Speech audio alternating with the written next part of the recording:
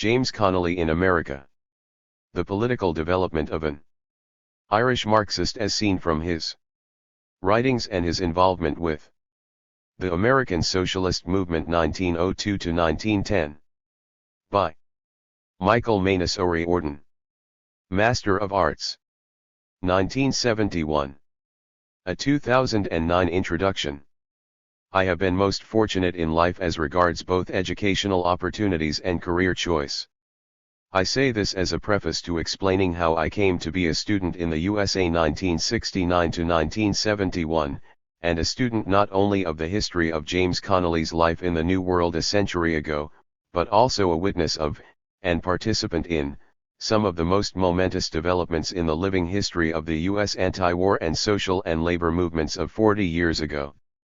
I was born on Dublin's South Circular Road in May 1949, to Kay Keohane and her husband Micheál O'Riordan, an ITGWA bus worker. This was an era that preceded not only free third-level education, but free second-level education as well.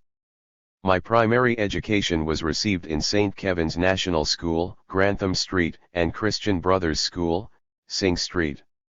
Driven to study, and not always willingly, by a mother who passionately believed in the principle expounded by young Irelander Thomas Davis, educate, that you may be free. I was fortunate enough to achieve exam success in 1961 in winning a Dublin Corporation secondary school scholarship. By covering my fees, this enabled me to continue with second-level education at Sing Street. In my 1966 Leaving Certificate exams I was also fortunate to win a Dublin Corporation University scholarship. That covered my fees at University College Dublin, from where I graduated in September 1969, with an honours BA in Political Economy, National Economics, Politics, and Statistics.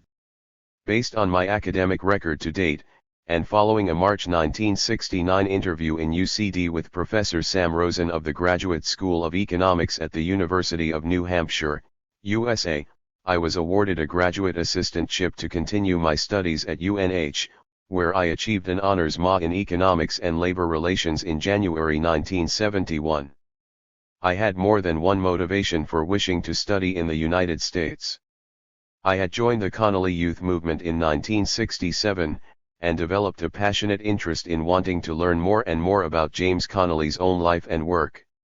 Connolly had first visited the USA on a lecture tour in 1902, and he returned as an immigrant, with his family, to live and work there from 1903 to 1910. Arising from the fact, however, that the William O'Brien papers were not to be made public in the National Library of Ireland until the 1970s, the only hope that any 1969 student of Connolly had of accessing what he had actually written during his American years was to go to the USA itself. I had originally conceived of collecting Connolly's U.S. writings as a political and extracurricular project, for which I would have had to find the time outside of my academic studies. I was, however, more than gifted with the good fortune of finding in Professor Sam Rosen, not only an outstanding academic mentor, but also a true friend and father figure with the warmest of hearts. Sam and his wife Mary Berman proceeded to adopt this Irish greenhorn into their own family. Son of an immigrant Russian Jewish tailoring worker, Sam and all his family were also labor radicals. His elder brother, David Ramsey, had been a leading economist of the PUSA during the 1930s, while Sam himself, as a young communist leaguer, composed the 1936 U.S. presidential campaign song of CP leader Earl Browder.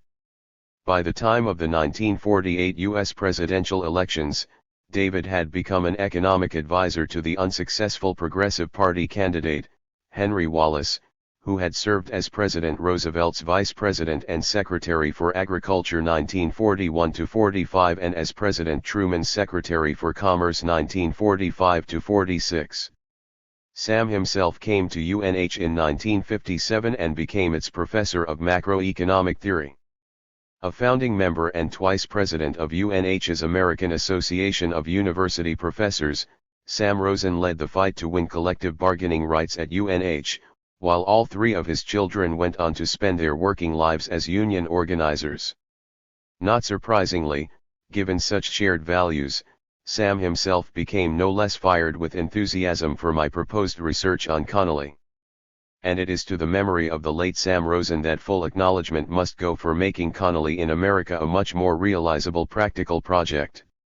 The labor relations component of my graduate studies also encompassed U.S. labor history. Accordingly, it was Sam, as my mentor, who proposed that I should pursue the Connolly project as a labor history thesis in part fulfillment of my MAR requirements. Sam went on to open the library doors that enabled me to proceed with that research, from Boston Public Library to New York Public Library, and from the Widener Library of Harvard University in Cambridge, Massachusetts, to the Library of the State Historical Society of Wisconsin, on the Madison campus of the University of Wisconsin. While the graduate assistantship paid for my UNH fees, as well as my bed and board, any extensive photocopying would have been beyond my means. I spent a full 2 months of the heatwave summer of 1970 immersed in those various libraries, as I painstakingly copied out by hand, word for word and in full, Connolly's own writings for American socialist newspapers, and any reposts to such articles and letters, as well as those papers' accounts of his political activities. Apart from serving as the basis for my thesis, these same 1970 copybooks have now served a further purpose, as I have handed them over to Donald Nevin, former General Secretary of the Irish Congress of Trade Unions and biographer of Connolly and Larkin, to assist with his own life's ambition of publishing all the collected writings of James Connolly. The January 1971 thesis that follows was subsequently published in August 1971 by the Irish Communist Organization, under the title of Connolly in America, but without my concluding epilogue. I have, however, restored that epilogue hereunder, in order to underscore how much my thesis was not only a product of its time, but also to illustrate how it dogmatically signed off with all the youthful arrogance and certitudes of a 21-year-old. I remain reasonably confident of the quality of the core thesis itself, as well as of my conclusion that nothing before it, and not much else since, has given such an accurate picture of Connolly's political thought and actions in America during the years 1902 to 1910. But the epilogue with which I concluded, covering the years 1910 to 1916, was based on only the most superficial acquaintance with Connolly's writings during those last 6 years of his life, and it also expressed a naive enthusiasm for the misplaced notion that, had he lived, Connolly would probably have become a Leninist. Subsequent detailed research into Connolly's final years showed me how fundamentally mistaken were the Leninist conclusions of that 1971 epilogue. 30 years later, in an April 2001 paper, simply entitled Researching Connolly, I had come to the following, rather different, conclusions. The next area of extensive research which I conducted on Connolly dealt with his developing position in respect of the First World War. Greaves insisted that the essence of Connolly's position ran parallel to that of Lenin. In 1976 I argued that, whatever about some of the internationalist propaganda written during the first 6 months of the war, or the initial slogan of serving neither king nor Kaiser, Connolly's position rapidly moved from a declared stance of neutrality to an intensely partisan pro-German position.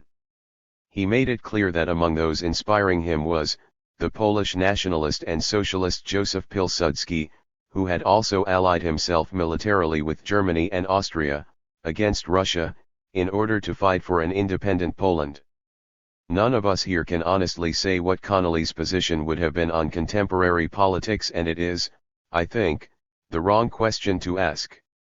And this is not only because none of us here have yet had the benefit of reading all of Connolly's writings in their great diversity. Nonetheless, while avoiding the temptation to invoke him for present-day political advantage, I will succumb to some speculation on a few of the issues that he would have had to confront if he had not been murdered by British imperialism, and if he had lived on into his 80s. While he would have welcomed and defended the Russian Revolution, he would not, I think, have ever become a communist. Although long a private atheist, Connolly had also long ago decided to adopt the Catholic pose, as he put it himself. This would have been reason enough for him to reject Marxism-Leninism, as he had previously rejected the exact same arguments regarding the party and religion, when put forward by Frank Janka in the SLP. Being too independent a thinker himself, Connolly had also had enough experience of a socialist pope, in the person of de Leon, to exchange him for any other pope, even of the caliber of Lenin, and still less of either Stalin or Trotsky. But perhaps what all of us, who have in the past approached Connolly with communist spectacles, have been most remiss in neglecting, are his writings on industrial unionism. We regarded them as rather too syndicalist, and we failed to appreciate the core values and insights that they contained concerning industrial democracy and the battle for the control of economic development. I am now inclined to think that Connolly would have regarded James Larkin Jr. as a worthy heir, but, as he in turn died in 1969, that is as far as I'm prepared to go in such speculation on what Connolly's perspective might have been in the 50 years subsequent to his murder. 3 months later, I further developed this theme in a July 2001 paper entitled James Connolly Reassessed, an updated version of which, under the title of The Justification of James Connolly, was published by SIP2 in 2006 in James Connolly, Liberty Hall and the 1916 Rising, edited by Francis Devine and Manus O'Riordan. I related. Connolly's conception of a socialist society underwent further development and deepening during his period in the United States of America and found expression in his 1908 series of lectures, subsequently published under the title of Socialism Made Easy. He wrote, "Social democracy, as its name implies, is the application to industry, or to the social life of the nation, of the fundamental principles of democracy. Such application will necessarily have to begin in the workshops, and proceed logically and consecutively upward through all the grades of industrial organization until it reaches the culminating point of national executive power and direction. In other words, socialism must proceed from the bottom upward, whereas capitalist political society is organized from above downward. It will be seen that this conception of socialism destroys at one blow all the fears of a bureaucratic state ruling and ordering the lives of every individual from above, and thus giving assurance that the social order of the future will be an extension of the freedom of the individual, and not a suppression of it." Connolly belonged neither to the Soviet nor the British schools of state socialism. But what happened to Connolly's Marxism during the First World War? Did he abandon this explicitly social democratic perspective to become instead a bloodthirsty proponent of violent Marxism, or did he abandon socialism altogether for the physical force nationalism whose mystique he had previously challenged? He did neither. Britain's World War had by definition closed off all peaceful options until that war should be brought to a conclusion. And it was the rule Britannia rules the waves basis of that war that had closed off the possibility, not only of socialism itself, but also of free industrial development in its capitalist form. It was not merely as an Irish Republican but also as an international socialist that Connolly sought Britain's defeat. Only a month short of the Easter Rising, in the Workers' Republic of March 18, 1916, Connolly argued, in an article entitled "The German or the British Empire," "Every socialist who knows what he is talking about must be in favor of freedom of the seas, must desire that private property shall be immune from capture at sea during war, must realize that as long as any one nation dominates the water highways of the world, neither peace nor free industrial development is possible for the world. If the capitalists of other nations desire the freedom of the seas for selfish reasons of their own, that does not affect the matter. Every socialist anxiously awaits and prays for that full development of the capitalist system which can alone make socialism possible, but can only come into being by virtue of the efforts of the capitalists inspired by selfish reasons. We do not wish to be ruled by either empire, but we certainly believe that the first named contains in germ more of the possibilities of freedom and civilization than the latter. If we might borrow the language of the great split that occurred in the Russian socialist movement a century ago, Connolly was an Irish Menshevik rather than an Irish Bolshevik. He held that the political prerequisite for the construction of a socialist society was the democratic mandate of majority support. But, no less importantly, he also held that the economic prerequisite was that such a society should be built on foundations established by the full development of the capitalist system. On the eve of the Easter Rising, Connolly nailed his socialist colors to the mast, the colors of evolutionary socialism. My studies in the United States completed, I returned to Dublin in February 1971. My desired career had already become fixed in my mind. I wanted to work as an economist on behalf of the trade union movement. During my 17 months at the University of New Hampshire, I had assumed that such a career choice would have required still further emigration on my part, this time to Britain. But good fortune came my way again. I discovered that the very same union of which James Connolly had been acting General Secretary, the Irish Transport and General Workers Union, had decided to set up its own research department and recruit an economist. I applied for the job, had a successful interview, and in March 1971 I commenced work, here in historic Liberty Hall, as the ITWU's research officer. Following the reunification of the two unions of which our founder Big Jim Larkin had been first General Secretary, it has also been my honor to serve as SIPTU's head of research since 1990. Since Connolly in America has been out of print for several decades, I would now like to mark the centenary of the foundation of our union in 1909 by making available, online, to my SIPTU comrades and colleagues, this unabridged version of my 1971 American thesis, warts and all. Manus Orden. Liberty Hall. September 22, 2009. 99th anniversary of the birth of my mother. This thesis has as its main purpose a description of the political development of the Irish Marxist James Connolly, during the years 1902 to 1910 which were spent by him in the USA. This is done through an analysis both of his writings during these years, and his relationship with the organizations which at that time made up the American Socialist Movement, the Socialist Labor Party, the Socialist Party of America, and the Industrial Workers of the World. The overwhelming amount of what Connolly wrote while in America has not been republished and is only available in the publications in which they originally appeared. This material has been studied at source by the writer, and together with the contemporary accounts in the American Socialist press of Connolly's activities in America, it forms the essential data on which this thesis is based.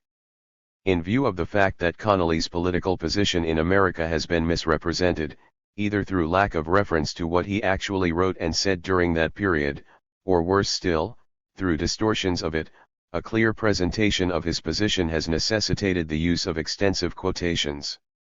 The thesis begins by presenting what Connolly's political position was prior to coming to America, and how their common struggle against right-wing reformism in the socialist movement led him to join the Socialist Labor Party. The factors leading to his break with that party are then presented. The ideological factor was essentially the anti-Marxist theory of wages being developed by its leader Daniel de Leon, which denied the usefulness of the struggle by workers for higher wages. This is followed by a documentation of the organizational questions which were the immediate cause for Connolly leaving the party. Next discussed are Connolly's relationship with the industrial workers of the world and his theory of industrial unionism. His deviations towards a semi-syndicalist position which downgraded the vanguard role of the party are dealt with, and his own contradiction of much of that position during the same period is shown. His views on the church and religion are analyzed, as also are the reasons which led him to join the Socialist Party. The thesis closes with a presentation of Connolly's progress away from a syndicalist position subsequent to his return to Ireland, and his movement towards a position similar in many ways to that of Lenin. The writer does not pretend to any false neutrality in the treatment of his subject matter. Connolly was a Marxist, and the thesis is written from a Marxist viewpoint. Rather than being an obstacle, it is the writer's belief that this outlook is the greatest asset to presenting and critically assessing Connolly's position as a Marxist. Throughout the text, therefore, Connolly and his associates and opponents are evaluated against the background of the teachings of Marx himself, and of his ablest interpreters, Engels and Lenin. In this manner it is shown that Connolly held the essential tenets of Marxism, while having, however, a number of weaknesses and inconsistencies, which are set against the background of the ideological confusion reigning in the working class movement at the time. The conclusion reached is that, in the few years before his execution, Connolly, independently, was overcoming most of his previous weaknesses and was realizing once again the distinction between the vanguard organization of the working class and the all-embracing trade unions. Table of Contents. Abstract. I. Connolly and the Socialist Labour Party, the struggle against opportunism. 2. Wages, marriage, and the church. 3. Connolly and the SLP. Towards the final break. 4. Connolly and the IWW. Industrial Unionism and Syndicalism. V. The Harp, 1908–1910. Epilogue. Bibliography. Chapter I. Connolly and the Socialist Labour Party. The struggle against opportunism. James Connolly commenced a period of 8 years' involvement in the American socialist movement on the night of September 19, 1902, when he spoke at a meeting in New York held under the auspices of the Socialist Labour Party of America. This period was to have a deep impact on the ideological development of this Irish Marxist. That his involvement with America commenced with the Socialist Labour Party is not surprising. Both had a record of strong opposition to the opportunism that was coming to dominate the Second International and most of its component parts, the individual socialist parties throughout the world.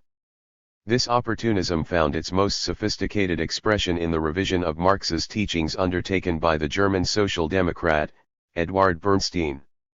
In his book, Evolutionary Socialism, Bernstein attacked Marx's theory of surplus value and stated that instead of being impoverished under capitalism, the working class was permanently improving its economic conditions. Socialism would not need a revolution for its achievement, according to Bernstein. Rather would it be arrived at by the evolutionary process of reforms. 1. In 1908, Lenin wrote of the practice which would be followed by socialist parties based on Bernsteinism rather than on revolutionary Marxism. The final aim is nothing, the movement is everything.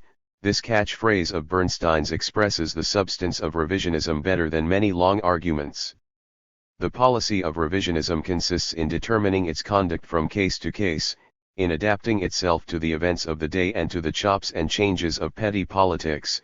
It consists in forgetting the basic interests of the proletariat, the main feature of the capitalist system as a whole and of capitalist evolution as a whole, and in sacrificing these basic interests for the real or assumed advantages of the moment. 2. Both Connolly and the Socialist Labour Party fought strenuously against the opportunist revisionism best summed up by Bernstein. Connolly's political background had been in the revolutionary wing of the British Social Democratic Federation, and, from 1896 onwards, in the Irish Socialist Republican Party which he led. In 1894 he clearly put himself on the opposite side of the ideological fence to Bernstein's revisionism. He then wrote, "The return of a socialist candidate does not mean the immediate realization of even the program of palliatives commonly set before the electors. Nay, such programs are in themselves a mere secondary consideration of little weight, indeed, apart from the spirit in which they will be interpreted. The election of a socialist to any public body is only valuable in so far as it is the return of a disturber of the political peace." 3. It was as leader of the Irish Socialist Republican Party, though, that Connolly made his main theoretical contributions with regard to the role of the working class in the bourgeois democratic revolution, in many ways paralleling the same principles that were expounded by Lenin in relation to the Russian situation. 4. Connolly's analysis showed that, because of the development of monopoly capitalism, the bourgeoisie could no longer accomplish their own revolution in Ireland. In other words, it was impossible to develop an independent Irish capitalist economy. 5. Only by taking the path towards socialist development could Ireland break the grip of British imperialism upon her. If you remove the English army tomorrow and hoist the green flag over Dublin Castle, unless you set about the organization of the Socialist Republic, your efforts would be in vain. England would still rule you. She would rule you through her capitalists, through her landlords, through her financiers, through the whole array of commercial and individualist institutions which she has planted in this country and watered with the tears of our mothers and the blood of our martyrs. 6. Connolly pointed out that the British Empire was but the highest political expression of the capitalist system. Therefore, the capitalist agitator for Irish independence, seeking merely a political republic, could always be compromised. The Irish Socialist Republican Party was the only consistent fighter for Irish freedom. 7. The Irish Socialists would, therefore, have to maintain the independent organization of the working class in this struggle. Having learned from history that all bourgeois revolutionists of today become the conservatives of tomorrow, the Irish Socialists refuse to deny or to leave their identity with those who only half understand the problem of liberty. They seek only the alliance and the friendship of those hearts, who, loving freedom for its own sake, are not afraid to follow its banner when it is uplifted by the hands of the working class who have most need of it. 8. In 1897, therefore, at the age of 29, Connolly had arrived at his concept of the United Front, led by the working class, in the struggle for Irish independence. This was essentially the same principle of working class leadership in the bourgeois democratic revolution that was given international expression by Lenin, Stalin, and Mao. In his first published pamphlet in 1897, Connolly made it crystal clear that it was at once a position of both unity with the bourgeoisie and of struggle against it. No revolutionists can safely invite the cooperation of men or classes, whose ideals are not theirs, and whom, therefore, they may be compelled to fight at some future critical stage of the journey to freedom. To this category belongs every section of the propertied class and every individual of those classes who believes in the righteousness of his class position. 9.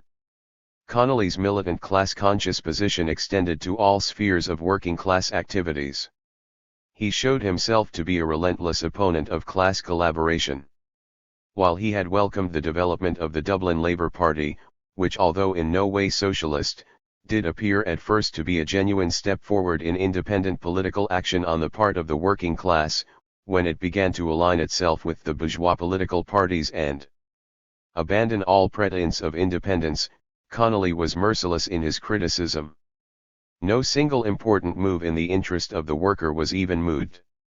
The Labour Lord Mayor of the Dublin Labour Party declared he would represent no class or section and thus announced beforehand that those responsible for his nomination only sought to use the name of Labour as a cover for the intrigues of a clique. We see in this contest, not a fight between capital and Labour but a sordid scramble for position between two sets of political wire pullers, both equally contemptible. 10. The following year Connolly also indicated his hostility to Fabianism, which was then one of the most sophisticated forms of opportunism in the British socialist movement. The Fabian Society saw the evolution towards socialism proceed through greater activity on the part of city and town councils in areas previously left to private enterprise. In Justice, organ of the Social Democratic Federation, Connolly wrote to condemn these schemes of municipal socialism. In order to prevent the Irish working class from breaking off entirely from the bourgeois parties and from developing a revolutionary tendency, the Fabians sent their lecturer to Ireland, to induce the Irish working class to confine themselves to the work of municipalizing, and to fritter away their energies and break their hearts on the petty squabbles of local administration, to the entire neglect of the essential work of capturing the political power necessary for social reconstruction. 11. But it was perhaps in his second pamphlet, The New Evangel, published in 1901, that Connolly's anti-revisionist views were most clearly expressed. In this pamphlet he declared that his socialism was based on recognition of the materialist basis of history and that the Irish Socialist Republican Party prohibited all discussion of religion, including attempts to find a religious basis for socialism. He voiced his strong opposition to the parties of reform who lost their sole justification for existence when the socialist parties incorporated whatever just political demands they had, with the economic demands of the working class. In addition, Connolly strongly attacked the attempts by some socialists, mainly in England, to paint nationalization by the capitalist state in socialist colors. An immense gulf separates the nationalizing proposals of the middle class from the socializing demands of the revolutionary working class. The first proposes to endow a class state, repository of the political power of the capitalist class, with certain powers and functions to be administered in the common interest of the possessing class, The second proposes to subvert the class state and replace it with the socialist state, representing organized society, the socialist republic. To the cry of the middle-class reformers, make this or that the property of the government, we reply, yes, in proportion as the workers are ready to make the government their property. 12. There was no doubt where Connolly stood in the international socialist movement. His writings made it perfectly clear that he was with the revolutionary wing. There was no doubt either, at that time, that the Socialist Labor Party of America held the same position. During this period, the dominant labor organization in the United States was the American Federation of Labor. To say that it was dominant, however, is not to say that it made much of an impact on the overwhelming majority of the American working class. The case was otherwise. By the turn of the 20th century, it embraced only 5% of the wage labor force, and almost as many workers belonged to unions that were not affiliated with the AFL-13. Its dominance was due to the fact that it was the strongest of all existing organizations. Because of this dominance, it was also strongest in ideological influence, insofar as socialists regarded it as the American labor movement, with all the respect that the movement of the American working class should have. Until the advent of Daniel de Leon as the leading figure in the Socialist Labor Party, there was no thorough consideration given to the idea that rather than being the American labor movement, it might in fact have been the greatest obstacle to such a movement developing. That it was an obstacle to the organization of the working class was due to its craft exclusiveness in organization, its high initiation fees, its hostility towards black and foreign workers, and its general class collaboration. AFL Vice President John Micheál had written, "Hostility between capital and labor is not a necessity. Upon a closer examination, the interest of the one appears to be the interest of the other." President Gompers and Vice President Micheál were each paid $6,000 per annum for their membership of the National Civic Federation, a capitalist body officially designated to settle disputes between labor and capital, while in reality organized for the purpose of fighting the revolutionary labor movement. 14. The American capitalists were deeply appreciative of this labor policy. Melville Engel, the chairman of 4 great railroads, said, "It seems to me that your trade agreement offers the same protection to capital as to labor." Further appreciation was shown by Senator Mark Hanna, the sponsor of the National Civic Federation, who coined the title Lieutenants of the Captains of Industry for the craft union leaders. Hanna commented, "I found the labor organizations prepared and willing to meet us more than halfway." 15. There was an objective basis for this policy of the American craft unions, who stood above and apart from the other 90% of American workers, the unorganized and unskilled. In 1912, Lenin commented, "The principal historical cause of the particular prominence and strength of bourgeois labor policy in Britain and America is the long-standing political liberty and the exceptional favorable conditions, in comparison with other countries, for the deep-going and widespread development of capitalism. These conditions have tended to produce within the working class an aristocracy that has trailed after the bourgeoisie, betraying its own class." In 1915 he stated further, "Mr. Legion and Mr. Gompers and similar persons are not the representatives of the working class, they represent the aristocracy and bureaucracy of the working class." 16. It was against this background, then, that de Leon assumed the editorship of the Weekly People in 1891, a year after joining that party. His initial strategy of boring from within the Knights of Labor and the American Federation of Labor, in the attempt to win these bodies over to a correct proletarian policy in the class struggle, failed, due to being outmaneuvered by the officials of these organizations. Accordingly, in 1895 a new trade union movement was launched, the Socialist Trade and Labor Alliance, which was endorsed by the 1896 Socialist Labor Party Convention. De Leon adopted a position of firm opposition to the type of unionism practiced by the AFL. In 1896 he had the following to say on their approach: "Instead of being a militant, class-conscious organization, ever watchful of the interests of the workers and ever ready to do battle against conditions that tended to degrade them, the trade union movement had reduced itself to a mere benevolent organization." 17. In 1898 he made explicit his philosophy of class-conscious unionism, to a meeting of strikers in New Bedford, Massachusetts. Between the working class and the capitalist class there is an irrepressible conflict, a class struggle for life. It is a struggle that will not down, and must be ended only by either the total subjugation of the working class, or the abolition of the capitalist. Thus, you perceive that the theory on which our pure and simple trade organizations are grounded, and on which you went into the strike, is false. There being no common interests but only hostile interests between the capitalist class and the working class, the battle you are waging to establish safe relations between the two is a hopeless one. 18. De Leon, then, held that it was necessary for independent working class politics to lead the trade union struggle, with a socialist perspective. On May 22, 1898, he wrote, "There is no hope in the economic struggle alone unless it is backed by a movement, politically, of their own exclusive class interests." 19. This was in line with Marx's position as elaborated by a Lozovsky, leader of the Profintern, or Red International of Labor Unions. Marx understood the primacy of politics over economics in such a way that, in the first instance, he placed the political all-class tasks of the trade unions higher than the private corporative tasks, and secondly, the political party of the proletariat must define the economic tasks and lead the trade union organization itself. 20. Nevertheless, there were some in the SLP opposed to this position, and under the leadership of the SLP German-language newspaper the Volkszeitung, they broke away from the SLP in 1899. Ostensibly one of the issues was opposition to de Leon's dual unionism, that is, his policy of refusing to bore from within the AFL unions any more and of setting up rival socialists' unions.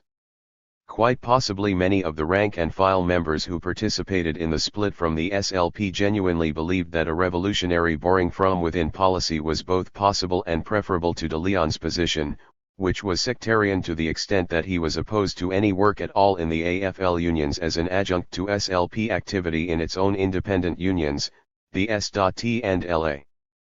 But with Morris Hillquit, Max Hayes, and the other leaders of the splitters, the case was otherwise. Attacks on dual unionism and a lot of militant left-wing rhetoric served for a short while to cover up a right-wing policy. What was involved in reality was a complete capitulation to the A.F.L.'s policies rather than an attempt to revolutionize it from within. 10 years later, on September 2, 1909, the Volkszeitung admitted. Yes, the New Yorker Volkszeitung went so far in its defense of the American Federation of Labor that it accepted the risk of a split in the socialist movement of America in order to prevent a split in the trade union movement of the land, and to keep up the American Federation of Labor as the united body of American unionism. 21. Max Hayes, one of the leaders of the splitters, proudly wrote in the International Socialist Review, in May 1905, that the trade unionists and sympathizers seceded from the SLP and practically destroyed that party, which is more than our Republican and Democratic brethren have ever done. 22. The boring from within policy of the splitters turned out to be anything but revolutionary.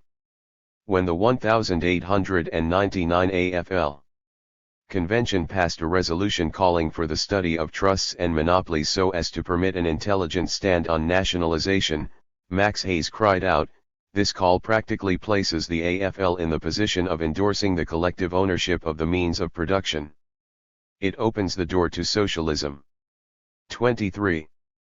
This misrepresentation of facts, the equation of nationalization with socialism and the pretense that the AFL was practically socialist, was a repetition of the boring from within tactics, described by de Leon, of those who had refused to work with the St. and La after its foundation. By little and little their voices were extinguished. The borers from within in too many cases ceased to bore at all. Boring from within meant that you had to keep quiet, and get the applause of the labor fakir, so that he might do what he wanted to. 24. In 1901 the SLP splitters eventually joined ranks with the Social Democratic Party, of which Eugene Debs was the figurehead, but Victor Berger the dominant policy maker. The new party was called the Socialist Party of America. Berger was a typical advocate of the schemes of municipal socialism which Connolly had so vigorously attacked, and in 1901 he made it quite clear what ideological position he held, by insisting that the tactic of the American Socialist Party, if that party is to live and succeed, can only be the much abused and much misunderstood Bernstein doctrine. By 1905 Berger was boasting that he was rather proud of being called the American Bernsen. 25 Berger refused to sign the 1904 Socialist Party platform unless all reference to the Communist Manifesto was deleted, which it was. 26. There can be no doubt, having examined his views on socialism, that such a party as the Socialist Party of America was repugnant to Connolly. There can be no surprise at him feeling a strong ideological affinity to the Socialist Labor Party. This was due not only to what was happening in the USA, but was also due to the common positions taken by both the SLP and the Irish Socialist Republican Party at the Paris Congress of the Second International in 1900. This Congress, more than any other previous one, showed the clear dominance that opportunism had achieved in the international socialist movement. True, only a minority openly espoused the right-wing revisionism of Bernstein. The dominant form of opportunism was centrism, or Koskiism, which attacked Bernsteinism in word but practiced it in deed. Koski was the German social democratic leader who had originally attacked Bernstein's revisions of Marx. But now Koski was developing his own revisions of Marx. In particular, he was denying the latter's teaching that the state is by its very nature an instrument of class oppression. Foster has described the role played by centrism, or Koskiism, in the international socialist movement. Its basic function, with its stress upon radical phrases, was to provide a treacherous halting place for the masses midway in their revolt against the right and their march to the left. 27. The dominance of centrism at the Paris Congress was shown by its adoption of a resolution from Koski which, while criticizing the particular action of the French socialist Millerand in entering a bourgeois government which included General Galifet, butcher of the Commune, in principle accepted the possibility of impartiality on the part of government in the struggle between capital and labor, and ipso facto the possibility of socialist participation in bourgeois governments, without this being a violation of socialist principles. 28. This resolution was a blatant negation of the Marxist theory of the state, yet it was opposed by only a small minority at the Congress, among which were the SLP and the Irish Socialist Republican Party. The American Social Democratic delegate supported the Koski resolution, as did the British Social Democratic Federation. Connolly vigorously attacked the S.DFS position, in alliance with its left wing. 29. The left wing was denied adequate coverage in the SDF organ Justice, which also refused to publish an appeal to English socialists, from Connolly's Irish Socialist Republican Party, not to support the Irish Home Rule Party, which represented the forces of Irish capitalism. An SDF branch was expelled for sending a letter to the American S.L.P.S. Weekly People on the refusal of Justice to print the Irish Socialist Republican Party manifesto. Just before leaving for America on his SLP-sponsored tour, Connolly helped in the launching of the Edinburgh Socialist as the organ of the Scottish left wing of the SDF 30. It was against this common background of struggle against opportunism, then, that Connolly spoke at his first SLP meeting in New York, September 1902. Here again he made his class position unmistakably clear. I represent only the class to which I belong, and that is the working class. The Irish people, like the people of this and other capitalist countries, are divided into the master class and the working class, and I could not represent the entire Irish people on account of the antagonistic interests of these classes, no more than the wolf could represent the lamb or the fisherman the fish. The remainder of his speech continued in the same vein, and he strongly attacked the worthlessness for the working class of the reform measures proposed by the politicians of the Irish Home Rule Party. He particularly attacked their proposal of peasant proprietary as a solution to the land question. Connolly pointed out that this would be no solution, as the Irish small farms could not meet the international competition in agricultural production which had developed. He stressed instead the socialist ownership of land. Fighting foreign tyrants to put a native one in their place is no remedy and a waste of time. Connolly closed by urging the Irishmen present to work and vote for the SLP because whatever was done to promote socialism and destroy capitalism in America would also be doing the same in Ireland. 31. While on his lecture tour and passing through Salt Lake City, Connolly sent an article written on November 10 to the Weekly People, entitled "The SLP Being Dead Yet Speaketh." He admitted that, due to the hostile reports concerning the SLP which appeared in the British Social Democratic press, he was inclined to believe that the SLP was in a pretty bad state numerically, but this did not, of course, deter him. To me it was sufficient that the SLP was following in America the same line of action which we in Ireland had mapped out for ourselves before we came in touch with SLP literature, that although Ireland and Bulgaria were the only countries which at the International Congress had voted solid against the Koski resolution, yet the SLP had followed the lead of France, Poland, and Italy, and had backed us up by one vote, and that as long as their cause was just it did not matter whether the SLP vote was 34,000 or the million which the SDP did not poll in 1900. I believe firmly that the revolutionary socialist movement will always be numerically weak until the hour of revolution arrives, and then it will be as easy to get adherents by the thousands as it is now to get single individuals. With Connolly, then, principle came before numbers. But there was one weakness observed by him in the SLP which he felt obliged to comment upon, its American chauvinism. Permit me also to say that in one respect the SLP is thoroughly American. It has its full share of the American national disease swellhead. 32.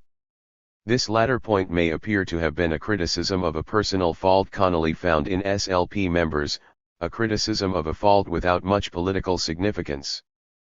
But it was to achieve political significance 5 years later, due to the SLP hostility to Connolly's proposals to cater for the foreign element among the American working class through race and language socialist federations. The following month Connolly penned another article for the Weekly People, this one giving his opinions on the SLP vote in the 1902 elections.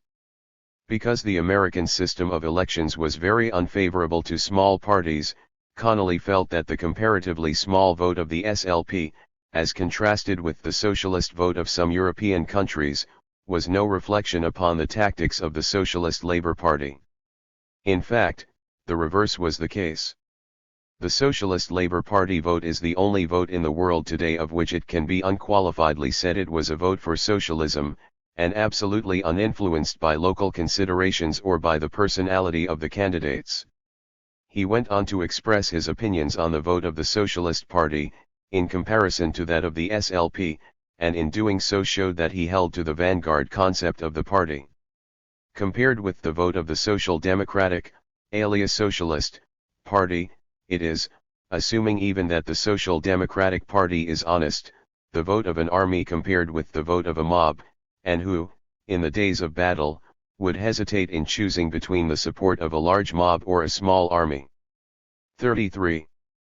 This passage of Connolly's is a refutation of the statement made by his main biographer, Greaves, that he had no conception of a political party as the general staff of a class. 34. In fact, Connolly's position above is strikingly similar to Stalin's exposition of the Leninist principle of the party as the advanced detachment of the working class and the general staff of the proletariat. The party cannot be a real party if it limits itself to registering what the masses of the working class feel and think, if it drags at the tail of the spontaneous movement, if it is unable to rise above the momentary interests of the proletariat, if it is unable to raise the masses to the level of understanding the class interests of the proletariat. The party must stand at the head of the working class, it must lead the proletariat, and not drag at the tail of the spontaneous movement. 35. Connolly, then, stood behind the SLP approach to elections, in opposition to that of the Socialist Party. This approach was summed up by de Leon as follows. The pure and simple political socialist lays all his stress upon the parliamentary epoch of political action. The SLP lays no stress whatever upon the parliamentary, but lays all its stress upon the pre-parliamentary or agitational epoch of political action. Hence, the Socialist Party will sacrifice anything for votes, relying on the ignis fatuus of what its politicians, elected in such a way, will do in Parliament. The SLP, on the contrary, sacrifices nothing for votes, knowing that the essential part of political action consists in the propaganda carried on at campaigns. 36. Connolly's tour covered all the major centers in the United States where the SLP was organized.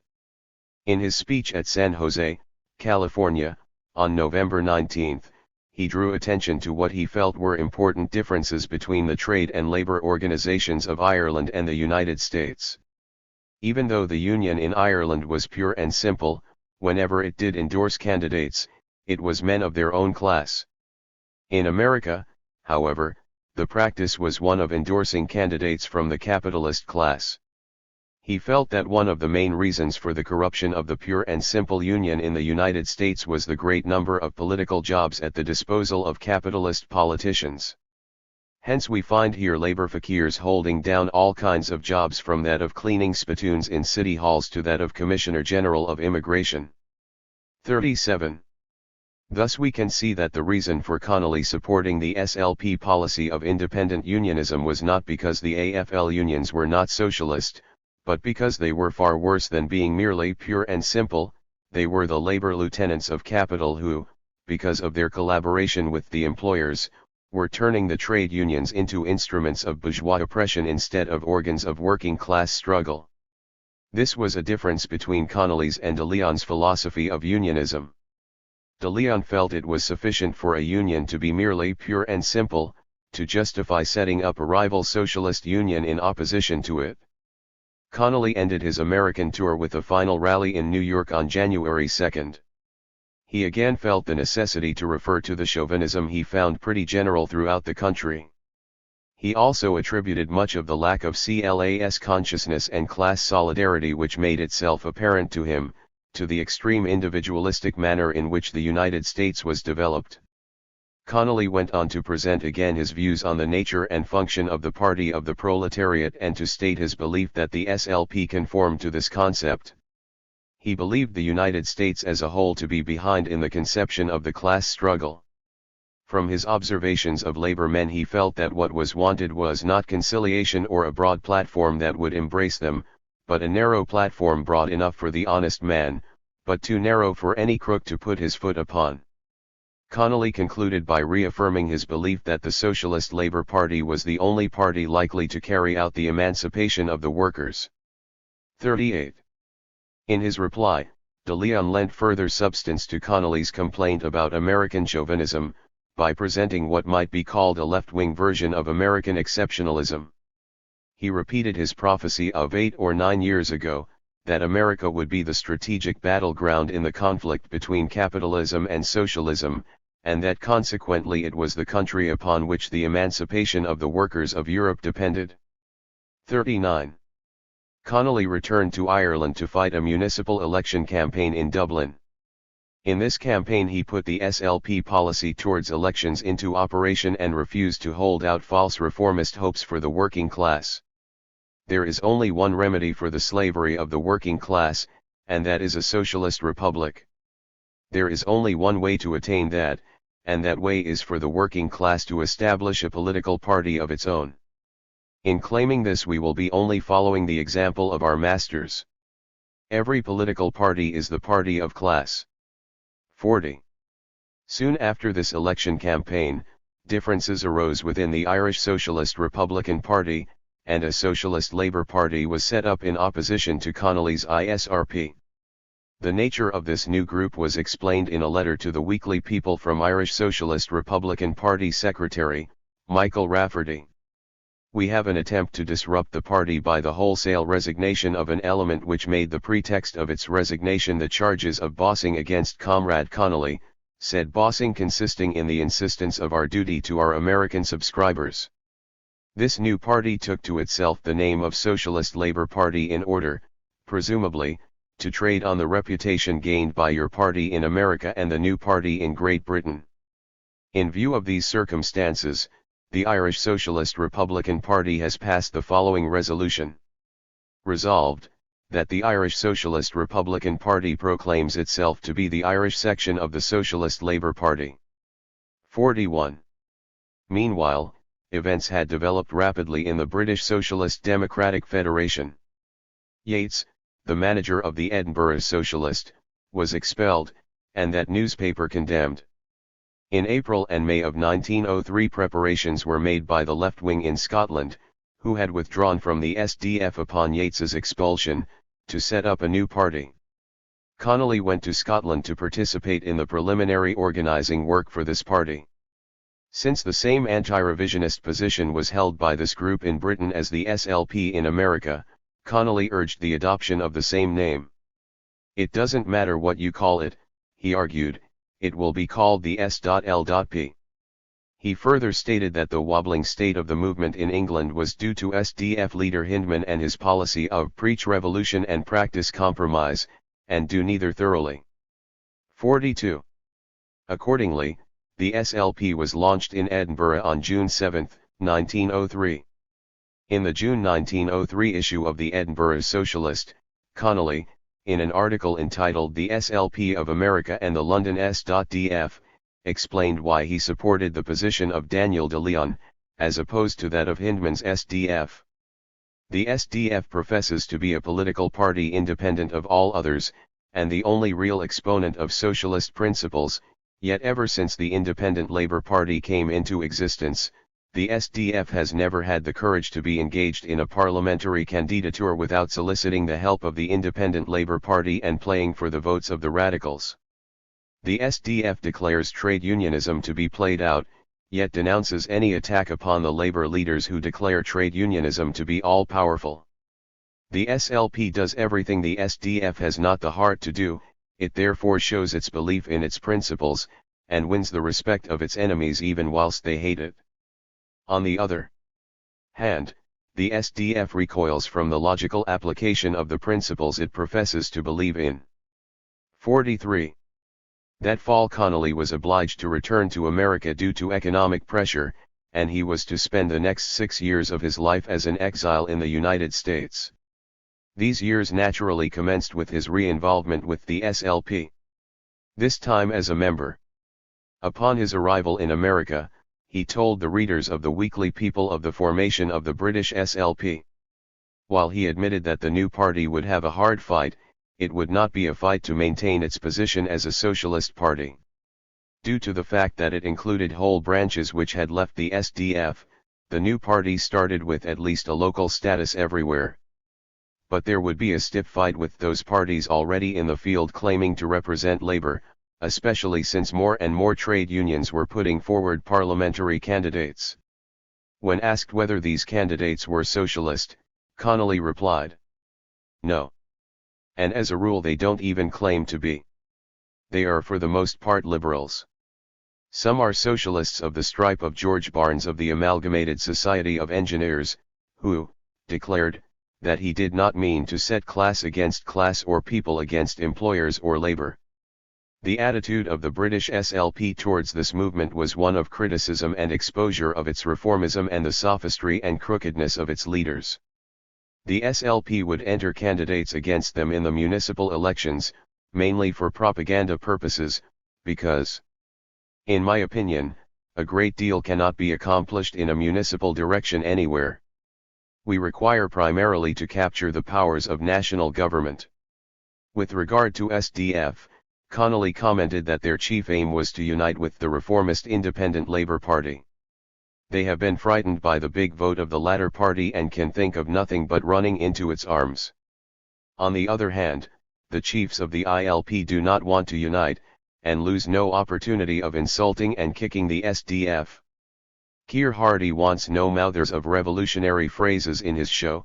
Besides, Hardie has a healthy contempt for Hindman and his pets, and doesn't propose to help them cover their failure with the SDF by merging themselves in his ranks. 44. In the light of this position of Connolly's on the ILP as well as on the SDF, it is difficult to see how Desmond Ryan, one of Connolly's biographers and the selective editor of some of his writings, could make the following statement. In 1894 Connolly stood as a socialist candidate for the Edinburgh Town Council. He met Keir Hardie and his colleagues who had founded the Independent Labour Party the year before. Connolly came to regard that organisation as a far more effective model of what a popular movement should be than the Social Democratic Federation. 45. Ryan produced no evidence from Connolly for such a statement. It is true that Connolly felt a strong friendship for Hardie and a respect for the latter's personal integrity. He praised Hardie's advocacy to the British working class of Home Rule for Ireland and Hardie's working class internationalist stand in opposition to the First World War. This latter stand was in sharp contrast to that of the pseudo-Marxist Hindman of the SDF who supported British imperialism in that war. And Hardie made no pretense to be a Marxist. But Connolly's obituary for Hardie in 1915 was confined to praising Hardie the man and made no mention of Hardie's ILP 46. Connolly's preference was always for a genuine revolutionary party, and not a reformist one. It was this very position that first led Connolly to join the SLP in America. Chapter 2. Wages, Marriage, and the Church. The SLP did not continue for long, however, to fully conform to Connolly's ideas of what a revolutionary Marxist party should be. In April 1904, a dispute erupted between Connolly and de Leon concerning certain tendencies which began to express themselves in the party and which Connolly felt were in conflict with the declared policy of the SLP and Marxist teaching. There were two basic issues which prompted Connolly's letter in the Weekly People of April 9, the letter which was the first shot fired in the controversy. The first was the occasion when Connolly presented the Marxist theory of wages at an SLP meeting in Schenectady, New York, and had this theory attacked by other SLP followers who denied the usefulness of agitating for wages increases, on the grounds that these would automatically and immediately be nullified by price increases. The other basic issues was the article by the Belgian Social Democrat Micheál van der Velde, entitled Socialism or the Catholic Church, which de Leon had published in the Weekly People of March 19. In his article van der Velde spoke of the increasing political activities of the Catholic Church in Europe on the side of reaction. These activities, in his opinion, were leading to the position where the Catholic Church was becoming the main enemy of socialism. One may welcome or deplore the fact of this coming concentration of forces about the Catholic Church on the one side, the social democracy on the other. But none can deny that this concentration is inevitable, and that the future struggles will have to be fought out between these two armies. In his enthusiasm for this struggle, which was not one designated as being between capitalism and socialism, but between Catholicism and socialism, van der Velde was merely giving a left-wing cover to the campaigns of bourgeois atheism or free thought. Bourgeois atheism can be described as that hostility to religion, arising from a purely individualistic motivation and a belief that capitalism could operate much better if unhindered by the moral and institutional restraints that religions impose on their followers. The atheism of Marxism is totally distinct and in fact opposite to this position. It is based on the scientific analysis of society according to the method of dialectical materialism, and sees religion as a product of society, as a mystification of what was at one time not readily understandable. Marxists combat religious ideas in order to ensure capitalism's overthrow, and not its perfection as do bourgeois freethinkers, and this can only be done if the working class bases itself on a scientific, dialectical materialist understanding of reality. The nature of van der Velde's pseudo-socialism, and his position on the side of bourgeois freethought, was indicated by the fact that he could so enthuse over the struggle against the Catholic Church, even though he admitted that, by a natural reaction, anti-clericalism, which had been relegated to the background on account of the pressure of socio-industrial issues, has again appeared, and is spreading in every direction. In France, in Italy, and even in Catholic Spain, the old cry of Abbas la calotte resounds on all sides. The veterans of former battles return to the ranks. The youth are divided again into Catholics and anti-Catholics. Van der Velde's article was calculated to ensure that they would remain thus divided, and that the pressure of socio-industrial issues, the roundabout way van der Velde avoids using the term class struggle, would not emerge to the fore again. To further ensure this, atheism was declared by van der Velde to be almost synonymous with socialism. Wherever free thought penetrates, socialism enters also. We know, it is true, many workmen who become socialists without relinquishing, or without totally abandoning, their religious convictions, but aside from yellows and blacklegs, who act solely from mercenary motives, we neither know nor can conceive of any free-thinking workman who is not at the same time a socialist. And, of course, since the principal enemy was the Catholic Church, it would be wrong to be too hard on the liberal bourgeoisie. Justice forbids, however, to reproach English liberalism as a body with the reactionary complaisance of the right wing. In France too, there is a distinction to be made. The Republican middle class and the radical democracy do not hesitate to accept the help of the social democracy in the fight against the Catholic Church by enrolling Milrand in the ministry and electing Jors vice president of the Chamber of Deputies. The essence of van der Velde's argument was that in the Old World two gigantic coalitions are formed by the elimination of intermediaries, the Black International and the Red International. 1. Micheál van der Velde was one of the most notorious revisionist leaders of the Second International. When the Great War of 1914-1918 broke out, he became a prime example of social patriotism and joined the Belgian bourgeois government, in which he remained even after the conclusion of the war. The fact that British imperialism was successful in getting young Irishmen to join the British Army and fight in the war, by claiming, among other things, that it was a war for the freedom of little Catholic Belgium, did not seem to deter van der Velde from joining the latter's government. Perhaps his rationale then was that the class struggle should now be described as being between socialism and Germany, and justice ought to forbid reproaching the Belgian Catholic Church, who did not hesitate to enlist the support of social democracy in their common struggle, by enrolling van der Velde in the ministry. In any event, Connolly sent in his letter, dated March 23, and entitled, Wages, Marriage and the Church. He proclaimed the political position from which he was arguing: I find myself in complete accord with the SLP on all questions of policy and of discipline and of revolutionary procedure. He had found in the party, however, comrades who held and gave expression to views on policy, and conceptions of socialism, with which he would not for a moment agree, and he was writing this letter in order to have an earnest discussion on these points of disagreement. Connolly referred to reading of a comrade who, in a discussion with a kangaroo, held that workers could not even temporarily benefit by a rise in wages, as every rise in wages was offset by a rise in prices. When the kangaroo quoted from Marx's value, price, and profit to prove the contrary, our SLP man airily disposed of Marx by saying that Marx wrote in advance of, and without anticipation of the present-day combinations of capital. I am afraid that the SLP speaker knew little of Marx except his name, or he could not have made such a remark. The theory that a rise in price always destroys the value of a rise in wages might sound very revolutionary, of course, but it is not true. And, furthermore, it is no part of our doctrine. If it were, it knocks the feet from under the St. and La and renders that body little else than a mere ward-healing club for the SLP. I am prepared to defend this point if anybody considers me wrong upon it. It was one of the points in dispute between my opponents at the Schenectady meeting and myself. Until the party is a unit upon such points, our propaganda in one place will nullify our propaganda in another.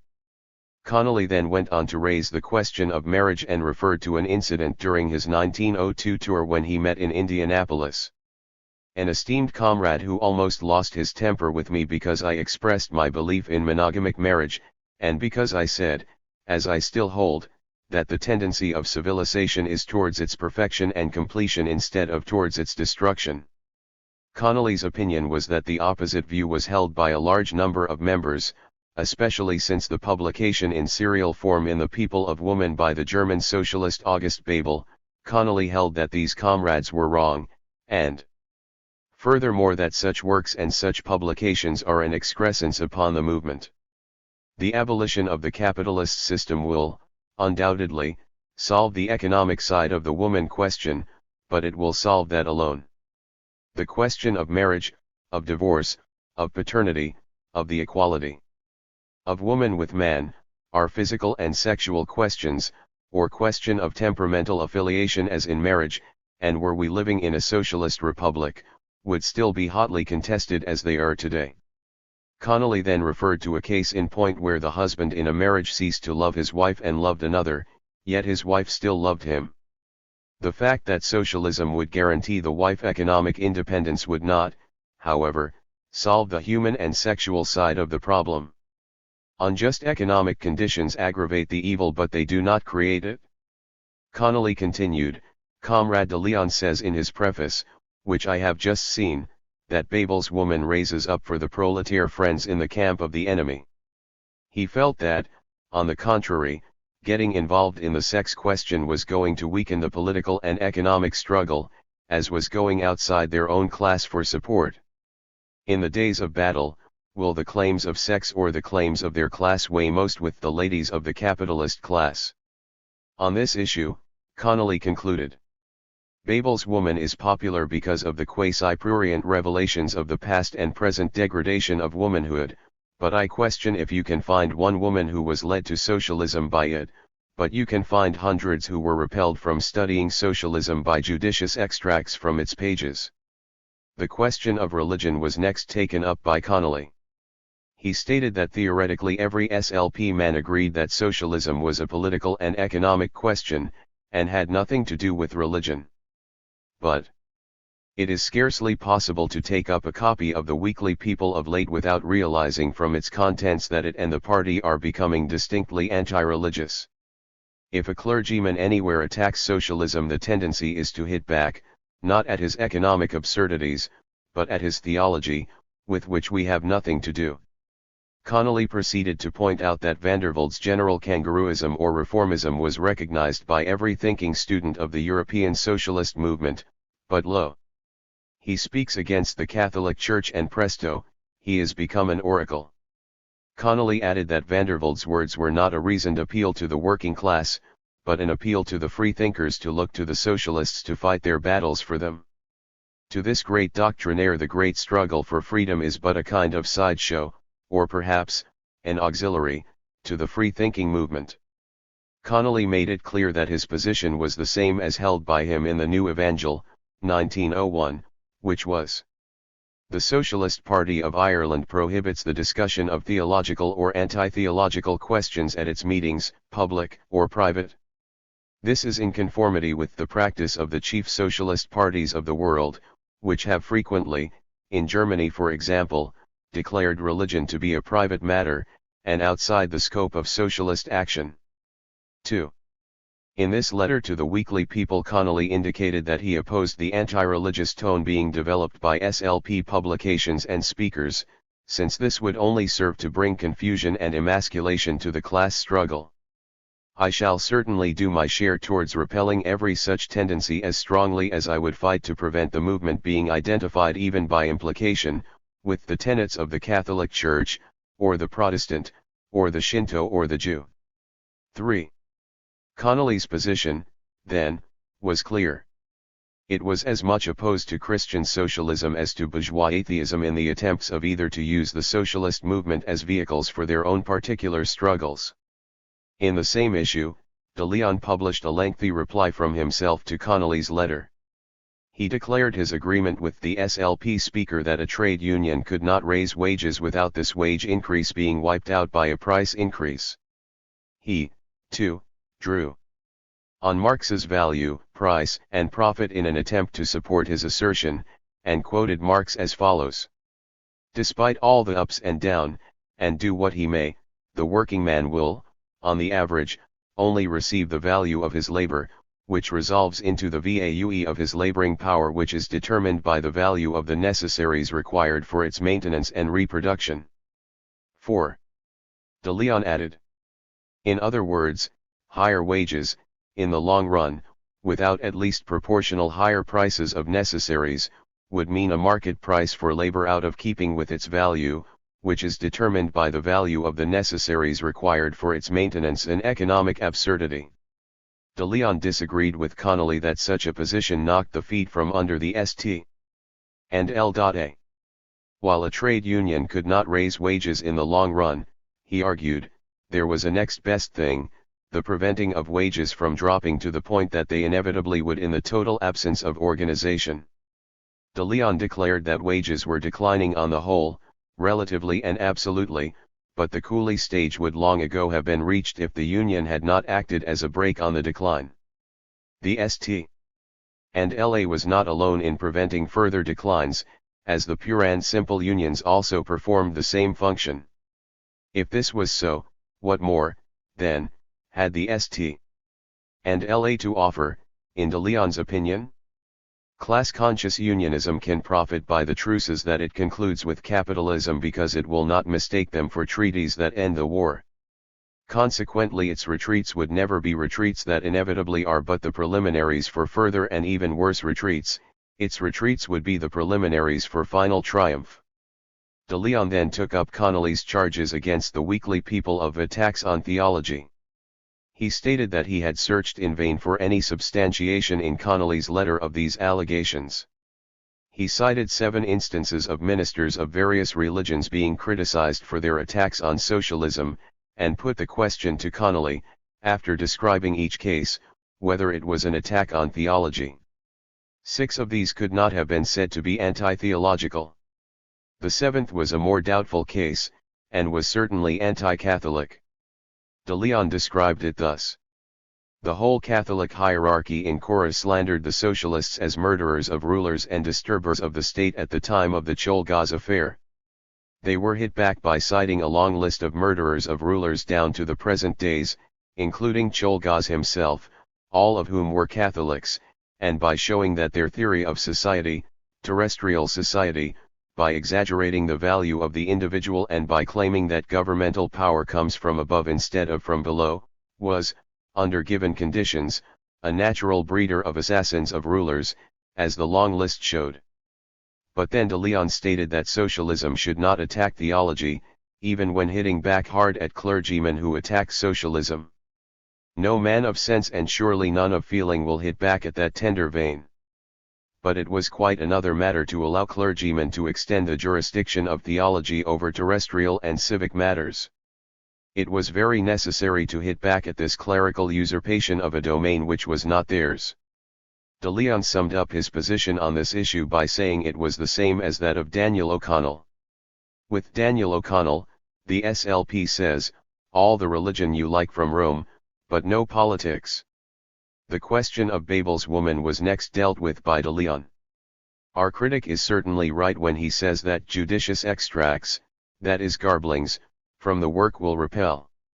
So, decidedly so, would judicious extracts from the Bible or Shakespeare. Moreover, what sort of intellect is that will place its judgment in the hands of garblers, and allow it to turn from a work by garblings? Nor are we inclined to dispute the view that some of the revelations in the book may tickle the prurient who may see in them only pruriency. That, however, the popularity of the book is due to such pruriency, is an infelicitous statement, which, in its preposterous sweepingness, cannot but shake confidence in the coolness of our critics' judgments. De Leon proceeded to say that Connolly's case in point was in strange contradiction with his earlier statement in the same letter affirming his belief in the perfection and completion of monogamy in the socialist society. He accused Connolly of carrying into future society the sights of the present, and the material impressions from which they proceed. The opinion that the abolition of the capitalist system will, undoubtedly, solve the economic side of the woman question, but will solve that alone, is utopian in that it denies the controlling influence of material conditions upon any and all social institutions. De Leon quoted from Lewis Morgan to show that the monogamous family owed its origins to the institution of private property, which, of course, was also the position of Engels in his book The Origin of the Family, Private Property and the State, and a position that Connolly also was prepared to accept. But De Leon declared, in addition, and contrary to the accusations leveled by Connolly against the book, that Babel's woman also pointed to the perfection of monogamy in future socialist society, once the oppressive property aspects of it were abolished, and that he himself was another firm believer in the future of monogamy. We hold that, using the term monogamic marriage in its ethnologic and only sense in which it may be properly used, both the facts gathered by Babel and the further facts and argumentation presented by the translator's preface, leave room for no conclusion other than that monogamic marriage only awaits the economic freedom of the race to blossom like a rose. On the question of Babel's woman, then, de Leon was clearly on the offensive against Connolly, but it was otherwise when dealing with Vandervelde's article. He indulged in a lot of rhetorical questioning of Connolly's attitude to the facts Vandervelde presented concerning the political activities of the Catholic Church. These questions were entirely unnecessary, as Connolly was well aware of such activities, and, as will be shown later, he was to mercilessly expose them both in the United States and Ireland to the very end.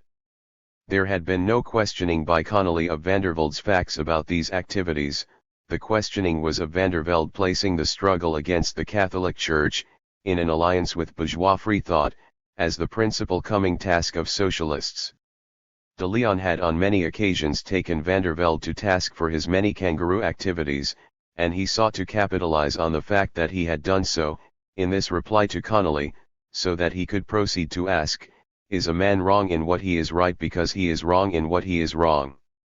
What sort of argument is that which leaves allegations of fact, that may be true and may be false, untouched, and would seek by indirection to discredit them with the utterer's wrongdoings in other respects? What embarrassed de Leon, of course, was that Connolly had dealt with Vandervelde's facts and had analyzed his attitude towards them, such as the fact that the division of the youth into Catholic and anti-Catholic had pushed socio-industrial issues, or the class struggle, into the background in Belgium, and the fact that in the struggle against the Catholic Church in France, Social Democrats like Milrand had joined the bourgeois government and had been most welcome therein. Connolly showed Vandervelde's favorable attitude towards these developments to be of the same kind as his general kangaroo position, and his posing of the question socialism or the Catholic Church, which was the title of the latter's article, instead of the question socialism or capitalism, was an attempt to emasculate the class struggle. De Leon made no attempt to answer these class questions raised by Connolly, but with one of the latter's criticisms of Vandervelde's article, he felt compelled to agree. Vandervelde expresses private opinions and he also adduces allegations of fact. As to the former, for instance, his opinion touching the numbers of free-thinking working men who are socialists, such opinions are not statistics of facts but of fancy, like our critics' statistics about hundreds of women who were repelled from studying socialism by judicious extracts from Babel's women.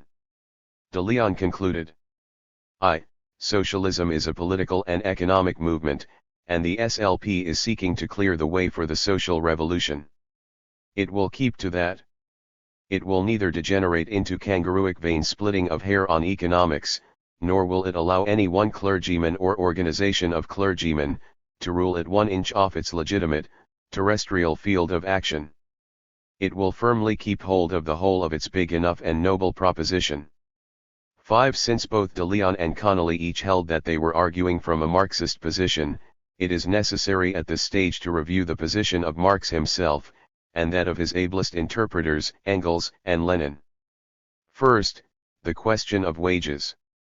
Greaves has correctly pointed to the fact that de Leon's quotation from Marx directly stopped short of a passage which would have undermined his position.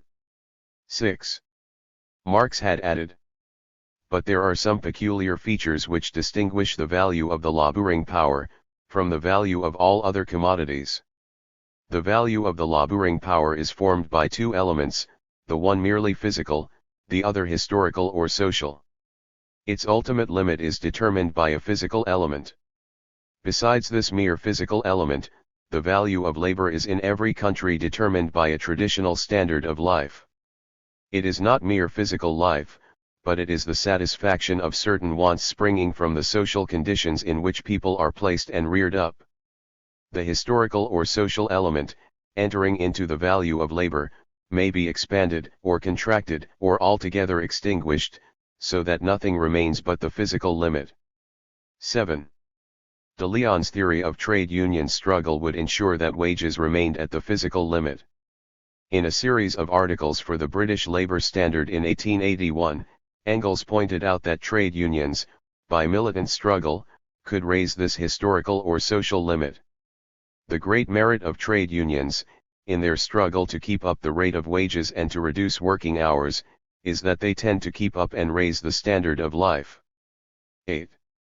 As Connolly had mentioned, Marx strongly combated the notion that the trade union struggle was little better than useless, because this notion held that a rise in wages would automatically be wiped out by a rise in prices. Such a position was based on the dogma that the prices of commodities are determined or regulated by wages. But Marx pointed out to the advocates of such a dogma that profit and rent also formed constituent parts of the prices of commodities. Consequently, all the superannuated writers on political economy who propounded the dogma that wages regulate prices, have tried to prove it by treating profit and rent as mere additional percentages upon wages. None of them were, of course, able to reduce the limits of those percentages to any economic law.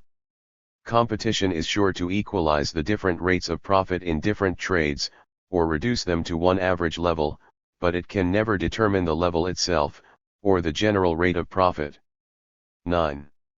There was no law of automatic price increases in response to wage increases, which would immediately nullify any attempt to alter the respective shares of wages and profit. Much of the belief in the futility of economic action on the part of the working class was due to the iron law of wages popularized by the German socialist leader Lassalle. Lassalle was strongly attacked on this point by Marx, particularly in his critique of the Gotha program, in 1875. Lassalle had stated, "The iron economic law which, under present-day conditions, under the rule of supply and demand of labor, determines wages is this, that the average wage always remains reduced to the necessary basis of subsistence that is requisite for existence and propagation." 10. It is true that Lassalle did admit this extreme limit at different times can itself change, and therefore, it may well be that in comparing different epochs, we will find that the condition of the working class of a later century or a later generation somewhat improved in comparison with the conditions of a century ago, because the necessary minimum subsistence somewhat increased. 11. Because Lassalle, however, held that the economic struggle of the working class was hopeless, recognition by him of the social and historical element in the value of labor power was meaningless, as it could never be achieved and expanded in the absence of trade union struggle. This, therefore, did not improve Lassalle's position, it only made D'Eon's worse, since the latter granted no recognition to this element in the value of labor power, and in his reply to Connolly had cut short his quotation from Marx just before Marx went on to deal with this aspect. Lassalle's views were held widely in the socialist movement, both in Germany and America. They were adopted in the Gotha program of the German socialists in 1885, on which Engels wrote to Babel, "Our people have allowed the Lassallean iron law of wages to be foisted upon them, a law based on a quite antiquated economic view, namely, that the worker receives on the average only the minimum of the labor wage, because, according to Malthus's theory of population, there are always too many workers." Now Marx has proved in detail in Capital that the laws regulating wages are very complicated, that sometimes one predominates and sometimes another, according to circumstances, that therefore they are in no sense iron but on the contrary very elastic, and that the thing can in no sense be dismissed in a few words as Lassalle imagines. Engels went on to point out the logical result that followed from the adoption of this position in the Gotha program. There is not a word about the organization of the working class as a class by means of the trade unions, the real class organization of the proletariat, in which it carries on its daily struggles with capital, in which it trains itself, and which nowadays even amid the worst reaction, cannot be smashed. 12. Now de Leon, of course, differed from Lassalle, in that he did not leave the unions without mention. The very opposite was the case. What he was doing now, however, was to nullify much of their economic function and concentrate solely on their political complexion. De Leon previously had indeed held that the political or class-conscious nature of unions was intimately connected with their degree of success in the economic struggle, as he stated in the People of August 21, 1898. The total failure of the economic weapons is mainly the result of not being backed up by a strong class-conscious political movement in the working class. So backed up, both the boycott and the strike could be sufficiently effective to furnish valuable palliatives. 2 weeks previously, on August 7, he had also written, "All economic weapons are useful, provided they are conducted by class-conscious organizations and are backed up by a class-conscious political party of the working class." 13. It followed, from this position, that the socialist trade union would have better economic gains for its members. But this view was abandoned by de Leon in his reply to Connolly. Now his position was that the St. and La and the pure and simple unions were equally as good in the sole economic function now allotted to the unions by de Leon, that of preventing the decline of wages from being worse than it otherwise would be. That the St. and La would now be at best no more successful than the AFL unions, and probably more unsuccessful, would of course follow if it were run on the principles of the dismal wage theories that de Leon had begun to develop at the turn of the 20th century. Thus, on September 29, 1900 he spoke of the futility of the strike weapon, a tactic which a century of conflict has proved to be utterly worthless. The strike in itself, he said, is often only the first step in a series of mistakes. 14. De Leon's own peculiar brand of revisionism had, of course, its source in Lassalle's iron law of wages. Even when the Marxist position was predominant in de Leon's thinking, and when he was giving outstanding leadership to the American working class in the 1890s, there was lurking in the background a weakness which before long was to push itself to the fore. Micheál has commented, "For a socialist who claimed to be a follower of Marx, de Leon's estimate of Ferdinand Lassalle was certainly an unusually high one. He described Lassalle as a thinker of deep penetration, who, along with Marx, Engels, and Liebknecht, had drunk deep at the fountain of science." De Leon also opened the pages of the People to Lassalle's addresses and thus propagated in America the ideas which Marx had so vigorously attacked. 15. De Leon, then, developed a revisionism of his own with regard to Marxist economics. In the Weekly People of January 13, 1908 he absolutized the law of supply and demand so much that he insisted that the oversupply of labor counteracted the law of value so completely that the wages of labor constantly decreased, despite higher prices of necessities, which under the Marxian theory of value would necessitate higher wages. 16. The fact that the more of Marx's writings that were published, the more they backed up what he had written in value, price, and profit, did not in the least deter de Leon from his revisionism. In Volume 2 of Capital, Marx reiterated his position that capitalists could not automatically raise prices so as to wipe out a wage increase. If it were in the power of the capitalist producers to raise the prices of their commodities at will, they could and would so without a rise in wages. The capitalist class would never resist the trades unions, if it could always and under all circumstances do what it is now doing by way of exception, under definite, special, so to say local, circumstances, to wit, avail itself of every rise in wages in order to raise prices of commodities much higher yet and thus pocket the profits. 17. In Volume 3 a slight variation was allowed, due to now taking account of the distinction between value and price of production, but the principle remained the same. If wages are raised 25%, the price of production of the commodities of a capital of average social composition does not change, the price of production of the commodities of a capital of lower composition rises, but not in proportion to the fall in profit, the price of production of the commodities of a capital of higher composition falls, but also not in the same proportion as profit. Since the price of production of the commodities of the average capital remain the same, equal to the value of the product, the sum of the prices of production of the products of all capital remain the same as well, and equal to the sum total of the value produced by the aggregate capital. The increase on one side and the decrease on the other balance for the aggregate capital on the level of the average social capital. 18. When volumes 2 and 3 of Capital were published in English translation in 1909, the attitude of de Leon was to dismiss them. In the Weekly People of December 18, 1909, he wrote, "At the time the additional volumes came out, we thought it necessary to read them. When we got through we regretted the time wasted." 19. It was clear that Connolly was upholding the Marxist theory of wages in opposition to de Leon's revisionism. How did Connolly and de Leon fare as Marxists on the question of marriage? In his famous work, The Origin of the Family, Private Property, and the State, Friedrich Engels was also inclined to the view that the future lay with a more perfected form of monogamy.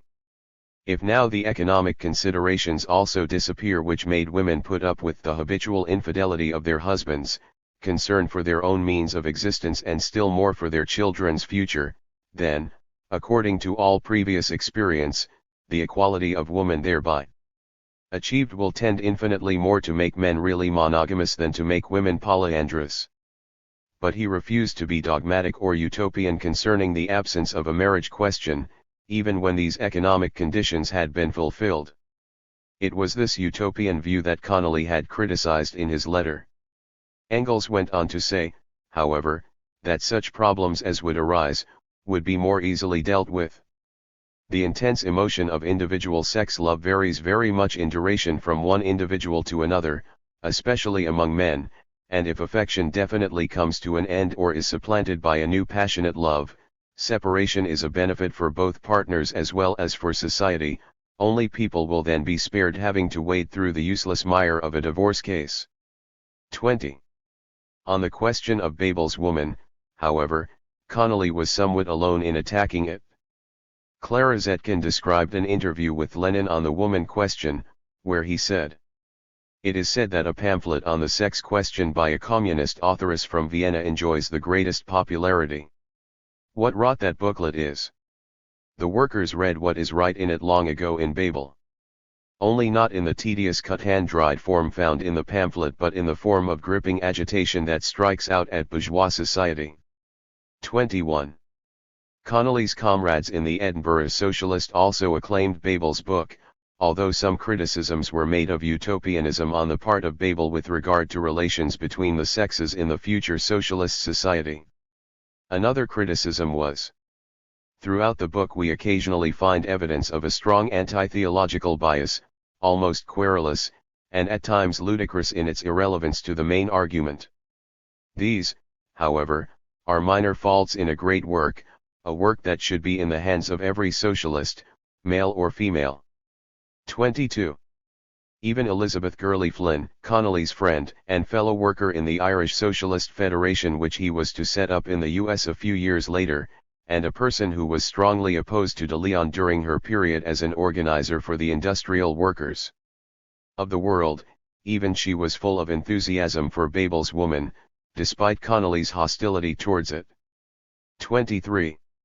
Connolly's position of being almost a minority of one among socialists in his opposition to Babel's book, may, however, have been due to the possibility that he may not have read it carefully, if at all, at the time of writing his letter. This possibility is suggested by his statement that he had just read de Leon's preface to Babel. His acquaintanceship with the book may have been precisely with what he called judicious extracts which were thrown at him by some SLP members in an attempt to justify their arguments against monogamy, and which were torn out of the context in which Babel had set them. Indeed, as far as flowery language went, at least, Connolly would have had difficulty in competing with the lyrics de Leon had sung about the future of monogamy, in his preface to Babel. The monogamous family, bruised and wounded in the cruel rough and tumble of modern society, will have its wounds staunched, its bruises healed, and ennobled by the slowly acquired forces of conjugal, paternal, and filial affection, bloom under socialism into a lever of mighty power for the moral and physical elevation of the race. 24. On the question of religion, Marx, the dialectical materialist, gave of course a materialist explanation for this phenomenon and saw it as a form of the alienation inherent in an exploitative society. Religious distress is at the same time an expression of real distress and the protest against real distress. Religion is the sign of the oppressed creature, the heart of a heartless world, just as it is the spirit of a spiritless situation.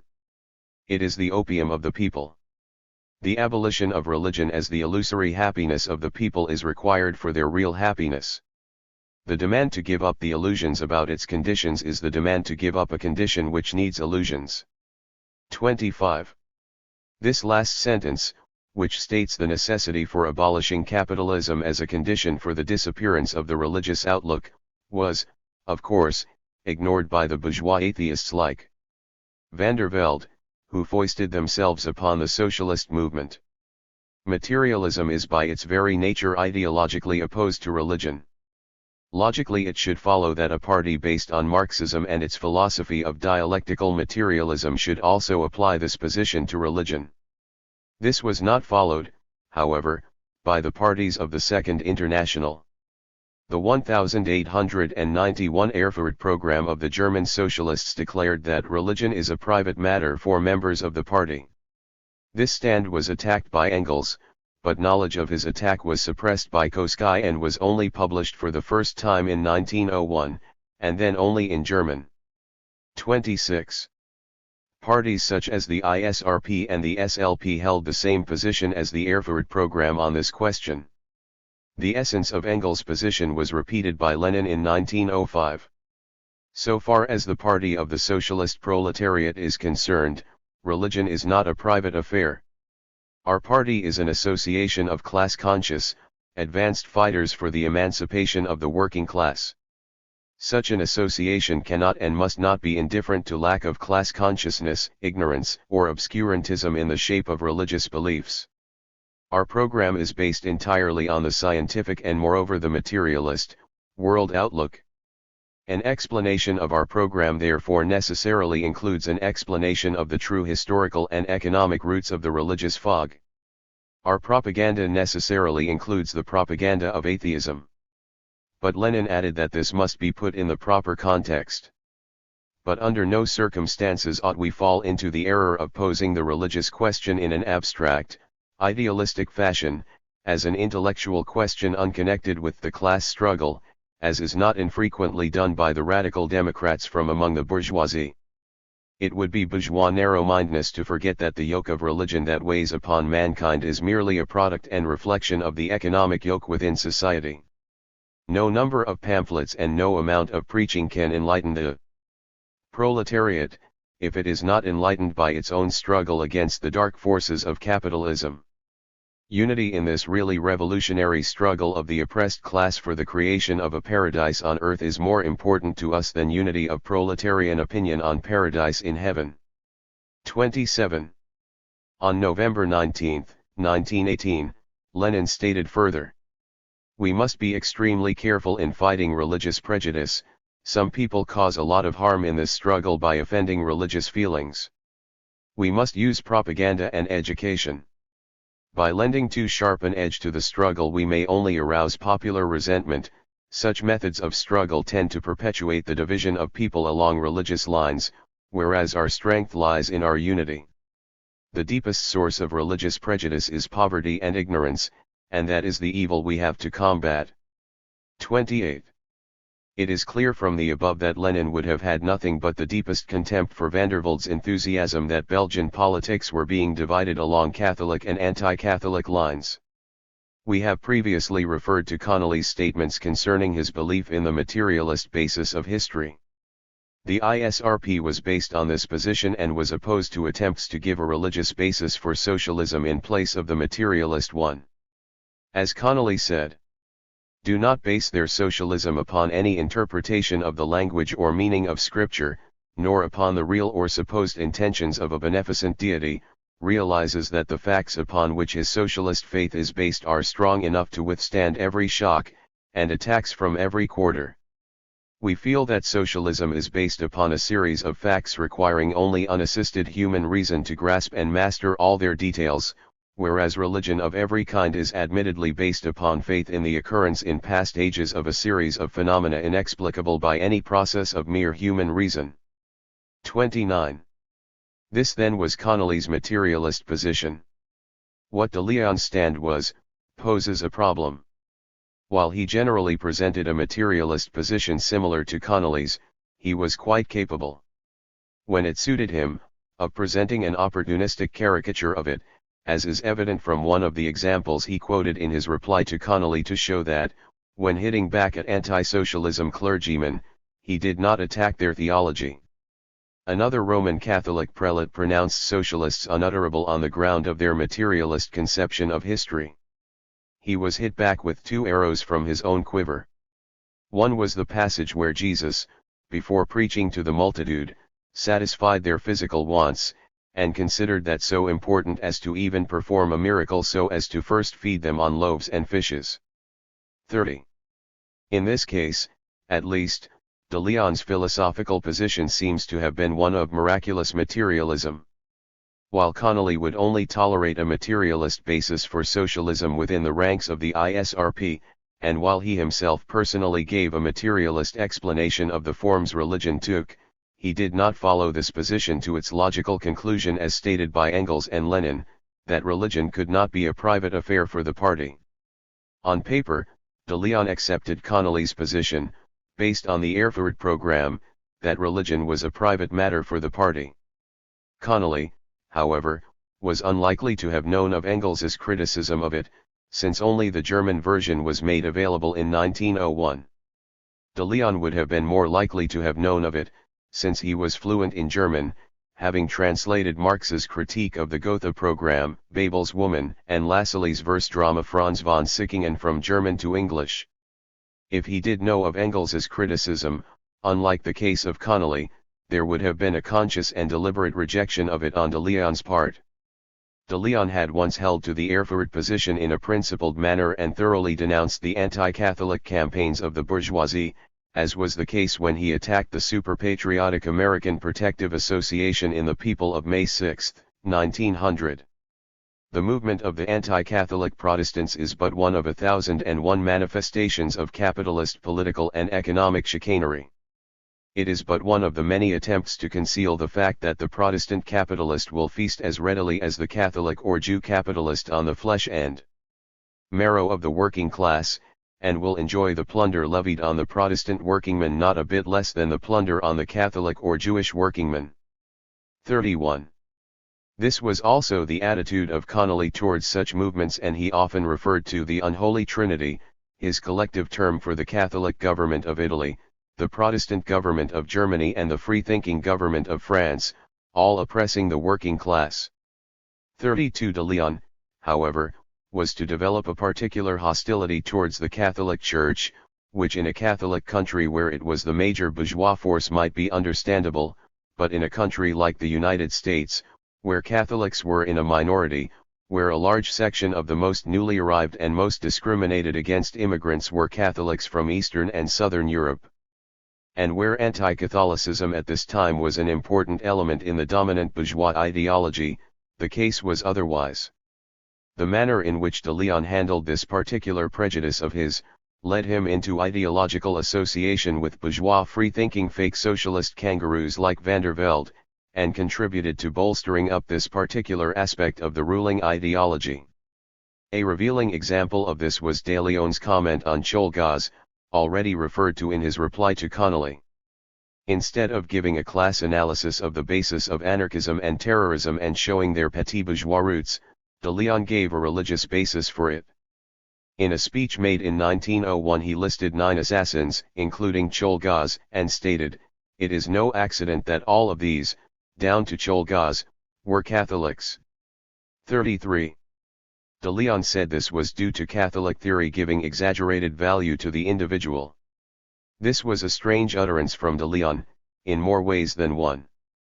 If anything, the glorification of individualism could be more associated with Protestantism, which had been the ideology of the early bourgeois revolutions, than with Catholicism, which was then the ideology of the feudal reaction to them. Irrespective, however, of which religion might be more ideologically associated with individualism, the causes that produced anarchism had primarily a class and not a religious basis, and for de Leon to suggest otherwise was to confirm a large segment of the American population in their anti-Catholic prejudices and make them feel self-satisfied with their own religious position, whether that be Protestant or free-thinking. Connolly and de Leon both subscribed to the Erfurt principle, then. The difference was that Connolly did so in a consistent manner and yielded neither to Christians nor freethinkers in his position, whereas de Leon yielded opportunistically to both, whenever it suited him, and could swing from miraculous materialism to anti-Catholicism without a political blush. An Irish communist has summed up Connolly's position as opposed to that of people like de Leon. Because Connolly saw clearly that Protestantism and freethinking were also forms of bourgeois ideology, and because he refused to engage in the bourgeois radical campaign against the Catholic ideology, he has also been viewed with great suspicion by socialists who are firmly on the most up-to-date kinds of Victorian bourgeois ideology. 34. What was the significance of Connolly's letter and de Leon's reply? It was that Connolly had exposed de Leon's anti-Marxist position on wages, a position that in practice could only lead to withdrawal from activity in the day-to-day struggle of the working class for higher wages. As a substitute for this activity, de Leon was beginning to give exaggerated importance to the struggle against the Roman Catholic Church. Connolly exposed his opportunism in publishing Vandervelde's article on this question, an article which was permeated throughout by a class collaborationist attitude towards bourgeois liberals. Unfortunately, de Leon was able to somewhat divert discussion from a Marxist analysis of these crucial issues, by fully exploiting the weaknesses in Connolly's letter, specifically, his uninformed attack on Babel's woman, and his overstatement that it is scarcely possible to take up a copy of the Weekly People of late without realizing from its contents that it and the party are becoming distinctly anti-religious. Giving a broad interpretation to the term of late, the only issue of the Weekly People from the very beginning of 1904 down to March 2030 could be said to be anti-religious was that of March 19 containing Vandervelde's article. That, of course, was evidence enough, as was de Leon's comment, 3 years previously, on the Cholgaz affair, which he himself again brought up, but he was able to play on the fact of Connolly's overstatement and thus avoid a thorough discussion of his own revisionism. The letter columns of the Weekly People were full of correspondence on the Connolly-de Leon controversy until June 18, much of it, however, being merely an echo of what de Leon himself had said. Yet de Leon did not permit Connolly to insert one word in the Weekly People in reply to these letters, or even in reply to de Leon's own letter, because the latter charged Connolly with introducing new matter in his further letters. The first letter with anything new to say on the issue came from Frank P. Janka and was published on May 7. The writer stated his agreement on the whole with de Leon's reply to Connolly. But her forcefully confronted de Leon with the only consistent Marxist position on religion and the party, a position which was strikingly similar to what Lenin wrote the following year. Janka took exception to de Leon adopting the slogan of Daniel O'Connell, "All the religion you like from Rome, but no politics."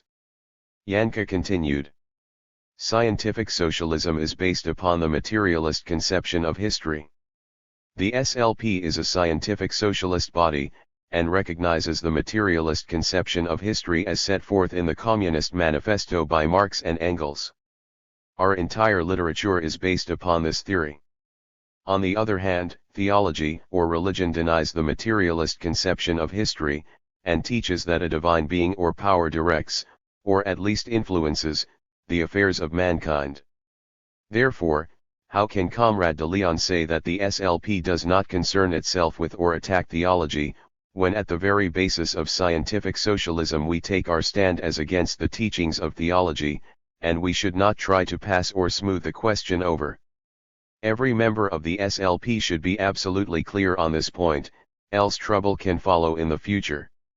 Janka went on to point out that the religious question was the weakest link in the socialist mail, and when the day came when capitalism would be in immediate danger, it would enlist the aid of the church to exploit this weak point and say to the workers, "See here, these socialists have been trying to make you believe they do not interfere with your religious belief, but here they deny the existence of a divine being that rules the universe and guides the welfare of man. Does not their materialist conception of history deny all those things you now hold so dear?" On this question, Frank P. Janka concluded that the editor of the People should have taken this stand and not the one he did take in his answer to Comrade Connolly. But Janka was not finished, for he also argued a point from a principled stand on inter-party democracy. I wish to criticize, as entirely unfair, the denial of Comrade de Leon to grant Comrade Connolly further space in the People to answer the questions and opinions put forth by the editor. He pointed out that de Leon in his reply had asked Connolly the same question 7 times, and he concluded by saying, "I believe that Connolly should be given at least an opportunity to answer the questions which de Leon has put to him. Don't ask a man questions which demand an answer and then deny him the means to answer them." 35. We do not know if de Leon had ever previously confronted himself privately with what Engels had said on the question of religion and the party, but this first public confrontation by Janka, with what we can call the Engels-Lenin position, must have shattered him. He did reply to the second part of Janka's letter and stated that Connolly's further letters had not been published because they had brought in new and extraneous matter. But de Leon did not utter one word in reply to Janka's criticism of him on the question of religion. 36. On the question of wages, not one correspondent held with Connolly's presentation of the Marxist theory. This may have been due to the fact that Connolly just presented the basic elements of it, without elaboration, in what he believed was to be the first of a number of letters from him which would be published. In fact, in his original letter he stated his willingness to defend his position if any correspondent was going to challenge it. The letters on this issue that were published, then, were sometimes rather lengthy elaborations of the de Leonist theory of wages, with little or no reference to what Marx had to say on the question. Example of these were the letters from Fred Siebert on May 28 and Louis Ballhaus on June 18. Ballhaus was, however, among the many de Leonists who indicated their belief in the future of monogamy in a socialist society. Others were T. Bernine on May 7, and Patrick Toomey on May 14, who commented, "As to Connolly's criticism of de Leon's Babel, of which Babel I have read only about one half, it seems to me, as far as I have gone, that he has drawn altogether the wrong conclusion. I don't see how anyone can see it, that after reading that book the majority of the members of the SLP should favor plural marriages, or how enemies to socialism could be made by such reading. It struck me as all the other way." On the question of religion, Toomey stated that the People never attacked it, and the fact that Connolly claimed they did showed how superficially he read their paper. He did state, however, that he agreed in toto with Janka and would rather see religion attacked, and this done boldly. As materialists we certainly deny theology, and should not be mealy-mouthed in so stating. 37. Other de Leonists, however, took exception to Janka's article, such as H. Eckstein, who said, "The impassioned retort of Janka is not quite germane to the question. Connolly does not ask whether the SLP should or should not attack theology. Connolly says the party does, and he contends it to be wrong in doing so. As to Connolly, to the best of my knowledge, the party does not do as he claims. As to Janka, the party should not attack theology. Its phase is on the political field. What does scientific socialism care whether theology is scientifically wrong? Let it go at that." 38. This position was also reiterated by Gus A. Mavies in the issue of May 28. Whereas de Leon's first reaction had been to ignore Janka's challenge to him, the fact that the latter's contribution was now being discussed in the correspondence called for a different approach. Therefore, in the issue of May 28, de Leon called for a playing down of the issues raised by Janka. The central question is not whether the People should discuss theology or not. That question is legitimate in the discussion but only secondarily so. The first question on that head is whether the hitbacks by the People were theological or not. Of what importance is it to decide whether the People should discuss theology or not, before we are all clear upon the field that theology covers? 39. Meanwhile more questions had been raised of de Leon as to democratic procedure, in view of the fact that no chance had been given to Connolly to reply. These questions were raised by a member of the Troy, New York, branch of which Connolly was a member, and subsequently by the branch itself. De Leon in reply went into extreme legalistic arguments about correcting debating procedure and the claim that Connolly was not conforming to it. 40. The controversy was finally closed at the SLP convention on July 3, at which, according to the Weekly People, de Leon explained the origin and development of the discussion and presented all the documents in the matter, including those which had not been published, pointing out from their incorrect and misleading contents why those unpublished had been allowed to remain so up to now. 41.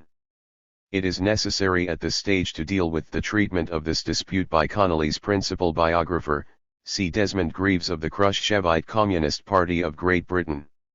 Connolly's other political biographers, Ryan 42 and Fox 43, have only dealt very superficially with it, although the little they have said does indicate some knowledge on their part as the material involved in the dispute. Only Greaves appears to provide a reasonable survey of the whole dispute. For one who had read the dispute in the original, however, what emerges from Greaves is a caricature of its real nature.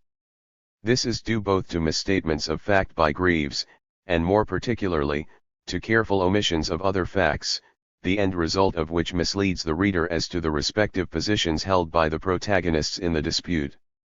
The first misleading item in Greaves's account is the reference to van der Velde as the Belgian freethinker and liberal. 44. Van der Velde was not of course a member of the Liberal Party, but was one of the most important social democrats of his time, being leader of the Belgian Workers' Party, and chairman of the International Socialist Bureau of the Second International. Nowhere does Greaves mention these facts concerning van der Velde's political position. The result of this is to avoid pointing to the fact that the anti-religious position was being taken by a right-wing leading social democrat, and thus to create the impression that it was just being taken by an ultra-left socialist with the aid of some member of an openly bourgeois liberal party called van der Velde. Greaves could not avoid stating what the Engels-Lenin position was on the question of religion and the party. This had been published and circulated widely since the translation of Lenin's article into English. Greaves also correctly points to the fact that Connolly's position coincided with the Erfurt program of the German socialists. But by omitting the facts that de Leon also claimed acceptance of the same principles and that he further stated his position on religion and politics to be an O'Connellite one, Greaves gives the impression that the dispute between Connolly and de Leon was one between a religious position and an anti-religious one.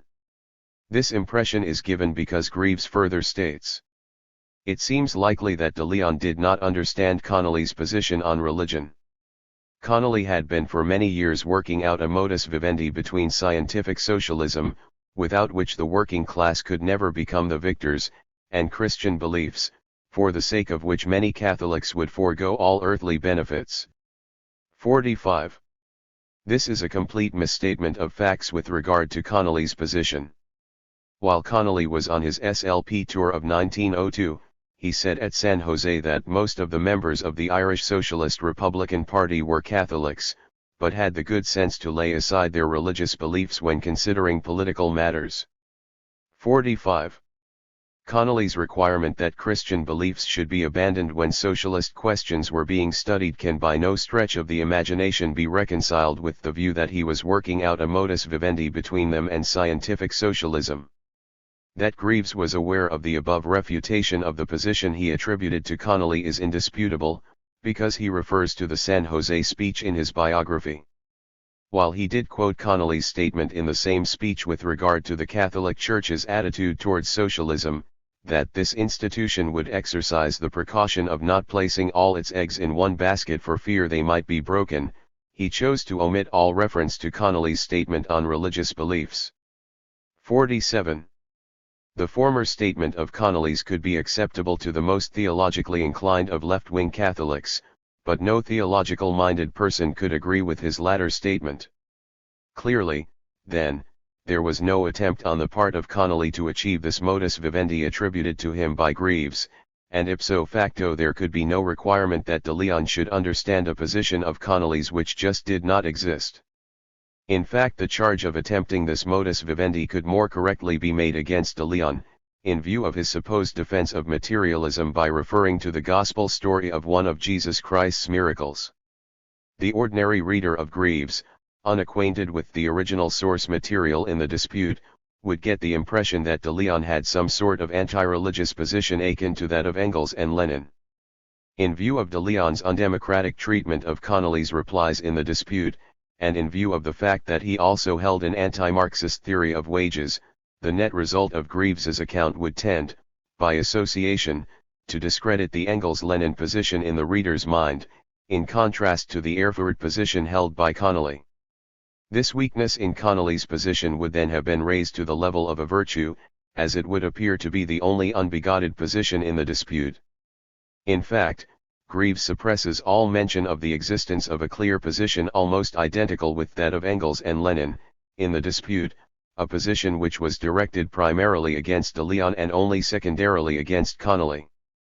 This, of course, was Frank P. Yanke's letter. It is difficult to see how Greaves managed to avoid mentioning it.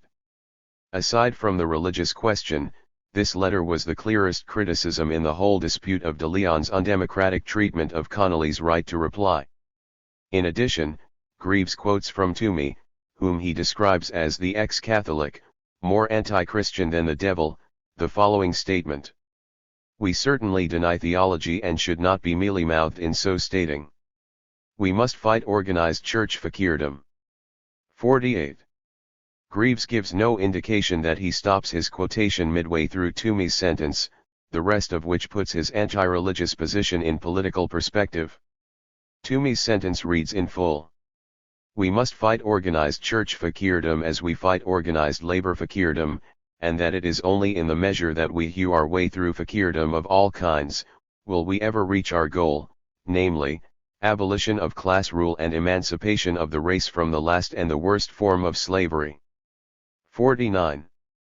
Most important of all, however, is the fact that Greaves omits all mention of the context in which Toomey's statement was made, namely, that of agreement with Yanke's criticism of de Leon.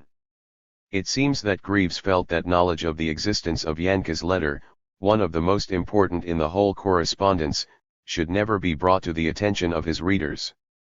Greaves also gives a misleading impression as to what the marriage aspect of the Connolly-de Leon dispute was about. He states, "Connolly was on familiar ground in this controversy. 10 years previously in Edinburgh he had heard and criticized Edith Lancaster and other Bohemian socialists who advocated free love in its various forms." 50. The above statement would only have relevance if somehow the question of free love was at issue between Connolly and de Leon. He seizes on one point to get his impression across. One correspondent proposed that men who took money in respect of life after death should be imprisoned for false pretenses, and that love should be free. 51. The letter referred to was one from Carl Schluter, who said, "Marriage.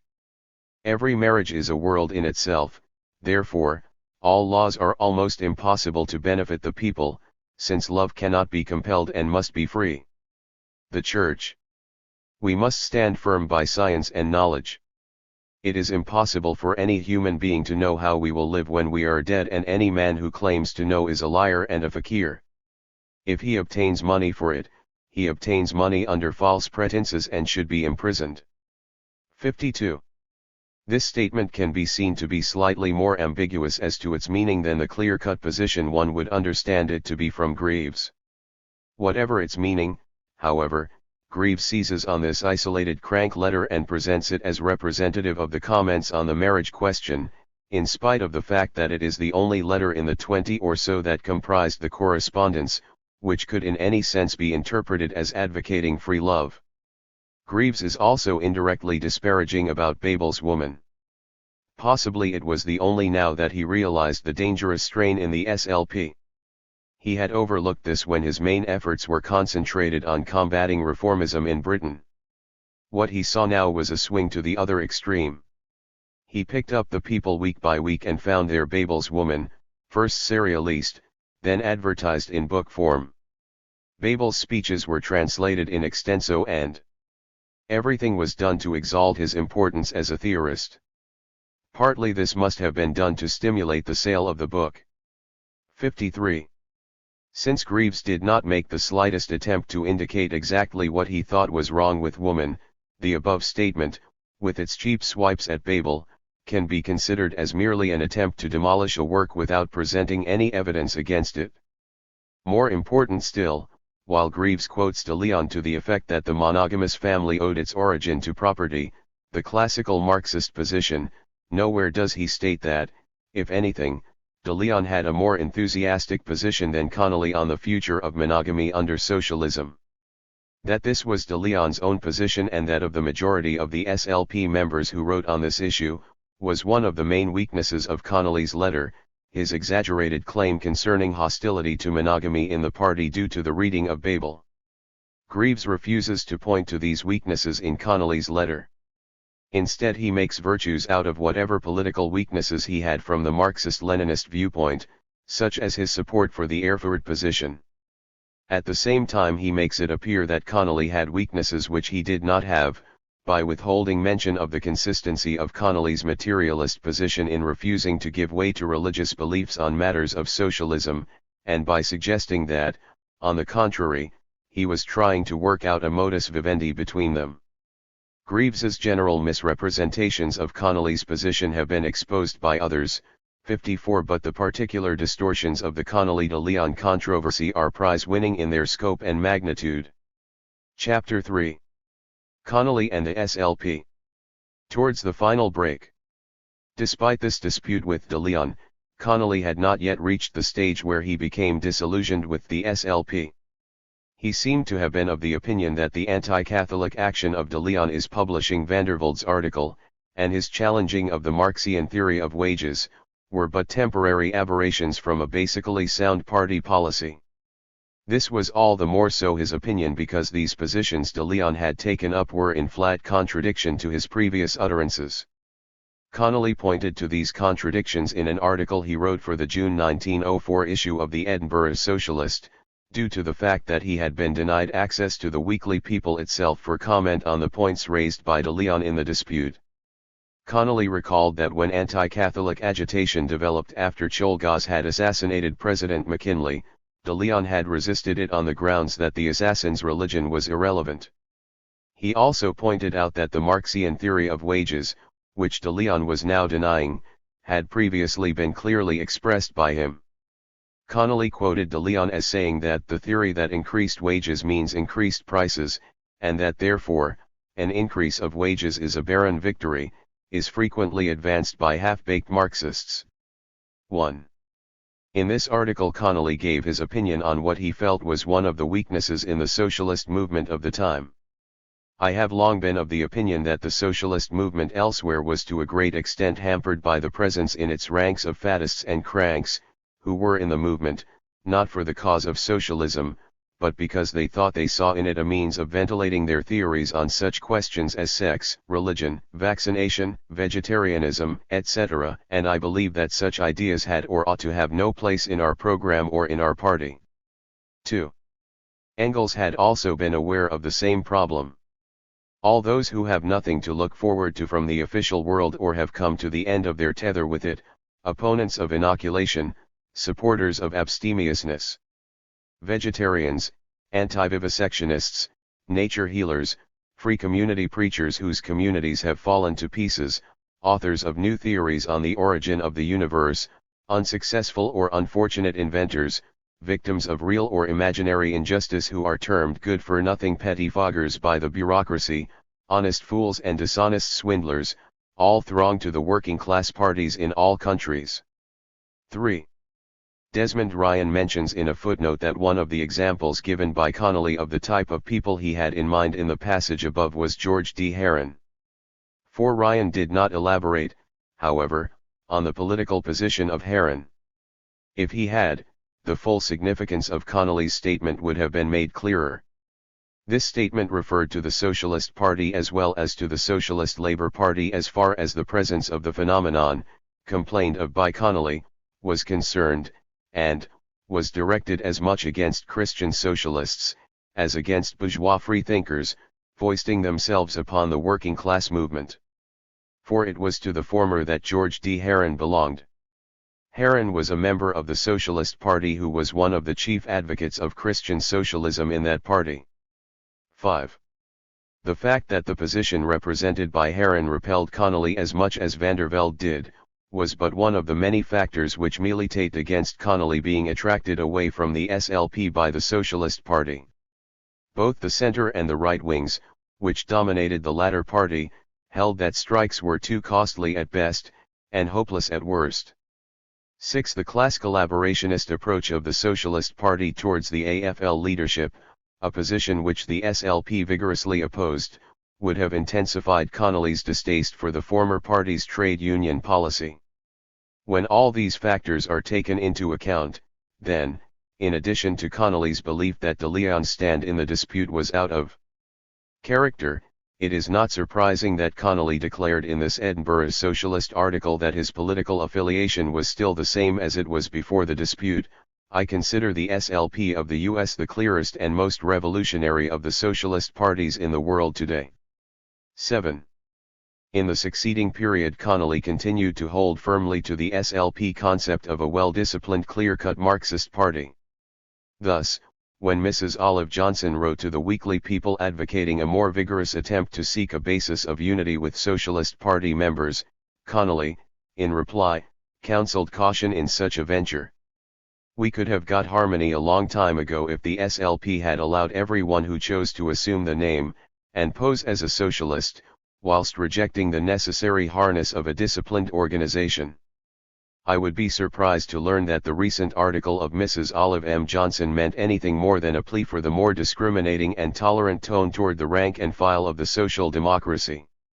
At present, that is, at least to me, all that seems safe or called for. 8. On reading an account of the revival of the Irish Socialist Republican Party in the People, Connolly wrote in 1905 to a friend in Ireland, in order to hammer home the same principle: if I was as satisfied that the propaganda is as clean and true to socialist principles as I in my bullying way strove to keep it in my time, I would be happy. 9. Connolly's concept of the party, then, had not in the least been shaken by the dispute with de Leon. In the following years he began to work actively in order to rally support for the SLP, and to develop socialist class consciousness among a most important section of America's working class, the foreign immigrants. He paid particular attention to the Italian Socialist Federation, translating articles of theirs, which indicated a favorable attitude towards affiliating with the SLP. From Italian to English for publication in the People. Connolly strongly urged, in an introduction to one of his translations, that the SLP should make a positive response to this friendly disposition of the Italian Federation, especially because there were some Italian kangaroos trying to develop Socialist Party influences over it. 10. Connolly's next step was to try and bring more of his fellow Irishmen into the socialist movement. Accordingly, in January 1907, a meeting of Irishmen was held in New York City to set up an Irish Socialist Federation, whose purposes were to develop the spirit of revolutionary class consciousness among the Irish working class of America, to spread a knowledge of, and help to sustain, the socialist movement in Ireland, to educate the members upon the history and development of the struggle in Ireland. 11.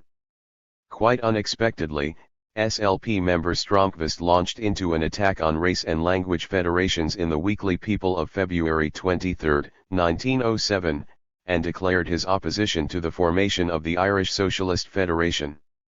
The attack was unexpected, since the Swedes and Hungarians had already been given federations by the SLP. Stromqvist's position was that race and language federations would have a divisive impact on the party and that every conceivable nationality would start demanding its own federation. He, a Swede, had been opposed to forming the Swedish Federation, although he was now prepared to admit that it produced some benefits.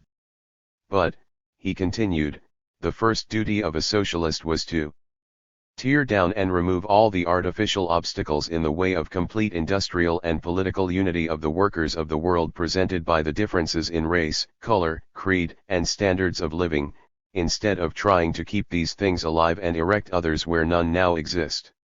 If we cannot educate them without splitting them up, then I would sooner see them left to their own education and let ourselves keep those few we now have. This was the remark of a Swedish immigrant who had himself become so completely affected by the S.L.P.'s American chauvinism, so perceptibly noticed by Connolly in 1902, that he arrogantly dismissed any attempt to deal with special problems of foreign immigrants in the struggle to win them to socialism. But then the conclusion of Stromqvist's letter showed that all his previous talk about splitting up the party had been merely a red herring as far as the Irish Socialist Federation was concerned. Although, as far as I can understand, your organization will be entirely outside of the SLP and not directly interfere with the latter, yet it will be a choice, for those who are member of both, as to which of the two they shall put their energy into. 12.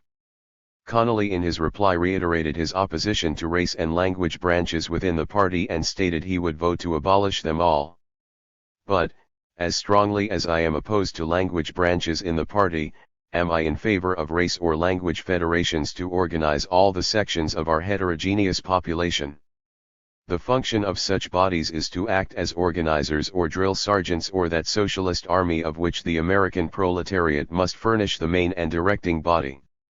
Connolly argued that, rather than splitting the party, the setting up of the federations would be an aid to unity, by catering for people who, as the situation stood then, had been brought into the party prematurely, either because of insufficient English or insufficient adaptation to American conditions. While Connolly argued that the language difficulty did not apply to the Irish, there was still a great need for a socialist federation catering for them. The fact was that the Irish were the only race in America among which were organized associations to support capitalist political parties in the old country. The only way these could be counteracted was by an equivalent socialist organization. The Irish Socialist Federation would push socialistic literature from Ireland among the Irish in America and prepare them to take their place in the revolutionary American proletariat. Connolly concluded, "Is socialism an international movement or is it not? If it is, why do you object to us trying to help the movement in Ireland?" 13. In the meantime, trouble for Connolly had been brewing in another quarter. In the same issue of the Weekly People there appeared a letter from New Jersey SLP members Zimmerman, Kerskaft, Hossack, and Katz questioning the veracity of a report from Connolly to the New Jersey State Convention of the party that February, on the National Executive Committee meeting in January, to which he had been the New Jersey delegate. The circumstances behind the letter were that, at the NEC meeting in January, a dispute had arisen as to the functions and powers of the NEC subcommittee. The NEC met every 6 months, and on all other occasions its functions were delegated to the subcommittee, consisting of members living in or around New York City. De Leon had challenged the right of access by the subcommittee to the party press for the publication of statements. Connolly disagreed with this and proposed the following motion: that the NEC considers that the NEC and its subcommittee have the right to insert official matter in the People.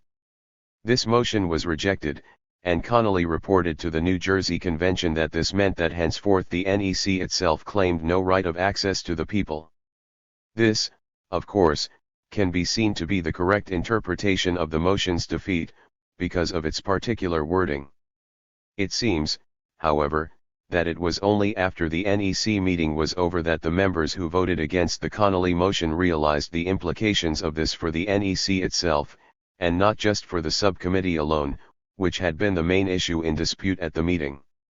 Objection could have been raised at that meeting to Connolly's motion, on the grounds that it necessarily tied the rejection of the right of the subcommittee to further rejecting the N.E.C's own rights. But no objection was raised, and since the motion was defeated, Connolly's interpretation of the consequences was the only valid one. The way remained open for the NEC to vote again on their own right of access to the party press at their next meeting, and thus undo the undesired consequences of the January meeting.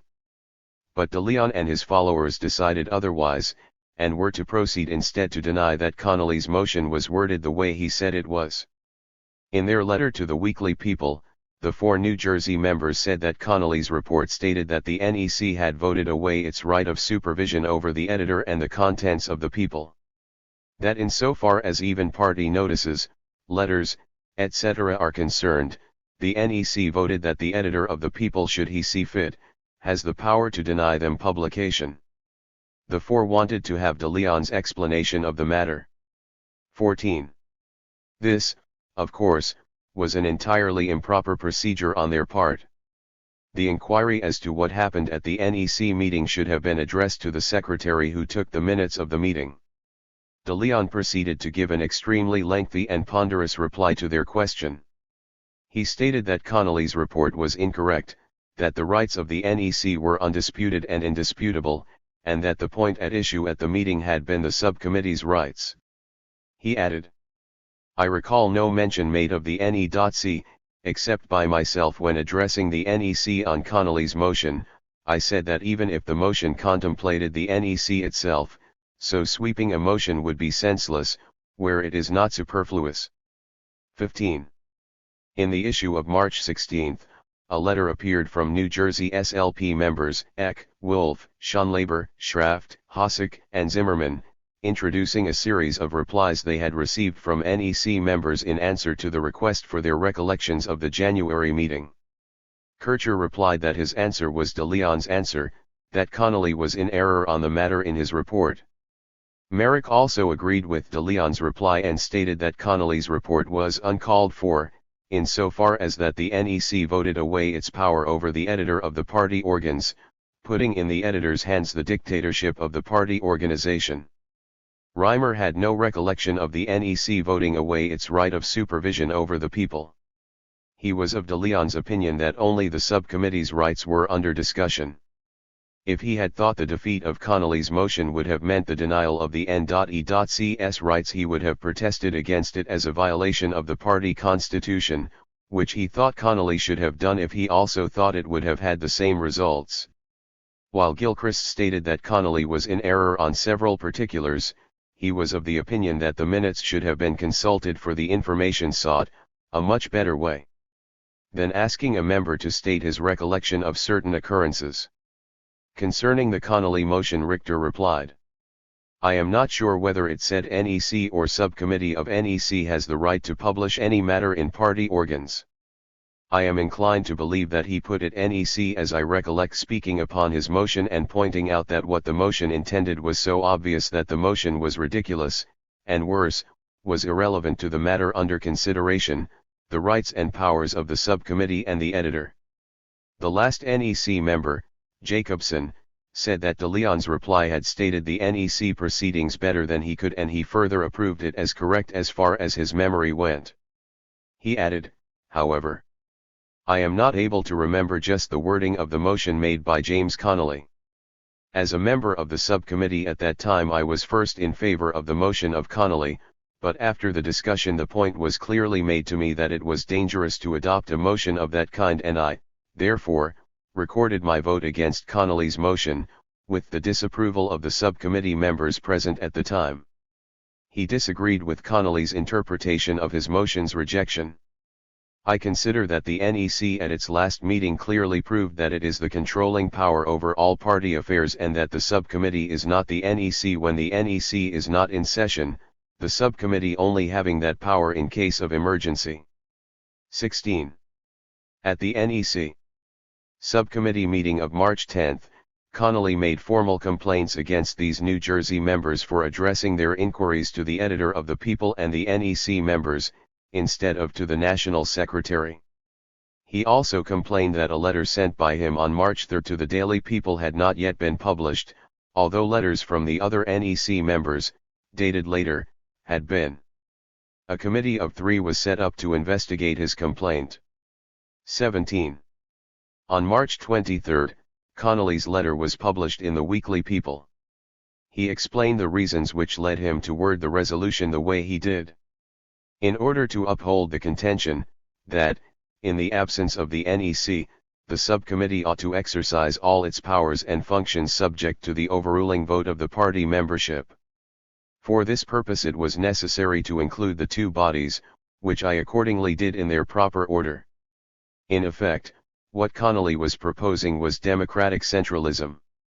It was necessary that there should be a full delegation of powers to the subcommittee, as the NEC itself met only twice yearly. If the subcommittee was not to be allowed exercise of the same powers in between, the party would be like an army without its general staff. But while Connolly argued soundly that the two bodies should stand together, he can be faulted for posing as the alternative that they should fall together. Such a result as followed from the rejection of Connolly's motion left the situation worse than the one he was trying to rectify. The wisdom or otherwise of the precise wording of Connolly's motion, however, was not to be the issue between Connolly and his opponents. The issue was made to be one of whether the wording was as Connolly stated it to be.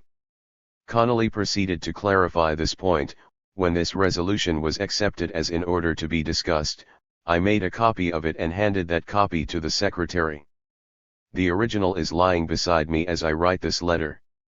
Connolly also pointed out that after the NEC meeting, and a month before the New Jersey Convention, he had been instrumental in having a motion passed by the subcommittee that the minutes of NEC meetings be sent to the state committees. Is it conceivable, then, that with the knowledge that, due to my own initiative in the matter, these minutes would soon be in the hands of the men I was addressing, I would be such a fool as to seriously misquote a resolution that would be in the very minutes? He finished up with the very pertinent point, but why all the heat? Let us have the minutes. 18. Replying to Connolly, de Leon made one valid criticism of his motion. So far from it having been necessary to include the two bodies in the motion, their inclusion could have only the effect of confusing. But this had little relevance to the issue raised by the New Jersey members concerning the veracity of Connolly's report. Confusing or not, that was how Connolly's motion stood. Instead of seeking to remove the undesired consequences of the N.E.C's rejection of it by a normal democratic process, such as proposing a motion that the NEC be given back its rights of supervision over the party press, de Leon proceeded to develop a bizarre theory of minutes in an attempt to deny that the wording of Connolly's motion still stood. He stated that in disputes over a motion a body is left dependent neither on the proposer's original, nor even the minutes of the secretary. The recollections of the majority of those who acted on the motion were to be the determining factor. De Leon went on to say that minutes were not minutes until approved by the body whose transactions they purport to report. Considering that the NEC met only every 6 months, this was a long time to depend on people's memories as to whether a motion said NEC subcommittee or NEC and its subcommittee. Yet this was to have priority over the original motion, and the unapproved recorded minutes, according to de Leon's new rules. 19. In the same issue, Connolly's fellow Irishman, P.L. Quinlan, who had moved the adoption of Connolly's report at the N.J. State Convention, questioned the behavior of those New Jersey members who had written to de Leon and the NEC members. I admit their right of asking anyone they pleased about Connolly's report, but I am of the opinion that they ought at the outset to have questioned Connolly and secured a statement from him in writing, then bring the matter before the State Executive Committee or the National Secretary. All 4 who had signed the letter to de Leon, stated Quinlan, had been present at the New Jersey State Convention, 2 as delegates and 2 as observers. But Delegate Zimmerman was the only one of these to question Connolly's report there and then. The second letter, to the NEC members, Quinlan found stranger. The names of delegates Herschaft and observer Katz now no longer appeared among the signatories. The new names added were those of Eck, Wolf, Schirnlaber, and Schraft. As to Wolf's attendance at the convention, I can't certify. Schraft, Schirnlaber, and Eck I didn't see in the hall. I am positive they were not present when Connolly made his report. Here you have men asking for information of National Committee men on the strength of hearsay talk. Picture 3 men, revolutionists, acting as Eck, Schraft, and Schirnlaber. The old story of men jumping at conclusions. 20. In the issue of March 30 another letter from Connolly was published, this one addressed to National Secretary Frank Bond, asking whether the NEC minutes confirmed the wording of Connolly's resolution. Bond replied that minutes had been accurately transcribed and that Connolly's resolution was before him in the handwriting of Olp, who had acted as secretary at the NEC meeting, and is as stated in the copies mailed by me to the NEC members and as stated by you in your communication to the people. 21. On April 14 the special committee, set up to investigate Connolly's complaints, recommended that the NEC subcommittee dismiss them. When Connolly announced, however, that he had sent a further communication to the subcommittee which apparently had not yet been received, it was decided to take up the issue again at the next month's meeting. 22. On May 13 the investigating committee announced an alteration to their verdict. They now recommended that the matter should be put before a tribunal of the section's grievance committee, where they felt it properly belonged. 23. Meanwhile, at the May 12 meeting of the New Jersey State Executive Committee, resolutions from 2 sections and a branch were received asking for a referendum to decide if Connolly should be recalled from his membership of the NEC for allegedly misrepresenting the actions of that body in his New Jersey report. Since the same meeting also had before it a letter from Connolly offering his resignation from the N.E.C., the subsequent decision taken to put the recall demand to a vote of the New Jersey Party sections was entirely unnecessary and its sole function could only have been to humiliate Connolly. 24. The vote of the sections was 27 for Connolly's recall, 6 for acceptance of his resignation and 4 for non-acceptance. 25. The next meeting of the NEC itself took place in July, where the decision was made to remove the words N.E.C. and its subcommittee from Connolly's resolution as recorded in the minutes, and to alter them to read N.E.C. Subcommittee. Of those present at the July meeting of the NEC, Merrick, Reimer, Jacobson, Kircher, and Gilchrist had been present in January when Connolly's resolution had been offered. But Mrs. Olive M. Johnson and Julius Eck had not. Despite this fact, the motion to alter the minutes account of the Connolly resolution was proposed by Johnson. Gilchrist and Jacobson voted against this alteration. 26. On August 3 SLP member John Duffy protested against this action. We have an NEC made up in part of different delegates than the January body. We have delegates to the July body moving and voting to correct the minutes of the January body's meeting, at which they were not present, and this action is taken despite the protest of delegates, whom I infer from the last report were present at the January meeting, and who asserted the correctness of its minutes. I repeat, this is not correction, it is falsification. 27. De Leon's reply was more damaging to his position than if he had ignored these charges. It is true that he was correct in stating that the votes of Johnson and Eck, the 2 members not present at the January meeting, had not been needed to carry the alteration of the minutes. In addition to them, Reimer, Merrick and Kircher voted for the alteration, and Gilchrist and Jacobson voted against. These 5 had all been present at the January meeting. But then de Leon proceeded to reveal the nature of one of these votes. While Reimer and Merrick did indeed claim that Connolly's motion had been wrongly recorded, the position of Kircher was very different. De Leon let it be known that Kircher argued that it turned out the motion had a sleeper in it, that it was a trick motion at best and conveyed to him a different impression, on account of which it was not the motion he voted on, and therefore he would vote for the correction to eliminate the sleeper. 28. What this meant, of course, was that Kircher was voting for the alteration of the wording of Connolly's motion as it appeared in the minutes, not because he denied that this was the original wording, but on the contrary, because he took exception to the implications of this original wording. In addition to this point, it should be noted that Richter, a January member of the NEC, had not been present at this July meeting.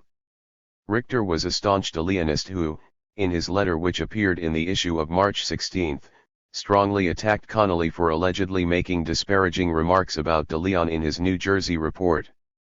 Nevertheless, the same letter, in a passage we have previously quoted, stated Richter's inclination to believe that Connolly's motion did indeed refer to the NEC and its subcommittee. 29. Therefore, of the 7 NEC members present at the meeting of January 1907, Connolly, Gilchrist, Jacobson, Kircher, Merrick, Reimer, and Richter, only Reimer and Merrick denied that Connolly's motion was worded as originally reported in the minutes. In the light of this, their alteration merely indicates the extent De Leon and his cohorts were prepared to go in their attempt to further humiliate Connolly.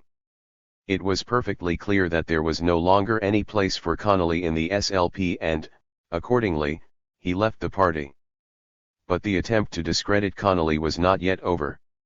In the Weekly People of November 21, 1908 there appeared the headline: "Documentary proof that Frank Bonn, the then National Secretary, falsified the minutes of the January, 1907 session of the National Executive Committee of the SLP." The background to this headline was that the undemocratic treatment of Connolly by de Leon had not gone unchallenged by the party membership. Mrs. Olive Johnson describes it thus: "Section New York was in a state of anarchy. It actually compelled de Leon to appear before it and defend himself against Connolly and others on matters in dispute. 30. This and other matters were to lead to Bonn, Ebert, and other prominent SLP member leaving the party the following year. 31.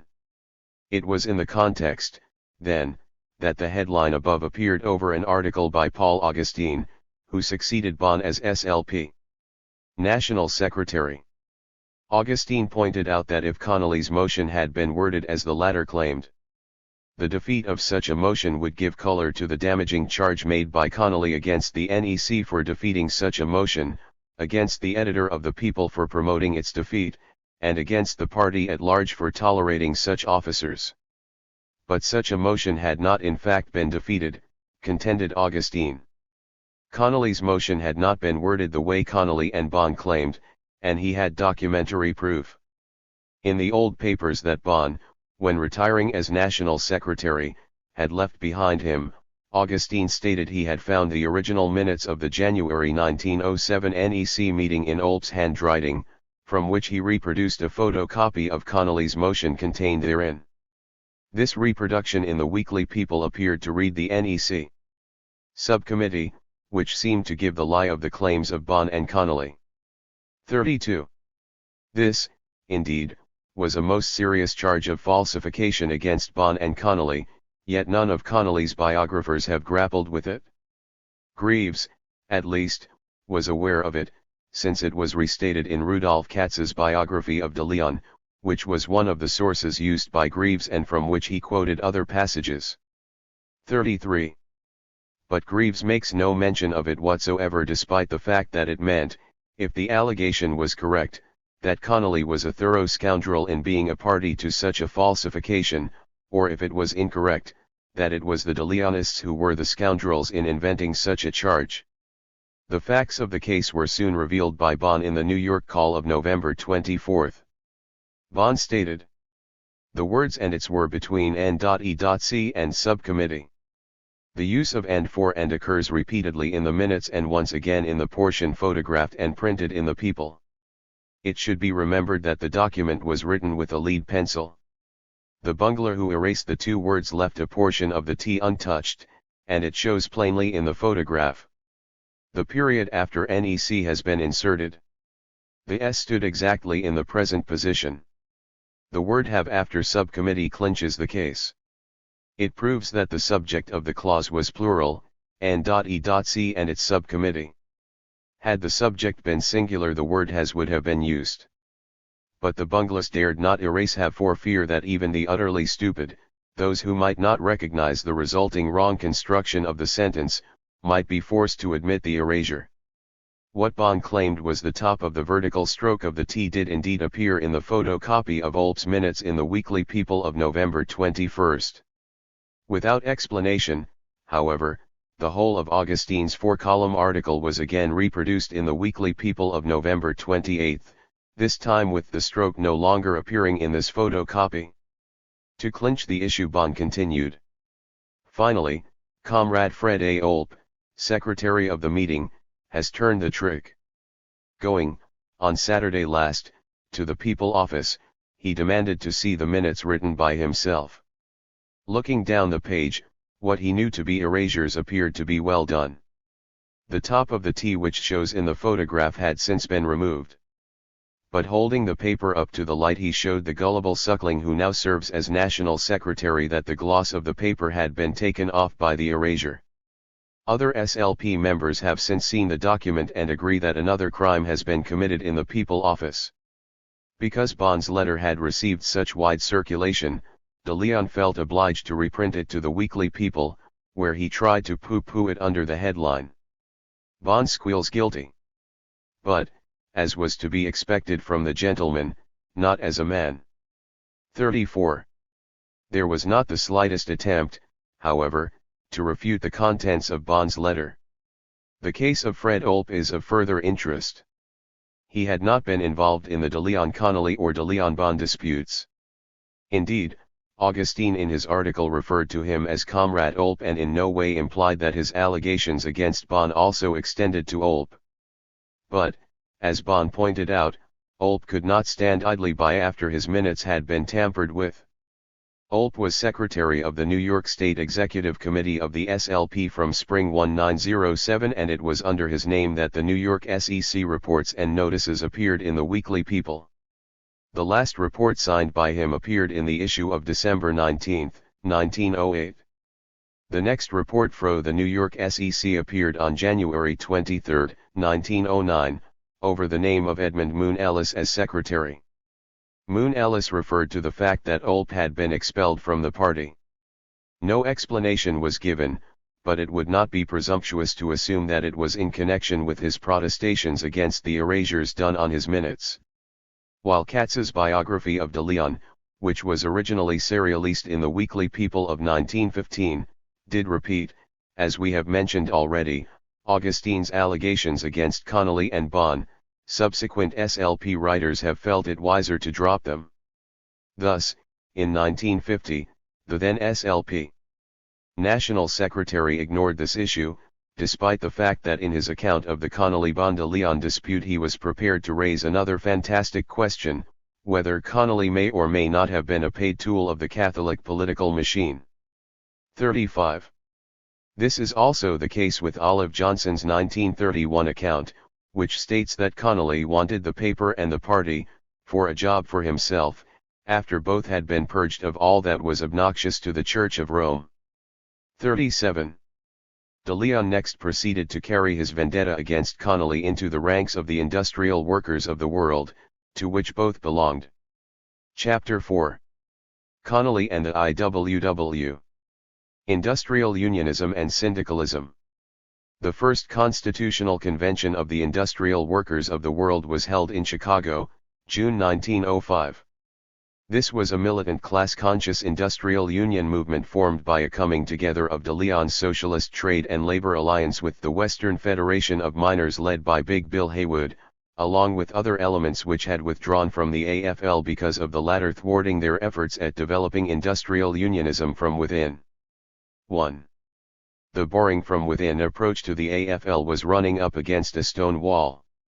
The AFL discouraged any form of militant trade union struggle, and its financial support of a then-member union, the Western Federation of Miners, during its officially endorsed strike in Leadville, Colorado, 1896–97, was so meager that in December 1897 the Western Federation of Miners withdrew from the federation. 2. The AFL craft unions jealously guarded their form of organization which was unable to stand up to the big, and ever bigger, combinations of capital as industry became more and more trustified. Many skills were becoming antiquated and obsolete, and therefore the strikes of the craft unions were becoming less and less effective. 3. Since an industry usually had different grades of skilled workers employed, to say nothing of unskilled workers employed, and since a separate union catered for each skill, strikes were lost, because when one union struck the others remained working. Thus, not alone were the craft unions unable to adequately struggle in the interests of their own members, still less were they able to unionize the over 90% of the American working class who were unorganized and, for the most part, unskilled. But this failure of the AFL was mild compared to the fact that it actively sabotaged the struggles of those workers who were showing signs of organizing on an industrial basis. An IWW pamphlet by William Trotman in 1911 referred to a streetcar workers' strike in Philadelphia in 1909. Most of the workers were then unorganized, and other employees of the same company joined the streetcar workers in the strike, which they won. The next strike in 1910 was a failure because, in the meantime, the AFL had forced the workers to join separate unions, so that when the streetcarmen struck again the other workers had to remain at work. For this same AFL policy was to force the United Brewery Workmen, Trotman's own union which had organized on industrial lines, to consider leaving the Federation in 1904. The background to this was that in 1896 the Coopers Union demanded it get the brewery coopers. Then in 1898 came a demand to surrender the engineers. In 1902 the AFL ordered the firemen and engineers out of it. The last straw was when at the 1904 AFL convention the Teamsters demanded 10,000 beer truck drivers. 5. This, then, was the background to the setting up of the IWW in 1905. One of the significant political results of this action was that it, in the words of William Z. Foster, brought about the first real crystallization of the left-wing nationally within the Socialist Party, of those forces which, under new circumstances and with a sounder program, were to produce the Communist Party. The SP right-wing leadership condemned the IWW vigorously. Between right and left the struggle sharpened over the basic question of trade unionism, with the IWW in the center of the fight. This quarrel was fated to become more and more intense as the spectacular history of the IWW developed during the next few years. 6. This development was to be significant as far as Connolly was concerned. Hitherto the left-wing Socialist Party members had not differentiated themselves in practice from the center and the right. Now that they had, there was some political force that Connolly could gravitate towards, when the final break with the revisionist de Leon was to take place. For the time being, however, de Leon was to play a valuable role in the IWW in cooperation with left-wing Socialist Party members such as Haywood. De Leon was to be in the leadership of the forces which defeated the attempted takeover by right-wing Socialist Party elements, led by Charles Sherman, at the IWW's Second Convention in 1906. 6. That de Leon was making a positive contribution to strengthening the IWW in the years 1905 to 6 was probably one of the reasons why Connolly remained with the SLP after his 1904 dispute with him. De Leon's contribution was to become negative, however, in 1907. At the same time that Connolly was being edged out of the SLP because of his New Jersey report, the anti-Marxist wage theory popularized by de Leon was to be injected into the IWW. In the IWW's Industrial Union Bulletin of June 15, 1907, Frank Reed wrote that a raise in wages virtually means a cut down. If the cost of production is 20% greater, the price of the product will usually be 30% greater. A forced rise in wages means increased cost of living. According to Reed's thesis, then, a strike for higher wages was not merely useless, but positively detrimental and would lead to a decrease in real wages. 8. This letter was answered with an article by J.P. Thompson, entitled Marx or Reed, which referred Reed to Marx's value, price, and profit, where the former's position was countered. 10. P.L. Quinlan wrote to agree with Thompson, and referred to the fact that the Weekly People was one of the vehicles of such anti-Marxist views of wages as had been expressed by Reed. Quinlan's comment on such revisionism was that those men who would rewrite Marx are nothing but conceited braggarts and intellectual nuisances. 10. On August 17, a letter from Hebert appeared disagreeing with Thompson and Quinlan, while Reed himself replied to Thompson's criticisms on September 28 and restated his original position. This dispute had continued for months in the columns of the Bulletin, and it was not until October 26 that Connolly entered it. He referred to the fact that he had brought up this question with St. and La in 1904, when it appeared to him that some of its spokesmen were putting forward these erroneous wage theories, and were thus reducing the organization to a negligible economic force. But my words then only evoked ridicule, and the less the writer knew about economics the stronger and more vitriolic was their ridicule.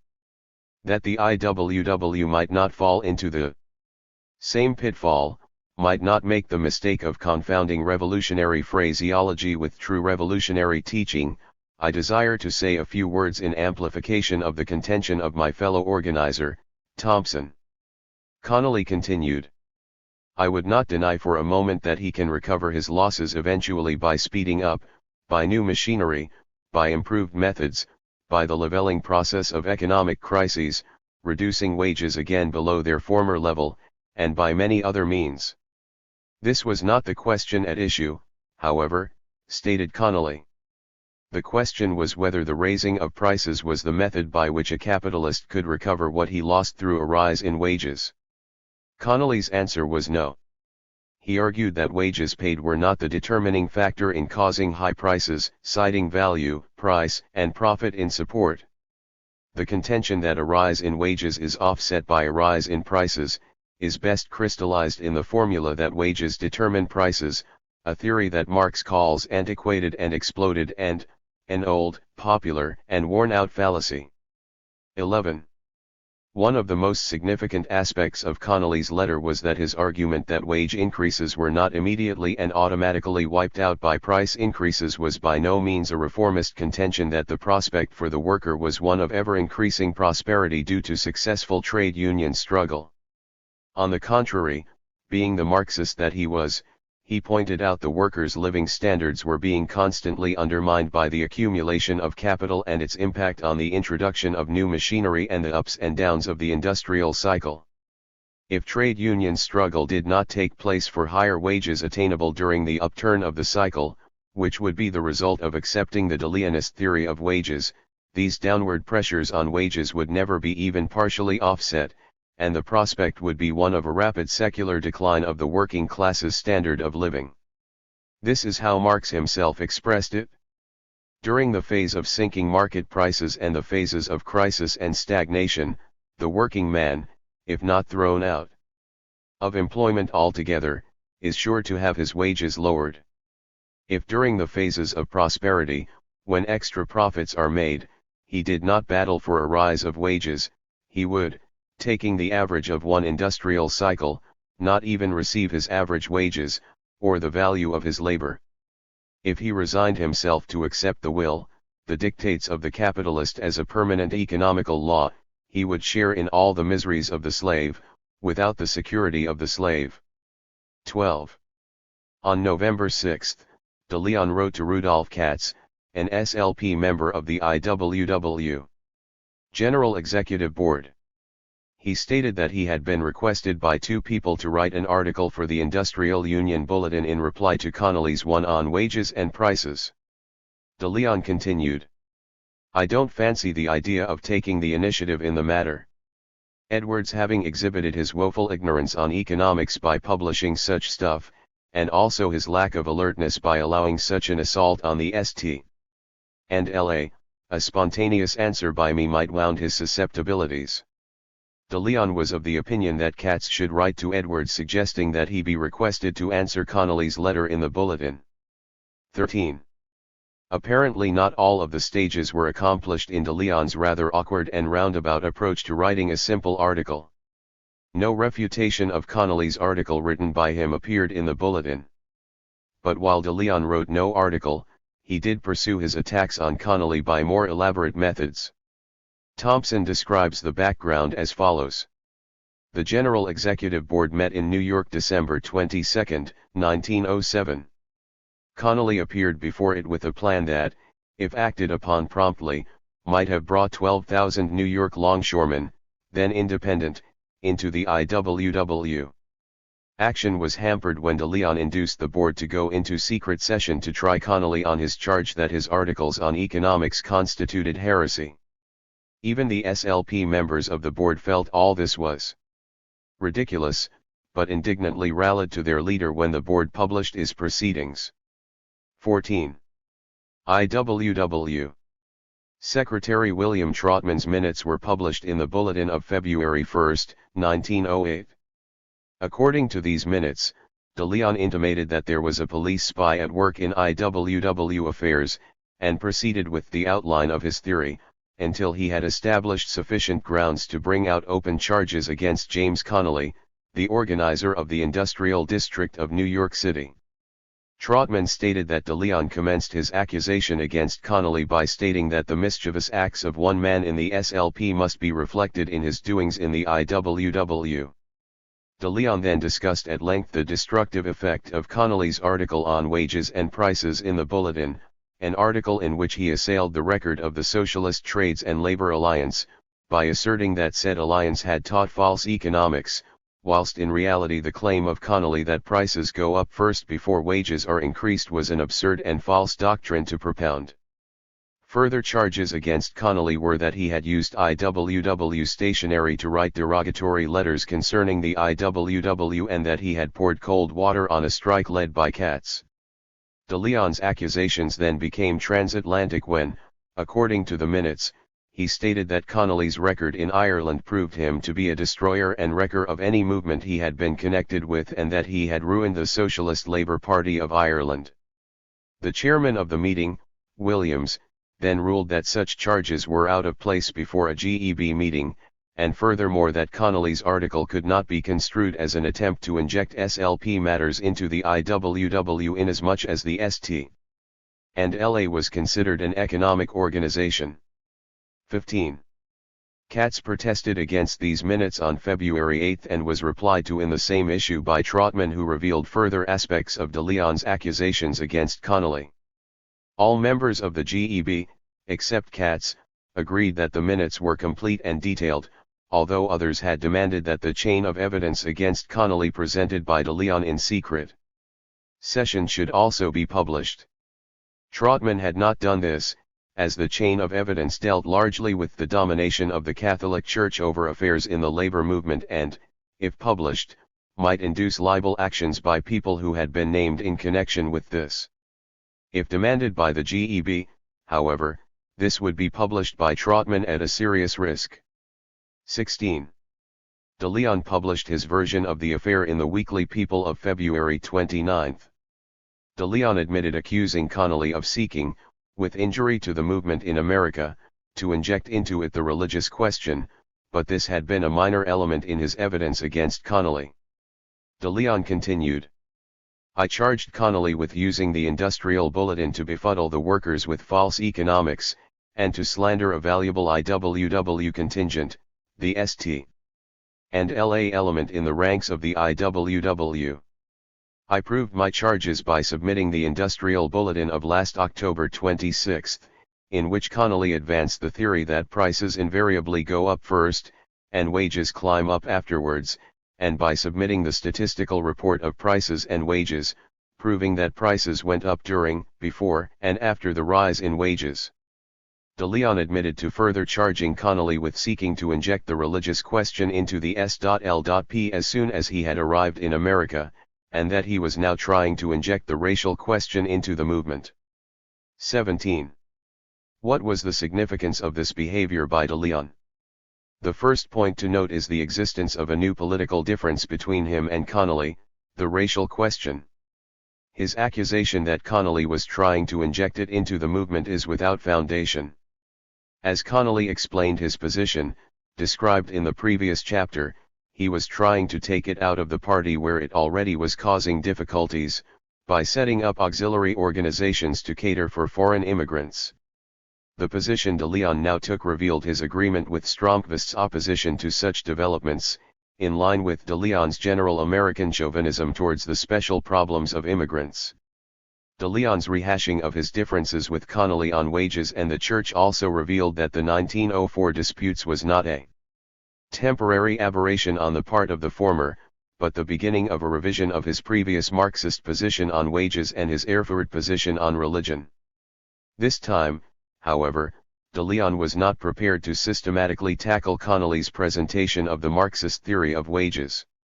Instead, he seized on one incorrect statement in Connolly's article, which had little or not relevance to the main issue raised by Connolly. If anything, De Leon's correction of Connolly served to undermine his own position, that wage movements governed price movements.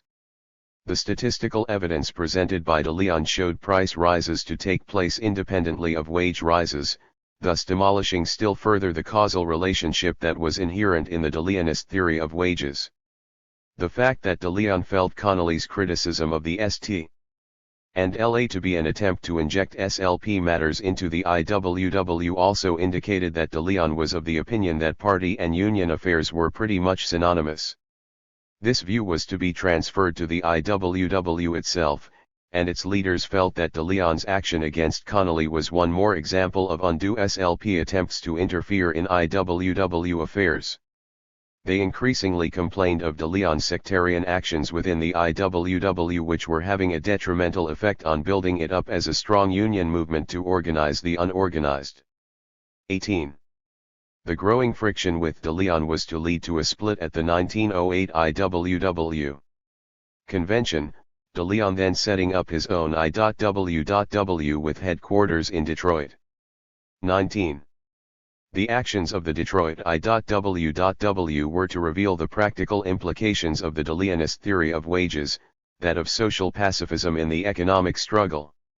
We propose to win by intelligence, not brute force, declared the Industrial Union News, its official organ, on May 12. The Detroit I.W.W. would rather lose a strike than win by having one drop of human blood spilled. 20. This position was to lead to the defeat of a strike of silk workers in Paterson, New Jersey, led by Rudolph Katz of the Detroit I.W.W. in the spring of 1912. In keeping with de Leonist philosophy, no effort was made to keep scabs from entering the struck mills.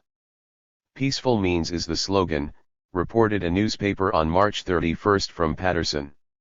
All forms of disorder and even peaceful picketing are barred. The strike leaders notified strikers that if any of them took the law into their own hands, the union would not help them out of trouble with the police. 21. The de Leonist theory of wages, then, was merely a pseudo-left cover for a right opportunist practice. While de Leon was working himself out of genuine struggle in the working class movement, Connolly was becoming increasingly absorbed by the IWW. The impact of this movement can be seen clearly in his writings during the next few years. Connolly had a deep hostility to the craft unionism of the AFL, which kept workers divided. It was necessary, he said, to build up unions which will teach their members to look upon themselves not as engineers, conductors, miners, printers, bricklayers, clerks, etc., but simply and solely as workers. 22. In no sense, according to Connolly, could the AFL be held up as the American labor movement. Will somebody please get out an injunction to restrain Mr. Gompers from unwarrantably using the name of labor? The American Federation of Labor membership forms but a small minority of the American working class. Mr. Gompers, who can lead only a fraction of the American Federation of Labor, presumes to speak in the name of labor, yet labor stays outside of his organization. 23. In February 1910, Connolly wrote an article entitled Industrialism and the Trade Unions for the International Socialist Review of Chicago. In this article he summarized certain principles expressed in his book Socialism Made Easy, to which we shall refer presently. These principles were, in his own words: first, that the working class as a class cannot become permeated with a belief in the unity of their class interests unless they have first been trained to a realization of the need of industrial unity. Second, that the Revolutionary Act, the act of taking over the means of production and establishing a social order based upon the principles of the working class, cannot be achieved by a disorganized, defeated, and humiliated working class, but must be the work of that class after it had attained to a commanding position on the field of economic struggle. There are two distinct principles enunciated here, which must not be confused, that of industrial unionism and that of a semi-syndicalist concept of revolution. The principle of industrial unionism holds that the industrial union is the most class-conscious form of unionism, as it unites workers as a class and does not pander to sectionalism. Because it is the most class-conscious form of unionism, it is also the most effective in waging the economic struggle, all workers in an industry striking together. The other principle enunciated by Connolly, that of the semi-syndicalist concept of revolution, was one which he had been developing under the impact of the dominant ideological element of the IWW. It may seem strange that a Marxist like Connolly should have held such a non-Marxist position, which led to a downgrading of the role of the party in the revolution, the major place now being taken by the Industrial Union. This is a stranger still if viewed against the background of his theory of the vanguard party, described in Chapter I, which was remarkably parallel in many respects to the Leninist position. That such a non-Marxist theory was held by Connolly, however, was to a major extent the fault of Daniel de Leon, who made use of a statement attributed to Marx, whose authenticity was highly dubious and for which nothing similar could be found in anything that Marx had ever written, in order to support this same concept of the vanguard role of the Union. This alleged statement of Marx was: "Only the economic organization is capable of setting on foot a true political party of labor, and thus raise a bulwark against the power of capital." From this dubious sentence, and by a process of argumentation itself of a dubious nature, de Leon derived the following syndicalist conclusions, in an article entitled "With Marx for Text," which was published in the Daily People of June 29, 1907. That a true political party of labor is bound to carry into the political arena the sound principles of the revolutionary economic organization which it reflects. That the revolutionary act of achieving the overthrow of capitalism and the establishment of socialism is the function reserved to the economic organization. That the physical force called for by the revolutionary act lies inherent in the economic organizations. That the element of force consists, not in a military or other organization implying violence, but in the structure of the economic organization. That the economic organization is not transitory but is the present embryo of the future government of the Republic of Labor. 24. Thus, de Leon appeared to give Marxist legitimacy to some syndicalist ideas, which he himself did not adopt until as late as 1905, when they had been previously espoused by Thomas Haggerty and William Trotman of the IWW 25. It is in the light of this apparent Marxist sanction for some of these ideas, that their espousal by Connolly from 1908 must be viewed. But de Leon had been somewhat underhand in his use of this alleged sentence of Marx's, which he was supposed to have uttered in a conversation that Marx had in 1869 with the officer of a union named Hamann. Micheál recounts that although de Leon was asked on at least 7 occasions where the text of this conversation might be found, his answers were evasive and he never gave any specific source. Micheál comments: "It is quite possible that de Leon did not know where the Hamann quotation might be located. If this was the case, his contacts with his correspondents were hardly straightforward. If he did know and if the passage was an authentic Marxist source, it is difficult to imagine why de Leon should want to conceal it, for he was desperately in need of such texts to justify his post-1905 theory.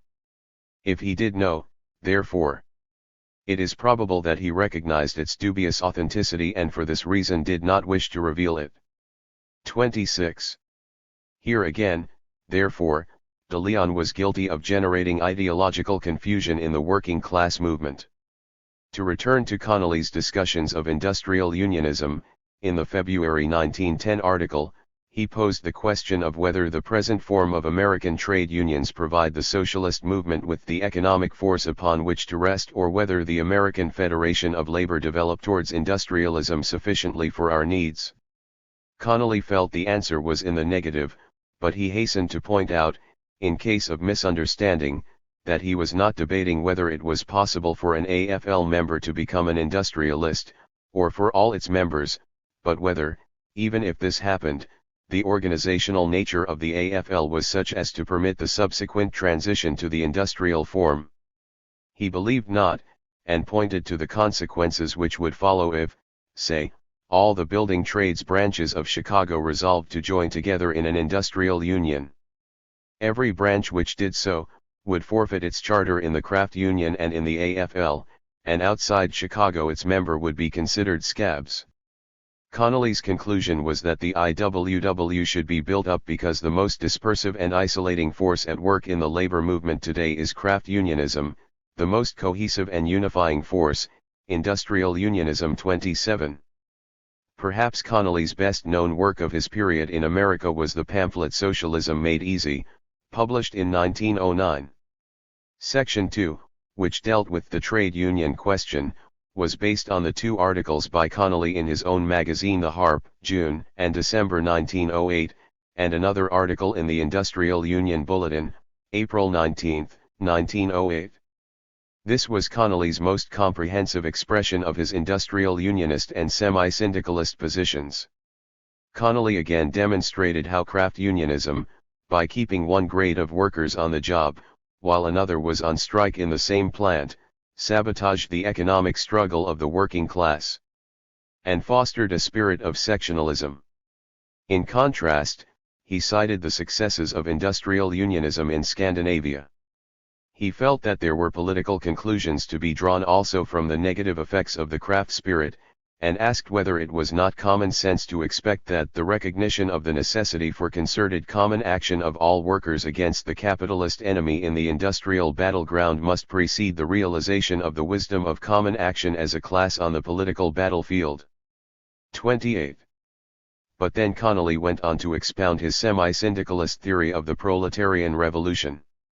In a previous chapter I have analyzed the weakness of the craft form of organization, as a weapon of defense, in the everyday conflicts on the economic field, and as a generator of class consciousness on the political field, and pointed out the greater effectiveness for both purposes of an industrial form of organization. In the present article I desire to show how they who are engaged in building up industrial organizations for the practical purposes of today are at the same time preparing the framework of the society of the future. He indicated his agreement with the statement of Socialist Party member Sturton that political institutions were not adapted to the administration of industry, and since only industrial organizations were adapted for the administration of the cooperative commonwealth for which they were working, there was no constructive socialism except in the industrial field. Connolly elaborated upon his own views on this matter. The political institutions of today are simply the coercive forces of capitalist society. Under a socialist form of society, the administration of affairs will be the hands of representatives of the various industries of the nation. Union will democratically control the workshop of its own industry. Representatives elected from these various departments of industry will meet and form the industrial administration of the country, prepares within the framework of capitalist society the working forms of the socialist republic. 29. This important role which Connolly assigned to the Union was to lead him to downgrade the political struggle in comparison to the economic one. He paraphrased the dubious statement attributed by de Leon to Marx as follows: that a socialist political party not emanating from the ranks of organized labor is, simply a socialist sect, ineffective for the final revolutionary act, and he proceeded to draw the syndicalist conclusion that the conquest of political power by the working class waits upon the conquest of economic power, and must function through the economic organization. 30.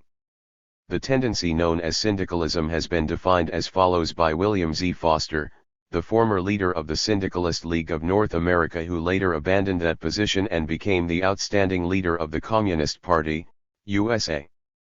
Syndicalism may be defined very briefly as that tendency in the labor movement to confine the revolutionary class struggle of the workers to the economic field, to practically ignore the state, and to reduce the whole fight of the working class to simply a question of trade union action. Its fighting organization is the trade union. Its basic method of class warfare is the strike, with the general strike as the revolutionary weapon, and its revolutionary goal is the setting up of a trade union state to conduct industry and all other social activities. 31. Connolly's position might be called semi-syndicalist, because he did not fully conform to this definition. He still emphasized the necessity of political struggle and, in Socialism Made Easy, he underlined this point by putting it in capital letters. If we accept the definition of working class political action as that which brings the workers as a class into direct conflict with the possessing class as a class, and keeping them there, then we must realize that nothing can do that so readily as action at the ballot box. 32. This political action, however, took second place in importance because of his acceptance of other syndicalist ideas. The Irish Communist Organisation has pointed to Connolly's incorrect understanding of the Marxist position on the difference between the development of the proletarian and bourgeois revolutions. Connolly expressed his confusion on the point in Chapter 6 of Socialism Made Easy, which was reprinted from an article of his in the Industrial Union Bulletin of April 18, 1908, and also in an article of his in the April 1908 issue of the Harp, where he said, "The first act of the workers will be through their economic organization seizing the organized industries, the last act the conquest of political power. The working class will follow in the lines traversed by the capitalist revolutions of Cromwellian England, of colonial and revolutionary America, of Republican France, in each of whom the capitalist class had developed their economic power before they raised the banner of political revolt." 33. The Irish Communist Organization stated that Connolly was incorrect on this point because capitalist production could develop within feudalism because capitalism and feudalism were both based on private property and class exploitation. But socialist production allows for only one class in production, the working class. Every last ounce of bourgeois political power will be used to prevent the development of socialism in bourgeois society. Socialist production, therefore, cannot begin until political power is taken from the bourgeoisie and the political power of the working class takes its place. 34. This subordinate role assigned by Connolly to the struggle for state power also led him to substitute the general strike in place or armed struggle as the method of revolution. In facing in the hands of our remorseless and unscrupulous masters, the gun of Comrade Victor Berger will be as ineffective as the paper ballot in the hands of a reformer. We still have the opportunity to forge a weapon capable of winning the fight for us against political usurpation and all the military powers of earth, sea, and air. Its name is industrial unionism. 35. This position of Connolly's overestimated the ability of the ruling class to be forever victorious over the armed risings of the working class. In another way, it underestimated the strength of bourgeois state power in the belief that a general strike, unsupplemented by armed force on the part of the working class, would emerge victorious in the face of the armed reaction of the authorities. This worshipping of the general strike as the panacea for the working class, and the underestimation of the power of the state to break it, was developed in an even more extreme form by the IWW, and was attacked by the American Communist leader Charles E. Ruthenberg in 1919, when he said that the trouble with the IWW theorizing was that it overlooked entirely the fact that in the very process of organizing industrial unions and carrying on their strikes they run into opposition to the organized power of capitalism as embodied in the state. Communists, he said, were in full agreement with the industrial form of labor organization which the IWW carried out, but they did not believe that the workers can obtain any high degree of industrial control without first achieving control of the power of the state. 36. This position of Connolly's expressed above, however, was out of character, and in later years he was clearly to abandon it, both in theory and practice. Connolly also had some misconceptions of the state under socialism. His belief was that the role of the union would be the same as that of the state. The passages from Socialism Made Easy quoted in this chapter reveal his belief that the administration of socialist society would be in the hands of the industrial organizations. 37. This again was a syndicalist formulation previously expressed by de Leon in 1905. 38. This syndicalist position of de Leon has been confused with the non-syndicalist statement by de Leon in April 1904 that the industrial organization forecasted the future constituencies of the parliaments of the Socialist Republic. 39. There was nothing in de Leon's burning question of trade unionism speech of 1904 which stated his later position that these labor organizations should be the actual administrative organs of socialist society and should take the place of the political state in regulating economic and social life. The SLP has tried to create confusion by claiming that somehow Lenin agreed with de Leon's concept of trade union states. 40. The only evidence they attempt to offer for this assertion is based on hearsay versions of conversations, because Lenin never once wrote about de Leon's theories either of industrial constituencies or the syndicalist one of industrial union government. The only work by de Leon that Lenin actually wrote about was his 1902 2 pages from Roman history, which was directed against reformism. The occasion was in 1920 when Lenin wrote to Bukharin, urging that this work be published in Russian. 41. Even with regard to the hearsay reports, some of which are extremely dubious as to their correct nature. The only one to actually refer to de Leon's writings also reveals no awareness, on Lenin's part, of de Leon's syndicalist writings. This account was by Leningrad professor Raisky, who stated that former SLP member Boris Reinstein had told him of a conversation held with Lenin at the end of May, 1919. But did not de Leon err on the side of sectarianism? Lenin asked half jestingly, half earnestly, but added that he was mightily impressed by the sharp and deep criticism of reformism given by de Leon in his 2 pages from Roman history, as well as the fact that, as far back as April 1904, de Leon anticipated such an essential element of the Soviet system as the abolition of parliament and its replacement by representatives from production units. 42. Even if this hearsay evidence is accepted, all it means is that Lenin noticed that de Leon's non-syndicalist burning question put forward in 1904 a concept of industrial constituencies, paralleling those developed in the Soviet Union after the 1917 revolution. Stalin thus stated their significance. Soviet power, by combining legislative and executive power in a single state organization and replacing territorial electoral constituencies by industrial units, factories, and mills, thereby directly links the workers and the laboring masses in general with the apparatus of state administration, and teaches them how to govern the country. 43. Whether or not Lenin was opposed to the concept of trade union administration, put forward by de Leon and Connolly, does not, however, depend on any hearsay evidence. Lenin made his opposition to it perfectly clear in his published works concerning his 1920-21 dispute with Trotsky and Bukharin on trade union questions. Lenin emphasized that due to the initial lack of sufficient political development on the part of the proletariat as a whole, the socialist state, i.e. the dictatorship of the proletariat, could not be exercised by an organization taking in the whole working class, such as the trade union movement. The proletarian dictatorship could be exercised only by a vanguard party that had absorbed the revolutionary energy of the working class. The role of the trade unions in such a situation was to stand between the party and government. The functions of government could not be performed without the trade unions acting as a reservoir of the state power, and as a link between the vanguard and the masses. These functions, however, had to be performed through the medium of special institutions of a new type known as Soviets, which were the industrial constituencies of the new government system. 44.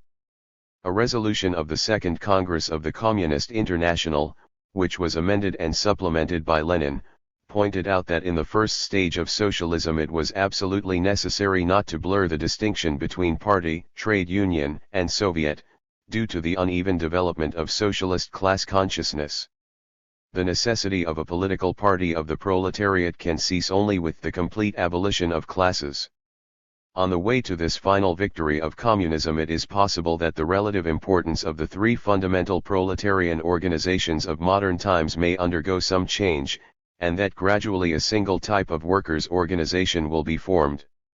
The Communist Party, however, will become absorbed in the working class only when communism ceases to be the object of struggle, and the whole working class shall have become communist.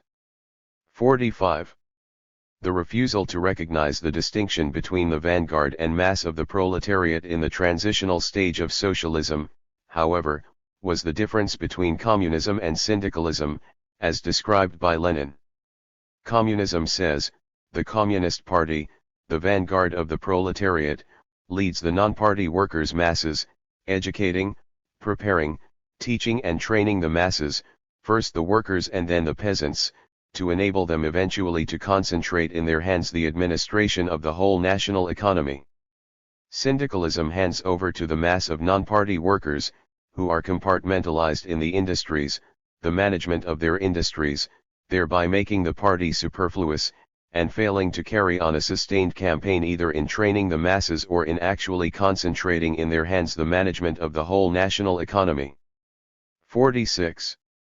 Syndicalism not alone undermined the vanguard role of the party after the revolution, it also undermined its role for the pre-revolutionary period. It was under the syndicalist influence that Connolly began to give expression to ideas on the party which conflicted with his previously held position of assigning a vanguard role to it, as described in chapters I and III. In July 1908 he wrote, "Within recent years there has grown up in the socialist movement a change of opinion relative to the functions of a political party, that the political party which exists for the fight at the ballot box is primarily and essentially an agitational and destructive force, and that the real constructive work of the social revolution must come from an economic industrial organization, that, since the political party was not to accomplish the revolution but only to lead the attack upon the political citadel of capitalism, there no longer existed the same danger of the unclearness of its membership, nor compelling necessity for insisting upon its purification. From all this it is our belief there will evolve, if there has not in principle already evolved, as the fighting army of the workers of this country. One socialist party embracing all shades and conceptions of socialist political thought. One socialist industrial organization drilling the working class for the supreme mission of their class, the establishment of the workers' republic. Between these two organizations, the advance guard and the main army of labor, there should be no war, and no endorsement." 47. It is true that Connolly still described the party as the advance guard of labor, but this role was greatly undermined by his abandonment of his previous belief in the danger of unclearness on the part of its membership. This downgrading of the party by Connolly was a logical consequence of his acceptance of the false Marxist legitimacy that de Leon had given to such syndicalist ideas. All these criticisms of Connolly's semi-syndicalist position are in no way intended to belittle him. On the contrary, in view of the sea of confusion generated by revisionism in the working class movement, it could be expected that he would get his feet wet while most drowned. Objective conditions in America were very conducive for the development of syndicalist views. Among the factors favoring them were the existence of great masses of disfranchised immigrants and migratory workers, the widespread corruption of American politics that disgusted many workers with political action generally, the ultra-reactionary regime of the AFL which disgusted progressive unionists, and, last but not least, the petty bourgeois control and reformist policies of the Socialist Party which convinced many left-wing socialists that neither reform legislation nor votes for socialism would bring workers any closer to the Socialist Republic. 48. A. Lozovsky, leader of the Red International of Labor Unions, asked, "What brought revolutionary syndicalism closer to revolutionary Marxism? The protest against parliamentary cretinism, the protest against collaboration with the bourgeoisie." 49. It is only in the light of this that we can criticize Connolly's semi-syndicalist statements. It is only because revolutionary conditions were stronger in Russia, thus enabling Lenin to thoroughly analyze the weaknesses of syndicalism as an adequate revolutionary position and develop his own successful strategy for revolution to be passed on to us today, that we find ourselves in a position to attempt to give an adequate Marxist criticism of these weak points in Connolly's position. But Connolly was to recognize many of these weak points himself. Not alone did he later abandon many of these positions but, contemporaneously with his semi-syndicalist statements, he was to make others which were in contradiction with them and reiterated his Marxist position. Connolly never felt himself at ease in the syndicalist camp and was always searching for a correct Marxist strategy. This we shall see in the next chapter. Chapter V. The Harp, 1908–1910.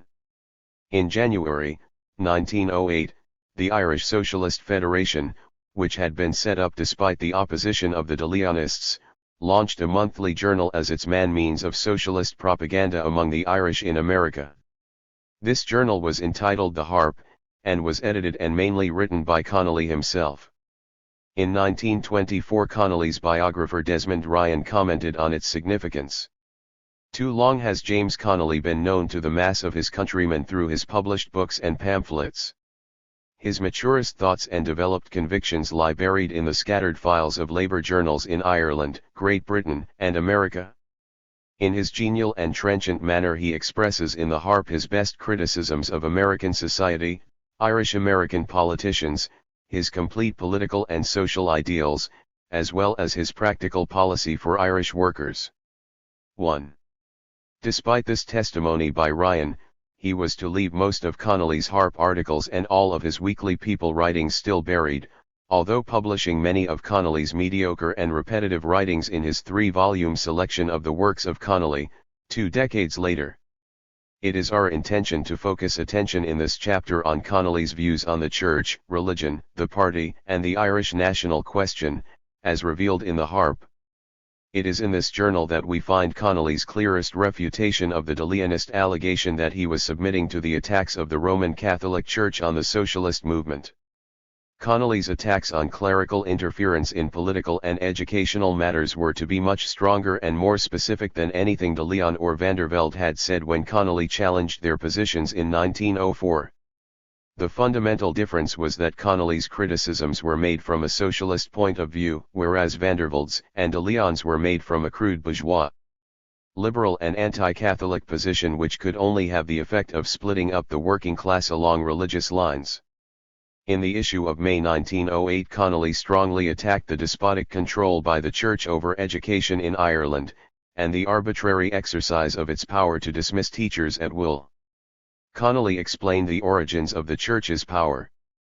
This system is the direct result of an understanding, or as the Americans would say, a deal between the Vatican and the English government in Ireland, a direct outcome of the secular policy of the papacy. Every revolutionist in Ireland realizes that this compact is the source of the unflinching opposition of the higher Catholic clergy to every real revolutionary movement in our country. Connolly stated that he knew he would be regarded as anti-clerical by many for uttering such sentiments, but he freely confessed that, "I would rather trust for the freedom of Ireland to the Irish working class than to the Irish priesthood, and I had always a sympathetic feeling towards the saying attributed to Thomas Francis Meagher, to wit, if the latter stands between man and his freedom, I would say, down with the altar." And Meagher was no enemy of the Catholic religion nor yet given to anti-clerical ideas. 2. In October of the same year, Connolly replied to attacks on the Irish Socialist Federation by the Chicago Catholic newspaper, The New World and the Citizen. In strong language he commented, "It is amazing to observe how the editor of the organ of the Bishop of Chicago, and the editor of the Citizen, described above, and the editor of the Daily People all rushed to attack the Irish Socialist Federation in the one time. Not only is it true that birds of a feather flock together, but this proves that curs of a breed yelp together." 3. But Connolly was not to confine his analysis to that of the secular activities of the Church alone. He was also to apply dialectical materialism to the analysis of religion itself. In doing this he was moving away from the Erfurt position and closer to the Leninist one, in contrast to de Leon who was moving away from it in the opposite direction, towards bourgeois anti-Catholicism. Clearly a materialist analysis of religion, as was offered by Connolly now, reversed his position adopted in the 1904 dispute with de Leon, that socialists should not attack theology. True, Connolly did not mount any frontal assault on it, but its explanation in terms of dialectical materialism could only have the effect of undermining its influence over people, and therefore had the same objective result as a direct attack, probably a more successful result since it was not abusive in form. Connolly offered this analysis in the issue of September 1908 and he extended it to interpret also the roots of bourgeois free thought. On religion he commented, "That which the cultured man of the 20th century would explain and understand as a natural process, the mental vision of our forefathers could only see as a result of the good or ill will of some beneficent or evil spirit, some god or devil. The different stages of development of the human mind in its attitude towards the forces of nature created different priesthoods to interpret them, and the mental conceptions of mankind as interpreted by those priesthoods became, when systematist, religion. Religions are simply expressions of the human conceptions of the natural world, these religions have created the priesthoods. Only he who stands upon the individualistic conceptions of history can logically claim that priesthoods create religion. Modern historical science utterly rejects the idea as absurd." Connolly proceeded to show the class roots of free thought. It is in truth in the camp of the enemy that such ideas belong. Such doctrines are the legitimate children of the teachings of individualism, and their first progenitors both in England and France were also the first great exponents of the capitalist doctrines of free trade and free competition, free contract, and free labor. Such conceptions of religion are entirely opposed to the modern doctrine that the intellectual conceptions of men are the product of their material conditions, and flow in the grooves channeled out by the economic environment. 4. On one occasion Connolly did depart from a thorough materialist explanation of religion when he wrote, "In face of successful crime and wealthy plunderers sitting honored in the high places of society, it is no wonder if some men and women cannot believe in a heavenly Father, but when all men and women are well fed and clad, and have all the possibilities of life open to them in a sanely organized society, it will be easy to believe. Hungry men naturally curse God and die. Well-fed men can easily reconcile themselves to the idea of a Father in heaven." 5. This view of irreligion being due to poverty and oppression, and that it would be easier to believe in religion in socialist society when this poverty would have been removed, in strange contradiction with the Marxist view. Marxism in fact holds that, on the contrary, it is poverty and oppression which explain the persistence of religious belief, and only when these causes of alienation are abolished by socialism, will it be possible for religion as a product of alienation to disappear also. 6. While Connolly still held to the application of dialectical materialism to explain the successive forms that religion took, in this passage he did not apply it to explain the nature of religion itself. Whether or not Connolly had religious beliefs of his own, is hard to tell. The above passage by him would indicate that at the time of its writing he had some belief. Greaves has stated that there is much uncertainty as to his private opinions on the subject of religion. 7. This is partially true. But it also is true that even more uncertainty than might otherwise exist has been created by commentators such as Greaves himself when he made the false statement, contradicted in Chapter 2 of this thesis, that Connolly had been working out a modus vivendi between scientific socialism and Christian beliefs. 8. If Greaves had a genuine interest in presenting what Connolly stood for, instead of adding to the uncertainty he would have tried to diminish it. But it was the former that he decided to do. This is also made obvious in Greaves's comments on the aid memoir published by a Catholic priest in 1942, that Connolly had received the last rites of that church from him before his execution by the British in 1916. We are not in a position to comment on the veracity of this statement, but we can pass judgment on Greaves's reaction to it. Greaves is correct in pointing to the fact that this memoir did not claim any retraction was made by Connolly of his political views. But Greaves is totally incorrect in stating that there was no retraction at all, if it is true that Connolly died as a Catholic. 9. Whatever uncertainty there may be as to whether Connolly had or had not some religious belief, there can be no uncertainty that he was not a Catholic during most of his political life. It is true that he was a Catholic at the time of his marriage in 1889. This can be deduced from the fact that he married his Protestant bride in a Catholic church. 10. But Connolly subsequently left the Catholic Church, and his daughter Ina has stated that, to the best of her memory, Connolly never took her or the other Connolly children to Catholic religious services. The only time he went with them to a Catholic church was when they visited St. Patrick's Cathedral in New York, to view the architecture. 11. The fact that Connolly's children were raised as Catholics, however, remains somewhat of a puzzle. He certainly did not teach them any Catholic doctrine, and his Protestant wife only taught them Protestant prayers. The children attended church with the other Catholic children in the neighborhoods that they lived in. An explanation of this mystery may have been Connolly's sense of honor that a promise once made should be implemented. The promise to raise the children as Catholics had to be made at the marriage ceremony, since it was a mixed marriage between Catholic and Protestant. Apparently Connolly decided not to reverse it, even though he himself had left the church. One thing else is certain about Connolly's views on religion. The fact that he gave a materialist interpretation of the forms of religion would conflict with the teachings of any religion, and most of all with those of the Catholic Church. If Connolly did have any religious belief, it is to his eternal credit that his sense of class consciousness was so strong that he produced such materialist analyses, as these would have the effect of undermining the religious beliefs of his readers, and most of all, his own. However, the aberration by Connolly from correct Marxist teaching in January 1909 was omitted by him that same year when he included the rest of that discussion of religion in the American edition of Workshop Talks, which comprised the first half of his pamphlet, Socialism Made Easy. And the rest of that discussion was itself rather irreligious, for it denied the meaningfulness of religion in present-day society. We also know that neither capitalist nor worker can practice the moral precepts of religion, and without its moral precepts a religion is simply a sham. If a religion cannot enforce its moral teachings upon its votaries, it has as little relation to actual life as the pre-election promises of a politician have to legislation. 12. The following April Connolly showed that, whether he had some religious beliefs or not, his opposition to Christian socialism remained as resolute as ever.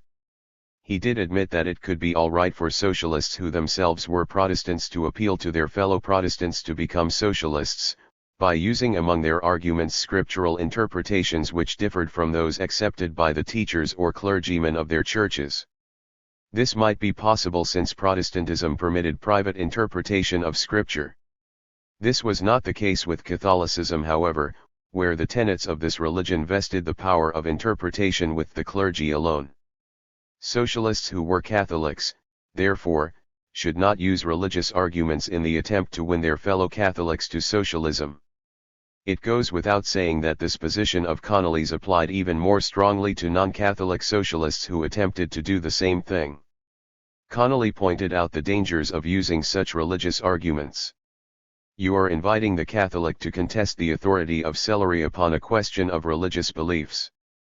But if we convince the Catholic worker that we are not concerned with interpretations of religion as adjuncts to socialism, but that socialism is an economic and political question, to be settled along economic and political lines, to be settled in the workshop and at the ballot box and not at the altar, then we can also convince them that the interference of the clergy is an intrusion, an absurdity.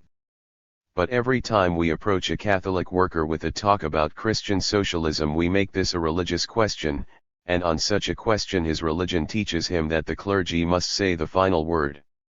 13. In addition to attacking Christian socialism, Connolly was to resume his materialist analyses of religion in 1910. This was in his pamphlet Labor, Nationality, and Religion, written shortly before his departure from the United States to return home to Ireland. This pamphlet was a rebuttal of a series of attacks on socialism made by a Dublin Jesuit. Connolly defended dialectical materialism against this priest's criticism, and as an illustration applied it to analyze the changes in the Church's teaching concerning the morality of such practices as slavery and usury. 14. Connolly later proceeded to give a materialist interpretation of the successes of early Christianity. All but the merest dabblers in scriptural history know that the economic oppression of the Jewish people was so great immediately before the coming of Christ that the whole nation had been praying and hoping for the promised Redeemer, and it was just at the psychological moment of their bondage as a nation and their slavery as race that Christ appeared. It was the common people who heard him gladly in Judea, as it was the slaves and laborers who formed the bulk of his believers throughout the Gentile world until the fury of the persecution had passed. Christ and his disciples spoke to them of redemption, of freedom. They interpreted, rightly or wrongly, the words to mean an earthly redemption, a freedom here and now as a prelude possibly to the freedom hereafter, and hence they joined with enthusiasm the sect hated by their oppressors. 15. Such a materialist explanation of the spread of early Christianity, rather than an explanation ascribing it to divine will, was clearly in conflict with the doctrines of any Christian church, and this conflict was greatest with the teachings of the Roman Catholic Church. Connolly continued with this method of analysis to describe the materialist basis for the Protestant Reformation. As capitalism taught the doctrine of every man for himself, it created its reflex in the religious world, and that reflex, proclaiming individual belief was the sole necessity of salvation, appears in history as the Protestant Reformation. Now the Church curses the Protestant Reformation, the child, and blesses capitalism, its parent. 16. If Connolly did accept the teachings of the Catholic Church immediately before dying, while this would not have involved any retraction of his belief in socialism, it would most certainly have involved a retraction of his belief in the philosophy of dialectical materialism. There is not one word written by Connolly between the 1910 writings above and the year of his execution in 1916, to suggest that he in any way reversed the position expressed above. This makes it highly unlikely that he accepted the tenets of Roman Catholicism before dying. However, he may still have gone through the formal process of the last rites of the Catholic Church, but for purely non-religious reasons. A close friendship had developed between him and his fellow leader of the Dublin 1916 uprising, Patrick Pearse, who was also executed after his suppression. Pearse was a devout Catholic, and Ryan, in the introduction of his biography of Connolly, states that it was at Pearse's request that Connolly received the last rites. 17. Ryan believed this to be a genuine reconciliation by Connolly with the Church.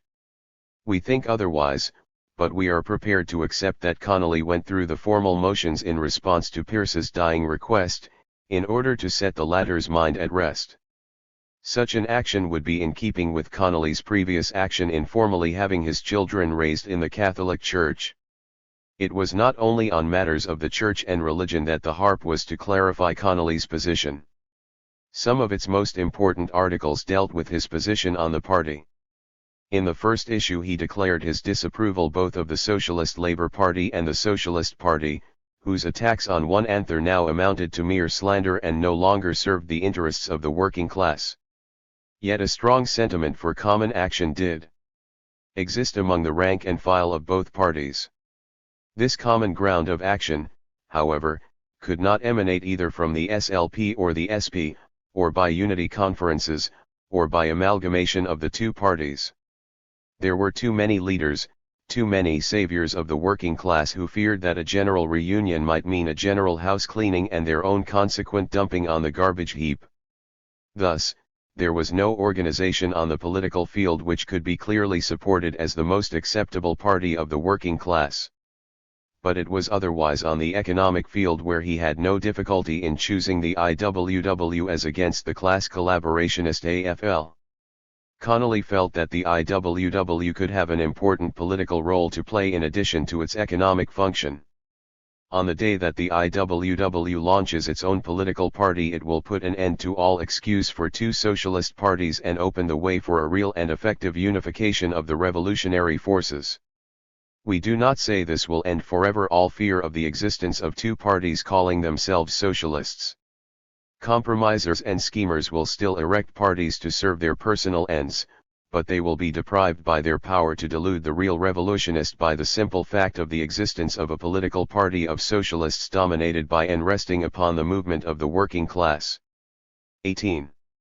Connolly was correct in viewing the IWW as the most class-conscious proletarian organization in the U.S. at that time.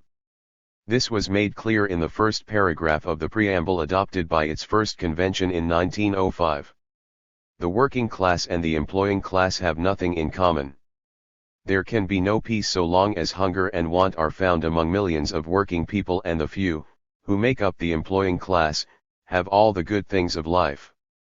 Between these two classes a struggle must go on until all the toilers come together on the political, as well as on the industrial field, and take and hold that which they produce by their labor, through the economic organization of the working class without affiliation with any political party. 19. The second paragraph embodied the famous political clause which was to lead to contention between de Leon and the IWW in 1908.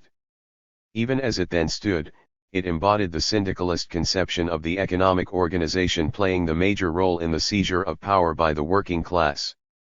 The commitment to political action was further limited by excluding affiliation to any political party. At the IWW convention, it was de Leon himself who insisted on the inclusion of the words, "without affiliation with any political party." 20. but de Leon did not live up to the spirit of the resolution, and he was accused of trying to bring the IWW under control of the SLP, his campaign against Connolly in the organization being one example. 21. Therefore, to prevent such manipulation of the IWW by political parties, it was decided to drop all reference to political action from the preamble at the 1908 convention. In addition, 2 extra paragraphs were added. One was syndicalist, and spoke of the union being the future administrative organ of society. The other was militantly class-conscious, and drew a clear distinction between the policies of the AFL and IWW. Instead of the conservative motto, "A fair day's wage for a fair day's work," we must inscribe on our banner the revolutionary watchword, "Abolition of the wage system." 22. Connolly welcomed the results of this 1908 convention, which also ousted de Leon from the organization. We desire to congratulate the organization on its work and trust that, having freed itself of the grasp of those who attempted to strangle it from within, it will now forge ahead as it ought. 23. This is not to say that Connolly was in agreement with the removal of any commitment to political action. When asked if he approved of this repudiation of it, he laughed and said, "It will be impossible to prevent the workers taking it." 24. The fact was that the removal of this clause did not yet set the IWW on the anti-political road it would travel 10 years later. The removal was necessary to prevent the manipulation of the organization by de Leon, who in any case gave a very narrow parliamentary interpretation of political action. At the 1905 convention he stated another principle of bourgeois respectability which he was developing. To him the political clause was quite essential to keep the IWW in line and in step with civilization. The barbarian, he said, begins with physical force, the civilized man ends with that when force is necessary. 25. Since de Leon now in fact accepted the syndicalist proposition that the economic organization played the vanguard role in the revolution, it is understandable why he no longer could speak of the all-round tasks of a vanguard party and could now only give it a civilizing role to play. The IWW lost nothing by abandoning this concept of political action. More important still, the dropping of the political clause merely meant that its official position was non-political and not anti-political. In fact, the July 23, 1910 issue of the IWW newspaper Solidarity emphasized that the 1908 convention applied the knife to the ulcer of political sectarianism, and not to political action itself. The IWW did not intend to allow the equally fatal ulcer of anti-political sectarianism to develop in its place. And if it does, in our opinion the knife will have to be applied again. 26. Although no longer stating political action to be one of its principles, the IWW was to engage in more meaningful political struggles than either of the two socialist parties. These were primarily the free speech struggles of the organization during 1909-14 for the right to hold public meetings. 27. IWW leader Big Bill Haywood commented on this aspect in his autobiography. The history of the IWW has shown the significance of political action. While there are some members who decry legislative and congressional action and who refuse to cast a ballot for any political party, yet the IWW has fought more political battles for the working class than any other organization or political party in America. They have had one battle after another for free speech. They have fought against vagrancy laws, against criminal syndicalism laws, and to establish the right of the workers to organize. They have gone on strike for men in prison. It is to the ignominy of the Socialist Party and Socialist Labor Party that they have so seldom joined forces with the IWW in these desperate political struggles. 28. Connolly was not alone among international socialists in regarding the IWW as the most class-conscious proletarian organization of that time in America. In his 1920 Theses for the Second Congress of the Communist International, Lenin criticized the IWW and other left-wing organizations for their opposition to proletarian agitation in bourgeois parliaments and reactionary trade unions. Nevertheless, the Congress considers it possible and desirable that those of the above-mentioned organizations which have not yet officially affiliated to the Communist International do so immediately, for in the present instance, particularly as regards the industrial workers of the world, we are dealing with a profoundly proletarian and mass movement, which in all essentials actually stands by the basic principles of the Communist International. 29. However, a leadership change took place in the IWW in 1920 which put an anarcho-syndicalism element in control which was extremely anti-communist and rejected the hand of friendship extended by Lenin. 30. But Haywood himself greeted the Bolshevik Revolution and its principle of a vanguard party with enthusiasm.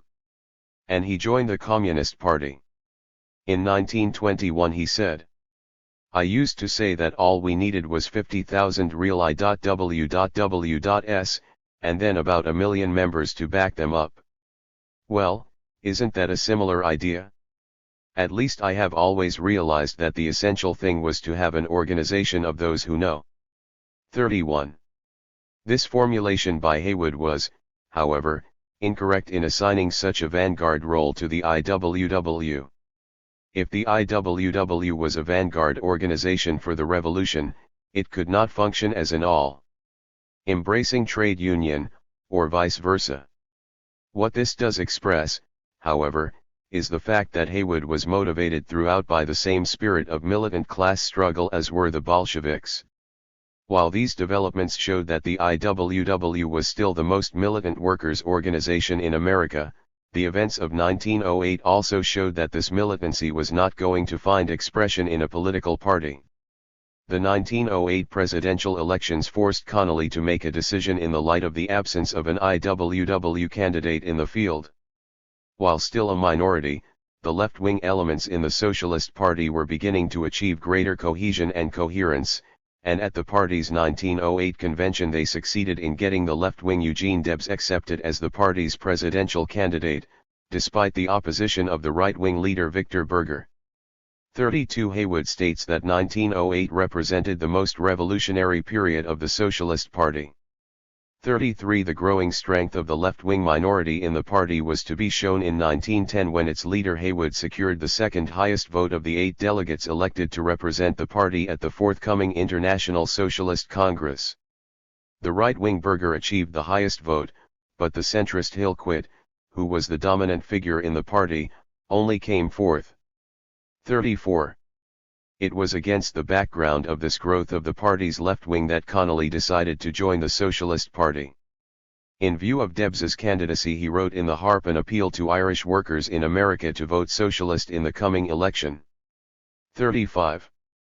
But Connolly's opposition to reformism remained as militant as ever. He recalled the positions taken by the Irish Socialist Republican Party in relation to the Labour electoral associations in Ireland in 1899.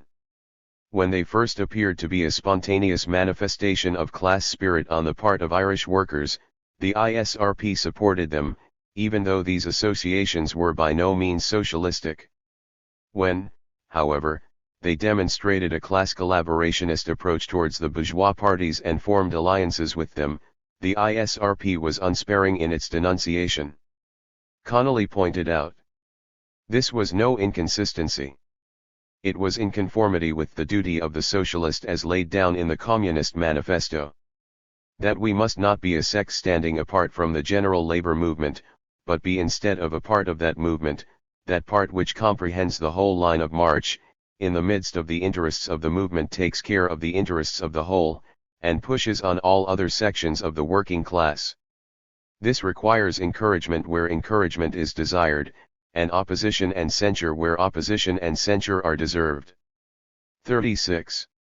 It is important to note Connolly's emphasis on the role of a clear-cut socialist party, for it contradicts his syndicalist statement made in the same period, which we have discussed in the previous chapter, that since the economic organization was now more important, there no longer existed the same danger in the unclearness of the party's membership.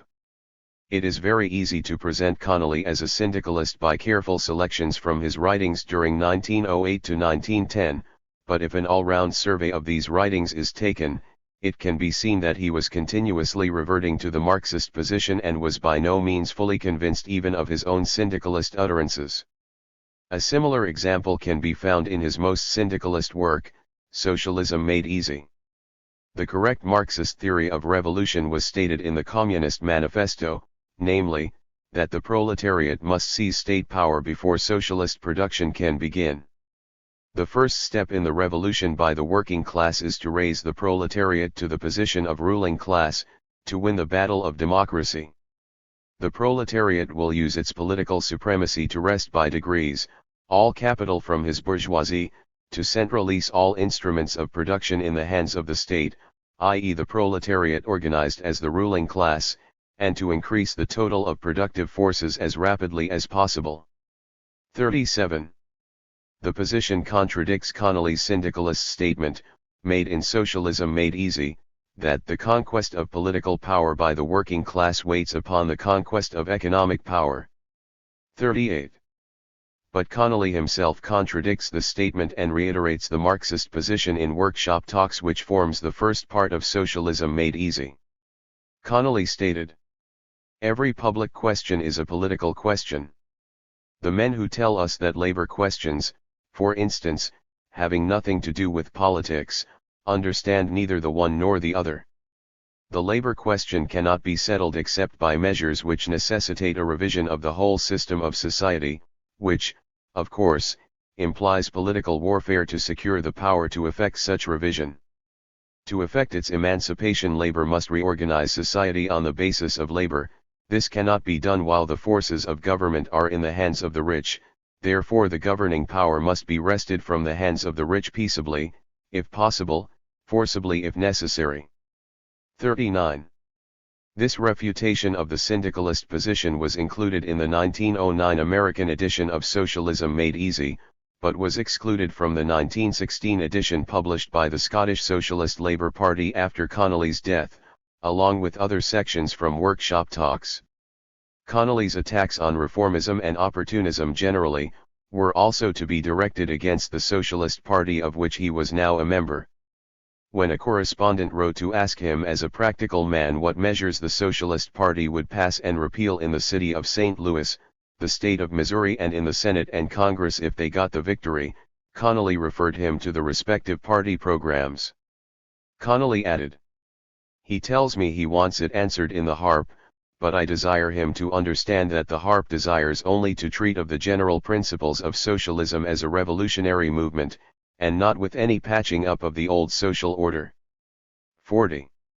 In August 1909 he had occasion to complain of the Socialist Party leadership's refusal to endorse industrial unionism, and their statements that it is none of our duty to tell them how to organize on the economic field.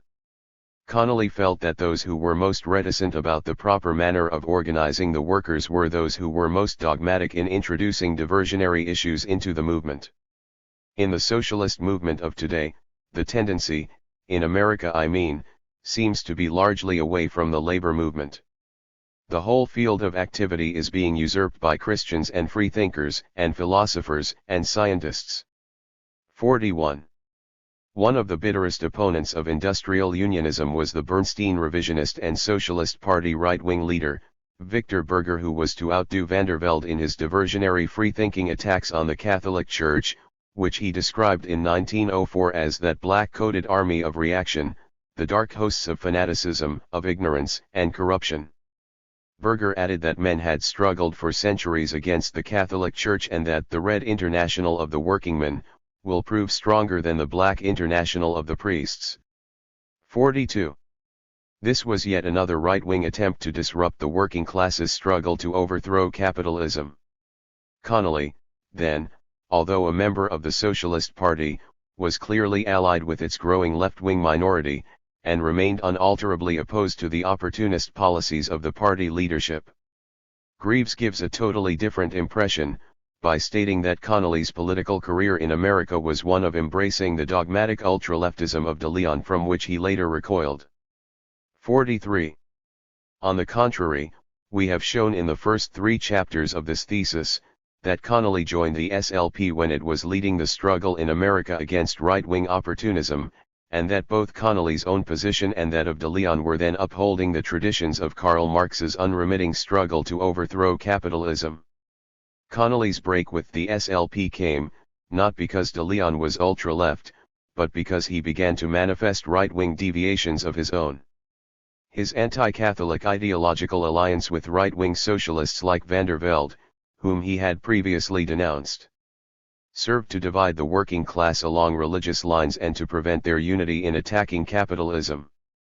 His anti-Marxist theory of wages was also a right-wing deviation, since it fed a practice of social pacifism in the trade union struggle. In this chapter we have shown that Connolly moved further to the left than when he had been in the SLP and was now applying dialectical materialism to analyze religion, and thereby to effectively undermine it. His opposition to reformism and other forms of opportunism remained as strong as it had been when he was in the SLP. The one weakness which had developed in Connolly's position, his syndicalist statements that clear-cut party was no longer of the same importance, was contradicted by himself often enough and, in any case, was not a reaction against de Leonism but was in fact carrying the post-1905 de Leonist teachings of the primacy of the economic organization to their logical conclusion. Greaves's attempt, to give the impression that Connolly moved from an ultra-leftist to some sort of a Greavesite position, fails. Connolly was moving leftwards, despite some de Leonist deviations which undermine the clear-cut nature of the party. Connolly was to apply this Marxist position of his to analyze the problems of Irish national liberation. He did not confine his attacks on Irish bourgeois parties to the Home Rule Party, which was seeking to win over a majority of the British Parliament to the idea of giving Ireland Home Rule and a parliament of its own. Connolly extended his attacks to cover the most radical bourgeois party, Sinn Féin. This party was more daring in its methods and advocated the abandonment of attempts to influence the British Parliament from within. It proposed that Irish members of Parliament should withdraw instead from London and set up an Irish Parliament in Dublin. Sinn Féin also advocated a return to the Irish Parliament which existed from 1782 to 1800 when the Act of Union between Great Britain and Ireland abolished it.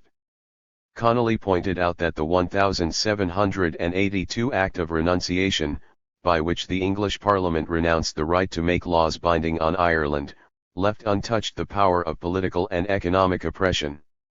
He added, "The flight which ended with the Act of Union in 1800 was a fight to decide whether the English governing classes or the Irish governing classes should have the biggest share of the plunder of the Irish worker. Whichever side won made no difference to the worker, he was skinned, anyway." 44. The following year Connolly reiterated his teaching on the necessity for working class leadership in the struggle for Irish freedom. He stated his argument: that the oppression of Ireland keeps labour plentiful and cheap, that the Irish capitalist wants labour plentiful and cheap, and that therefore the Irish capitalist is interested in maintaining this oppression in fact, although he may wish to change the form of that oppression.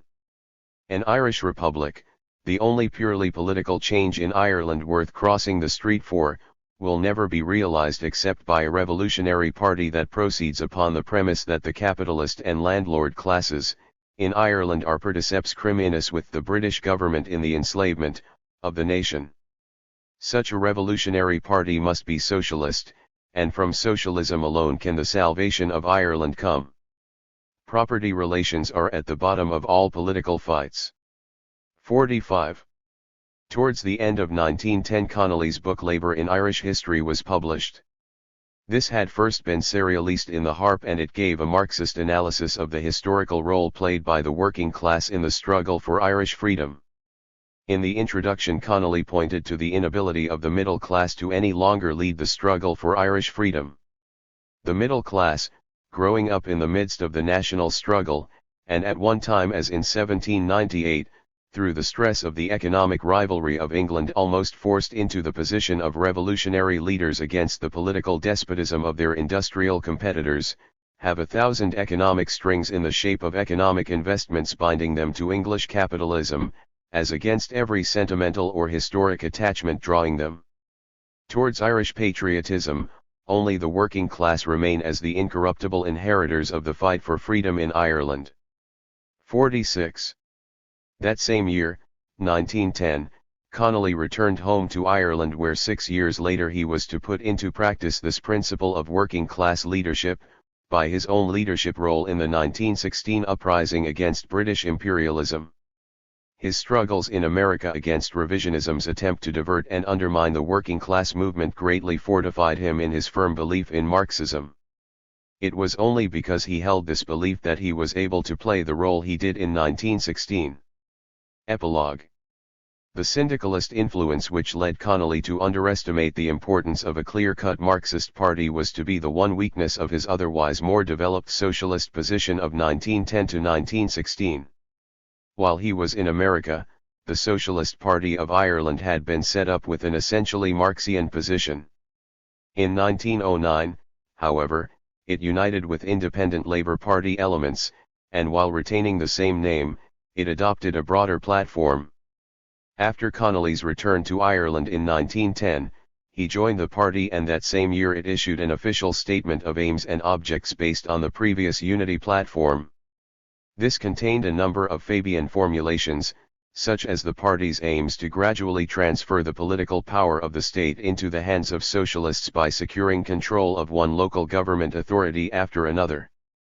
Such a formulation was totally alien to Connolly's anti-Fabian position, yet Connolly apparently felt it unwise to rock the boat at this stage as the party had just made a great expansion. 1. When, however, a fusion took place in 1912 with other ILP elements to form the Independent Labour Party of Ireland, ILP. Connolly ensured the removal of this gradualist position from the programme, but substituted instead a mixture of a socialist and syndicalist positions, which saw the necessity to master all the public powers of the state to achieve socialism, but also spoke of the industrial organization conquering industrial power as the necessary preliminary to industrial freedom. 2. Connolly did not indicate, however, if he saw the negative effects of broadening the party to include non-Marxist elements such as Fabians and I.L.P.Rs. His failure to do so, which followed from his semi-syndicalist downgrading of the vanguard role of the party, was to revenge itself upon him in 1914 when the imperialist war broke out. The Belfast branch of the party proved unwilling to engage in anti-war propaganda, and Connolly was compelled to tell a hostile crowd at a Belfast meeting that in opposing the war, he was speaking for himself alone, and not for the ILP.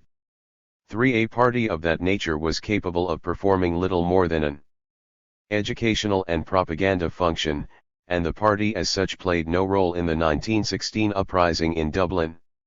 While Connolly, then, did not struggle for a weeding out of opportunist elements from the party, as an individual he still held a militant socialist position in opposition to opportunism. In 1913 he commented on the democratic reform of the capitalist state through welfare schemes, etc. The state must be made completely our instrument, or else all the legislative results of our activity will inevitably grow into fresh and more perfect chains for our enslavement. 4. His opposition to the political activity of the Catholic Church remained as strong as ever also. In the Scottish socialist newspaper Forward he pointed out in 1914 that the trade unions organised by the Catholic Church on the European continent for the most part had acted the part of blacklegs and strike-breakers in every great conflict. He stated his vigorous opposition to attempts in Ireland to introduce this evil spirit of religious discussion into the labour movement.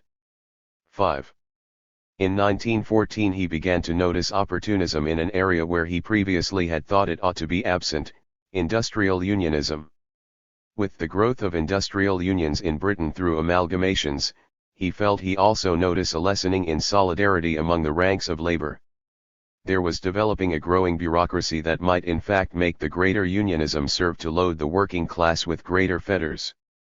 While Connolly felt that the industrial form of unionism was certainly preferable to the antiquated craft form, he was against making a fetish of the form alone. I believe that the development of the fighting spirit is of more importance than the creation of the theoretically perfect organization. 6. In the following years Connolly was to also become increasingly dissatisfied with the vanguard role assigned to the trade union movement by syndicalism, and its panacea of a general strike. The general strike retained great importance for Connolly's strategy of revolution, but it was no longer sufficient unto itself, as it had been in his October 1909 article in the International Socialist Review. These developments in Connolly's thinking came as a result of the impact of the 1914-18 imperialist war, which also led him to adopt the policy of turning the imperialist war into a civil war against the bourgeoisie, such as Lenin advocated and implemented with the Russian Revolution. On August 15, 1914 he condemned the failure of social democracy to prevent his mass slaughter of the European working class who were now fighting in their respective national armies. He hoped that before long they might read of the paralysing of the internal transport service on the continent, even should the act of paralysing necessitate the erection of socialist barricades and acts of rioting by socialist soldiers and sailors, as happened in Russia in 1905. Even an unsuccessful attempt at social revolution by force of arms, following the paralysis of the economic life of militarism, would be less disastrous to the socialist cause than the act of socialists allowing themselves to be used in the slaughter of their brothers in the cause. 7. Here, then, Connolly was beginning to free himself from the syndicalist concept of trade union revolution. The general strike was not sufficient but would have to be supported by an armed uprising. The war had forcefully impressed upon Connolly the strength of bourgeois state power which could no longer be ignored or underestimated in a syndicalist fashion. The following January he again emphasized that both industrial and military struggle would have to be used. The force available to the working class is twofold, industrial and political, which latter includes military organization to protect political and industrial rights. The working class of Ireland may be called upon to face the stern necessity of taking the sword against the class whose rule has brought upon them and upon the world the hellish horror of the present European war. 8. That March, Connolly did re-emphasize the importance of the general strike and how it may have prevented mobilization for the war by calling out the entire transport service. But that was the most that Connolly credited the general strike's ability to accomplish unaided. The actual socialist revolution would have to be accomplished by force of arms, and Connolly again stated that this should have been attempted as soon as the war broke out. The signal of war ought also to have been the signal for rebellion. When the bugles sounded the first note for actual war, their notes should have been the tocsin for social revolution. Such a civil war would not have resulted in such a loss of socialist life as this international war has entailed. 9. This was not mere rhetoric on Connolly's part. He was to implement these principles in practice, and the means of their implementation was to be the Irish Citizen Army. This workers' army had been founded in 1913 as a defensive force for strikers during the Great Dublin Strike of that year, conducted by the Irish Transport and General Workers' Union. This industrial union had been founded in 1909 by its General Secretary Jim Larkin. Connolly acted as Larkin's lieutenant in that strike. Once it was over and the Citizen Army began to show signs of decline, Connolly reorganized it as an offensive force in 1914. 10. The constitution of this proletarian army pledged its members to work for an Irish Republic, and for the emancipation of labor. Thus it was intended to be an agent of both the national and socialist revolutions. As far as the national revolution went, its policy was one of a united front, as explained by Connolly. The Irish Citizen Army will only cooperate in a forward movement. The moment that forward movement ceases, it reserves to itself the right to step out of the alignment, and advance by itself if needs be, in an effort to plant the banner of freedom one reach further towards its goal. 11. The vanguard role for revolution, then, was no longer ascribed by Connolly to the trade union. It was now to be assumed by the workers' army. This was a major step forward by Connolly, both theoretically and practically. The syndicalist position of assigning such a role to the union either could not work out in practice, due to the fact that a well-organized union organizes all workers for the economic struggle, irrespective of their degree of class consciousness, or if a union did play a clear vanguard role, it would probably be at the expense of recruitment for the day-to-day economic struggle. With Connolly abandoning the syndicalist position, therefore, the Irish Transport and General Workers Union, of which he was now acting General Secretary, due to Larkin's departure for the United States in 1914, could develop as an effect trade union. Meanwhile, the more class-conscious workers joined the Irish Citizen Army.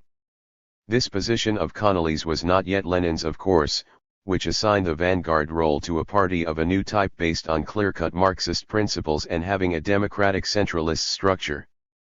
12. Connolly's position was still unsatisfactory in that regard. An army was hardly the best type of organization for doing the necessary theoretical work for the revolution. Similarly, while being less inclusive than a trade union, it was more so than a Bolshevik party, since it recruited people who had a militant class-conscious spirit, but who might not have an adequate grasp of Marxist theory. Nevertheless, this development by Connolly was an abandonment of his previous syndicalist position and was moving closer to that of Lenin. Connolly's position on the state also began to depart from syndicalism. In his pamphlet The Reconquest of Ireland, he still expressed the syndicalist position on trade union administration of society. 13. This was also the case in his March 1915 article in the International Socialist Review. In early 1916, however, he departed from this view when he wrote of what measures a popular democratic government would take in the first stage of the Irish Revolution. All the material of distribution, the railways, the canals, and all the land stolen from the Irish people in the past, ought at once to be confiscated and made the property of the Irish state. All factories and workshops owned by people who do not yield allegiance to the Irish government immediately on its proclamation should at once be confiscated and their productive powers applied to the service of the community loyal to Ireland, and to the army at its service. 14. The role of state power after revolution was now being re-emphasized, and accordingly the necessity to seize it. Recognizing that the proper utilization of the nation's energies requires control of political power, we propose to conquer that political power through a working-class political party. 15. Connolly was to implement his United Front policy for the national revolution by forming an alliance with the most revolutionary section of the petit bourgeois Irish Volunteers. Under pressure from him, preparations were made for a national uprising against British imperialism, set for Easter 1916. 16. The fact that the all-embracing trade union could not be the vanguard organization was hammered home to Connolly 2 weeks before the rising. He had announced that there would be a ceremonial hoisting of the Irish national flag over Liberty Hall, headquarters of the Irish Transport Workers Union, of which Connolly himself was acting General Secretary. Connolly also made use of the hall as headquarters of his Irish Citizen Army.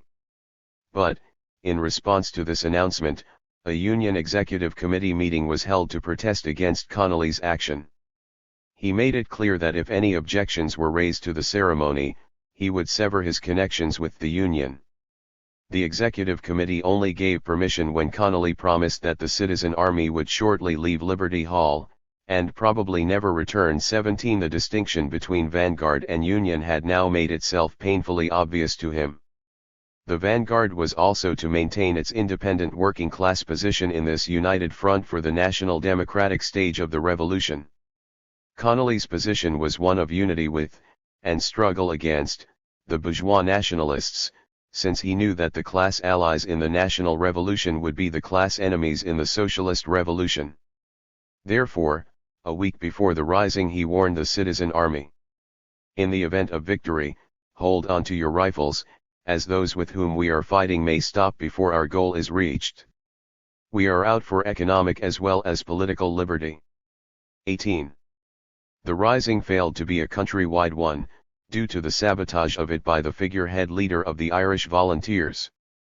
But it was decided by Connolly and the more revolutionary Volunteers leaders to proceed with it anyhow in Dublin and a few other places in the country. So, on Easter Monday, April 24, 1916, the setting up of an Irish Republic was announced, and its provisional government, which included Connolly, issued a proclamation to that effect. Connolly held the most important military position, that of Commandant General of the Republican forces in Dublin. 19. Connolly had now reached the close of his political activities and of his life itself. his position had been that of a militant Marxist throughout. He had formulated his theory of working-class leadership of the United Front for the National Revolution before leaving Ireland for America, and had also struggled against both right-wing revisionism, and its centrist Koskiad form, by this time. It was this struggle that had drawn him to the SLP in America, when the latter was initially performing the same task. At this time Connolly was to give expression to a concept of the vanguard role of the party which only needed slight development to be essentially a Leninist one. In America Connolly continuously attacked the right-wing revisionism which dominated the Socialist Party, even after he had joined it in 1908 to work with its growing left wing. In 1904, and from 1907 on, he was also to struggle against another form of right-wing revisionism, that of the SLP leader Daniel de Leon. But de Leon was to sidetrack Connolly's thinking for some time from its development along lines similar to Leninism. De Leon appeared to give Marxist legitimacy to the syndicalist conception of the vanguard role of the trade union and the consequent downgrading of the importance of the party. This viewpoint was to prevent Connolly giving organizational expression to his developing all-round Marxist position, which he was now also extending to analyze religion. But Connolly was never happy with syndicalist solutions and, even in the same period that he was giving expression to some of them, he very often reiterated the Marxist position which contradicted them. After his return home to Ireland we have shown how he gradually shed many of these syndicalist views which he had acquired in America. He was back on his original path of development again, and now saw the need for a vanguard organization distinction from the trade union. Connolly had certainly not arrived at a Leninist position by 1916. The existence of Lenin's writings remained unknown to Western Europe and the United States until after the 1917 Russian Revolution. Connolly's citizen army did not conform to Lenin's Bolshevik party. But Connolly had progressed further towards the Leninist vanguard position than any socialist in America who had shared the same syndicalist experiences. Big Bill Haywood, William Z. Foster and Elizabeth Gurley Flynn were to remain leading syndicalists until after the Russian Revolution, while Connolly had abandoned that position, and they then became communists under its impact. Connolly, independently, had moved closer to what was to become the communist position, and he needed less development of his own position to arrive fully at it, than most other revolutionary socialists of his time. The Dublin Rising was crushed by British military might within a week. Its leaders were sentenced to be executed. Connolly had been gravely wounded in the fighting and many believed that this fact might spare his life. But the Irish Catholic and Irish Independent newspapers hoped otherwise. These were owned by Connolly's bitter foe, William Martin Murphy, chairman of the Dublin Employers' Federation. These newspapers heaped abuse on the Rising and its leaders. When, on May 10, Connolly and McDermott were the only condemned leaders who had not yet been executed, the Irish Independent clamored, "Let the worst of the ringleaders be singled out and dealt with as they deserve." On May 12 it further demanded, "Certain of the leaders remain undealt with, and the part they played was worse than that of some of those who have paid the extreme penalty. We think, that no special leniency should be extended to some of the worst of the leaders whose cases have not yet been disposed of." 20. The same day Connolly was executed by firing squad, propped up in a chair because his wounds did not permit him to stand.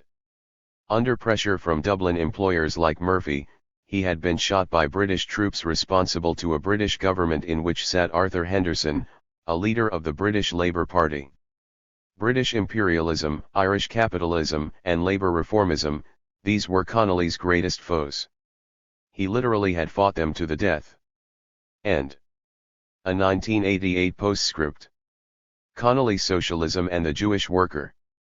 The establishment of an Irish Jewish Museum in Dublin in 1985 has ensured the preservation of much valuable historical material which might otherwise have been lost. One such item was brought to the attention of this writer in late 1986, by the Irish Jewish Museum's archivist Asher Benson. It is a roughly typed document entitled The Municipal Elections January 15, 1902 and is addressed to Jewish workers of Dublin by the East London Jewish branch of the Socialist Federation on behalf of James Connolly, 26, Fishamble Street, Dublin. The awkward English of this document reads in part as follows. Friends, January 15th the elections are coming on, and you will have to think for whom you will give your vote. But before you come to a decision we want, Jewish Social Democrats to say a few words. Which of the candidates will you vote for? The Home Ruler, the candidate of the bourgeois? No, you can't and must not do it. The bourgeois are those that rise the people against one another with hate for warlike reasons. The bourgeois is the cause of anti-Semitism. They and their press encourage hate and cast all the calumnies on the Jew to hoodwink and cloak their own faults to the followers. No. You cannot vote for the Home Ruler, the bourgeois candidate, who is walking in step with the English capitalists. No matter how nice the Home Ruler talks, no matter how democratic and friendly they are or how they cry about oppressed Ireland, they are bourgeois, and you Jews, what guarantee have you that one fine day they come your way? You have to vote for the socialist candidate, and only for the socialist candidate. The socialists are the only ones with the oppressed national minorities. In conclusion, a word to you, Jewish workers of Dublin, on you lies the responsibility to help with all your resources. The Council of the Irish Socialist Republican Party need you near them. This is in your own interest, the interest for which every right-minded worker must campaign. The party want to abolish private ownership under which the working class is condemned to slavery, working for the capitalists of the world, and the worker himself gets damn all. Jewish workers, how few you are, you can do a lot. Work hand in hand with your Irish brothers. Go canvassing and talk to others and your friends to vote on the January 15th for the Irish Socialist candidate James Connolly. 1. From the language style of the above, it seemed likely that this document had been translated from Yiddish by a member of Dublin's Jewish community whose own mama lashon was Yiddish and who was still experiencing some difficulty in wrestling with the English language. Had the translation been provided by the author of the original document, he would correctly have named the issuing body as the East London Jewish branch of the Social Democratic Federation and not the Socialist Federation. But where is the original Yiddish document to be found, and who had authored it, and why had Connolly issued it? No such document exists in the archives of the Irish Jewish Museum itself. An investigation of the catalogue of the William O'Brien papers in the National Library of Ireland, however, revealed an entry entitled James Connolly Election Manifesto. This turned out to be a photocopy of a partially torn election leaflet on behalf of Connolly too. Asher Benson of the Irish Jewish Museum subsequently confirmed that the language was not Hebrew but Yiddish, the German-related lingua franca of Russian and Polish Jews, which is written with the Hebrew alphabet. In turn, Sid Resnick of the Yiddish-language American socialist newspaper, Morgenfreiheit, provided this writer with the modern English language translation of the leaflet, which is carried at the end of this article. 3. If Jewish workers of Dublin were being asked to vote for James Connolly in January 1902, where had he himself stood on Jewish issues? A few years previously, Connolly had published an article in the Workers' Republic favorable to Zionism, which he himself introduced as the political ideal of that section of the Jewish race who are at present advocating the establishment of an Israelitish nation in Palestine. For on the other hand, during the course of the Boer War, he had also reprinted an article from the Brisbane Worker which had rhetorically asked, "What would you do in the same position as the Boers? Supposing your country was invaded by a mob of Jew and foreign exploiters. What would you do?" 5. Connolly's associate in the pro-Boer Solidarity campaign in Ireland, Arthur Griffith, had infused his United Irishmen propaganda with rabid anti-Semitism. 6. But the fact that Connolly himself had reprinted the passing anti-Semitic remark quoted above was an uncharacteristic lapse on his part. Nothing similar occurred in any other issue of the Workers' Republic, in stark contrast with the anti-Semitism with which the pro-Boer propaganda Injustice, organ of Britain's Social Democratic Federation, had been infected on the commencement of that war. The question arises as to whether or not in the later years in the United States, when Connolly finally broke with the Socialist Labour Party of Daniel de Leon, he had indicated an anti-Semitic prejudice. An American authority on de Leon, James A. Stevenson, has said of Connolly, as he saw it, The only SLP members to which a personality of de Leon's type could appeal were Jewish. 7. The evidence cited was a private letter which Connolly has written to J.C. Matheson, editor of the Scottish SLP newspaper The Socialist.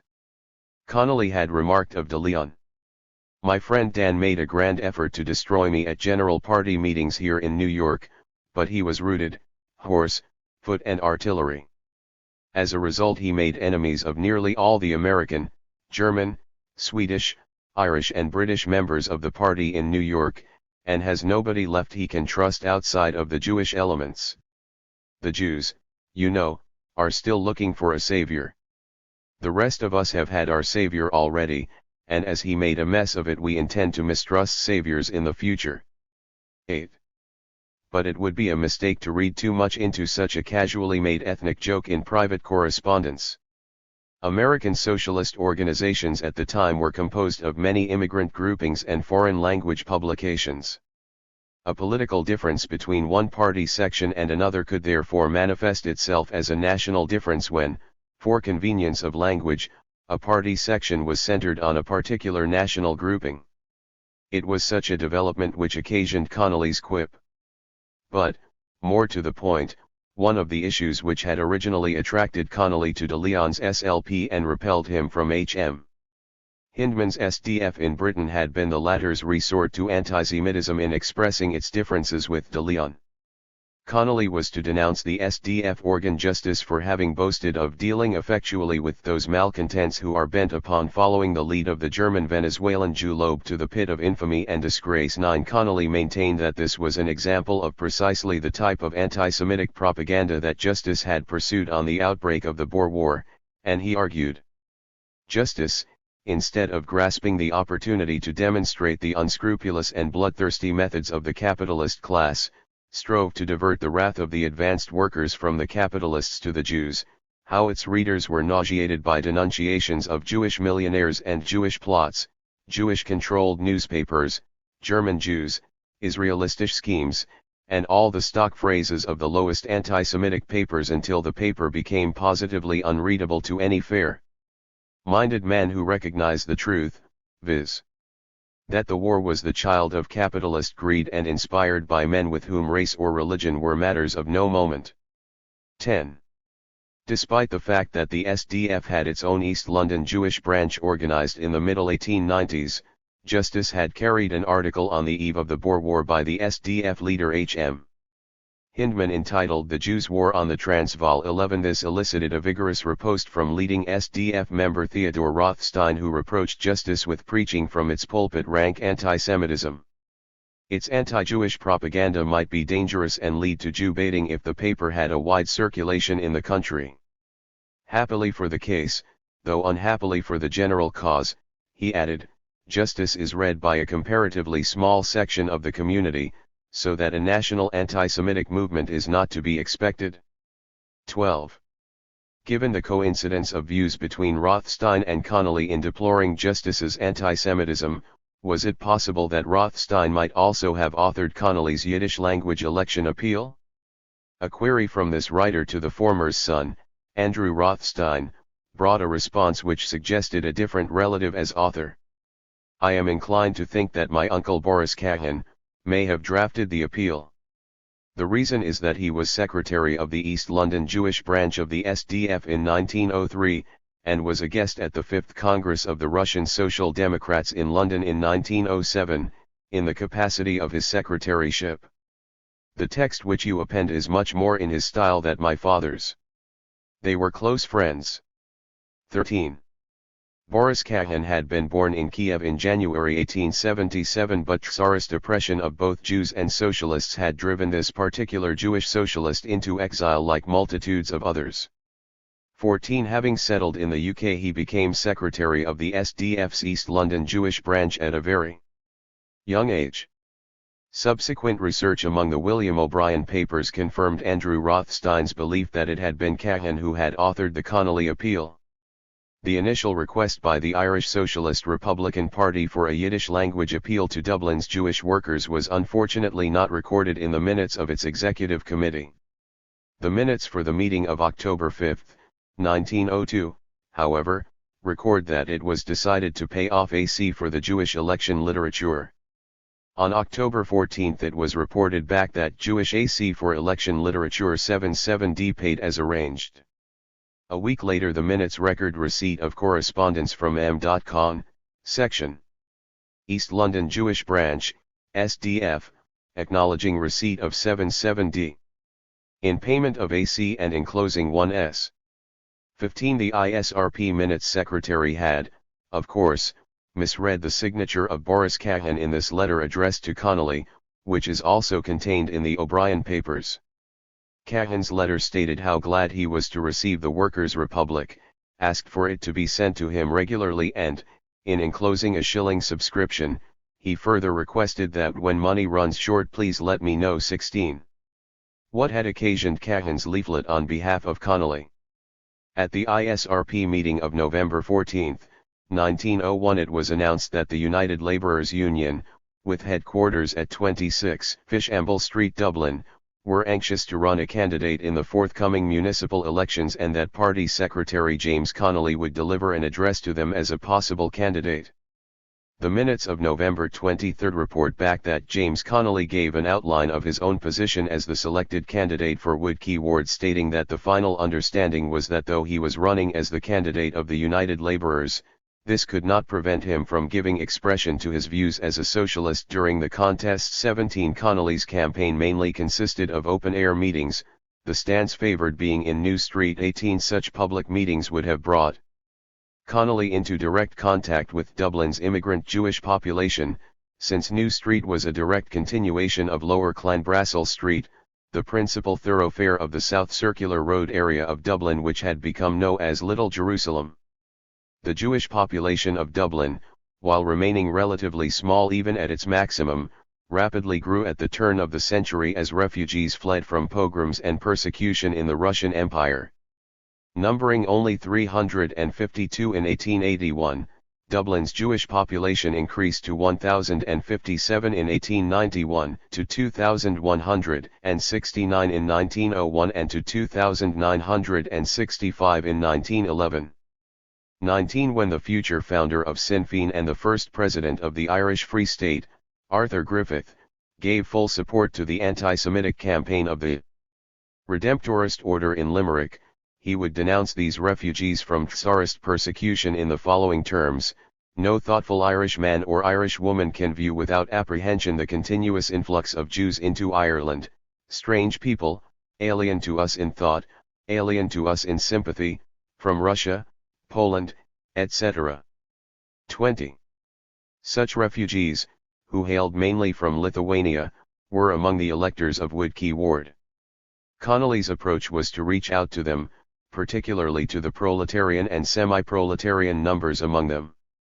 As the late Louis Hyman noted, among the Jews of foreign birth in Dublin in the census of 1901 there were 261 drapers, 233 pedlars and hawkers, 200 students and scholars, 88 commercial travelers, 72 tailors, 66 domestic servants and 64 general dealers. 21 In that year 2 such Jewish immigrant workers, Barnett and Abraham Vokes of Pleasance Street, would become members of the ISRP, having been previously members of the SDF in Salford. 22. During the years 1901 to 1911 Jews came to constitute a majority of the inhabitants in many of the streets in the Woodquay Ward. 23 The circumstances of the workers among them have been described as follows by Maurice Levitas, the son of one such worker who emigrated to Dublin from the Lithuanian province of Kovno in 1911, but whose circumstances were similar to those of the Jewish workers to whom Connolly had appealed in 1902. I hail from the South Circular Road neighbourhood, and your researches into the Jewish input into trade unions in Ireland reminds me of my father's part in the Tailors and Pressers Union. My father, Harry Levitas, tried a number of ploys when we lived in Dublin in order to gain a living. Like some other Jews in Dublin, he tried travelling around the countryside, collecting rags and metal etc. for sale to dealers in these salvage commodities. But he was not successful at this. In the main he worked for a wage as a presser in the tailoring trade and, since he was left-wing in his politics, he played a part in his trade union. Indeed, the main impression we all have of my father is strong trade union principles. The origin of all this was his association in Lithuania, as a very young man, with the Polzion, a kind of Jewish socialist movement. 24. Other Lithuanian Jewish immigrants in Dublin's Little Jerusalem would have been influenced by the ideas of the Jewish Social Democratic Party known as the Bund, which stood for Jewish national autonomy within Russia, Poland, and Lithuania. It was in Vilna, known as the Jerusalem of Lithuania, that the Bund had been founded in 1897, its full name being the General Jewish Workers' Union in Russia and Poland. The following year the Bund itself hosted the founding Congress of the Russian Social Democratic Workers' Party, of which the Bund became an autonomous member. The Bund seceded from the RSDWP in 1903, rejoined it in 1906, and after the Russian party irrevocably split between Bolsheviks and Mensheviks, the Bund affiliated to the latter in 1912. 25. Connolly had been most impressed by the Bund and he greeted its development with particular enthusiasm. He wrote, "The socialist movement is developing at a remarkable rate amongst the Jewish proletariat of the Russian Empire. The organization known as the Union of Jewish Workmen of Russia and Poland actually issues 8 journals from its secret printing press, more than any organization in the Empire. 26. But how was Connolly to relate to those Russian Jewish immigrants who were now among the electors of Woodkey Ward, and how could he draw on the sympathy which they had for the Bundist and other socialist currents which were rapidly developing among their Makatonim on Landsleit in Durheim? Language was a major difficulty. At the 1923 annual meeting of the Irish Labour Party and Trade Union Congress, a Jewish tailor representing the Tailors and Pressers Union, Isaac Baker, had made a brief but eloquent speech against any discrimination between Jew and Gentile, so long as either does his work right. 27. But while the 1911 census form had shown that Isaac Baker could now read and write, the earlier 1901 census had recorded that at the time of Connolly's election campaign this Russian-born immigrant worker cannot read. 28. The extent to which this would be a major problem for newly arrived immigrant workers in Dublin was most clearly demonstrated when a new set of rules for the International Tailors, Machinists, and Pressers Trade Union was registered in 1915. Only the secretary, Walter Carpenter, and the one non-Jewish executive member were able to sign their own names in English. An X had to be entered by each of the 5 Jewish executive members, with Carpenter certifying on behalf of each that it was his mark. 29. It would be a grave mistake to assume that these Jewish workers were illiterate. The census authorities were only interested in whether one could read or write English or speak Irish. For example, when the Shamas of Dublin's Lennox Street Synagogue asked the census enumerator in 1911 to put down that he himself could write and read Hebrew and that his wife and daughter could both write and read Yiddish, the enumerator's superior crossed out these entries and substituted cannot read in each case. 30. A Jewish immigrant worker like Isaac Baker, then, while initially illiterate in his newly acquired language of English, would have been highly literate in his native language of Yiddish at the time of Connolly's 1902 election campaign. It is precisely for this reason that Boris Kahan drafted a Yiddish language appeal to the Jewish workers of Dublin asking them to vote for Connolly at their local polling station in New Street School.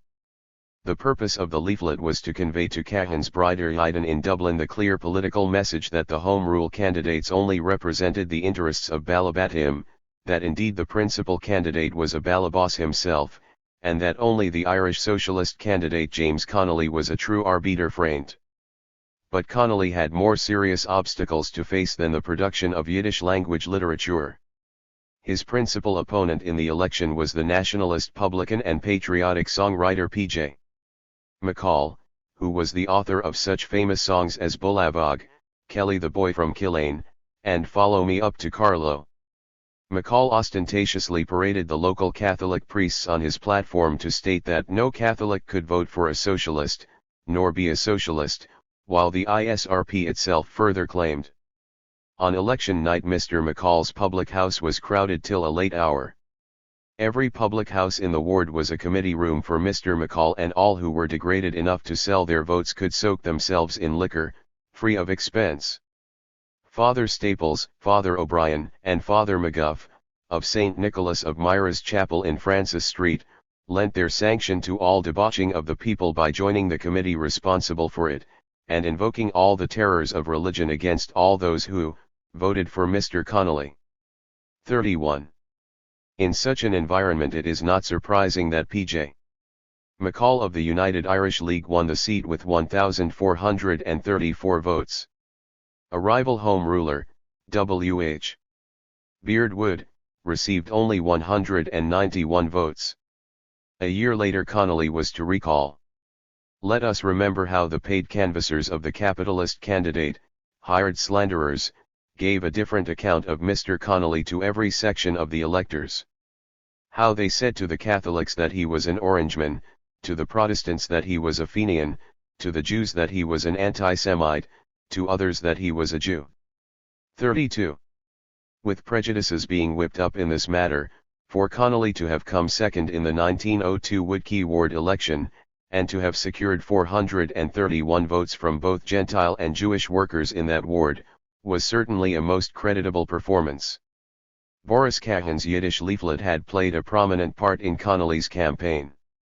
The following year, once again in his capacity as Secretary of East London, Jewish branch of the SDF, Kahan was to the fore in organising a Paris Commune commemorative meeting in Whitechapel on March 21, 1903, at which Lenin was a speaker. One of only 3 public meetings which he addressed during his period of exile in London.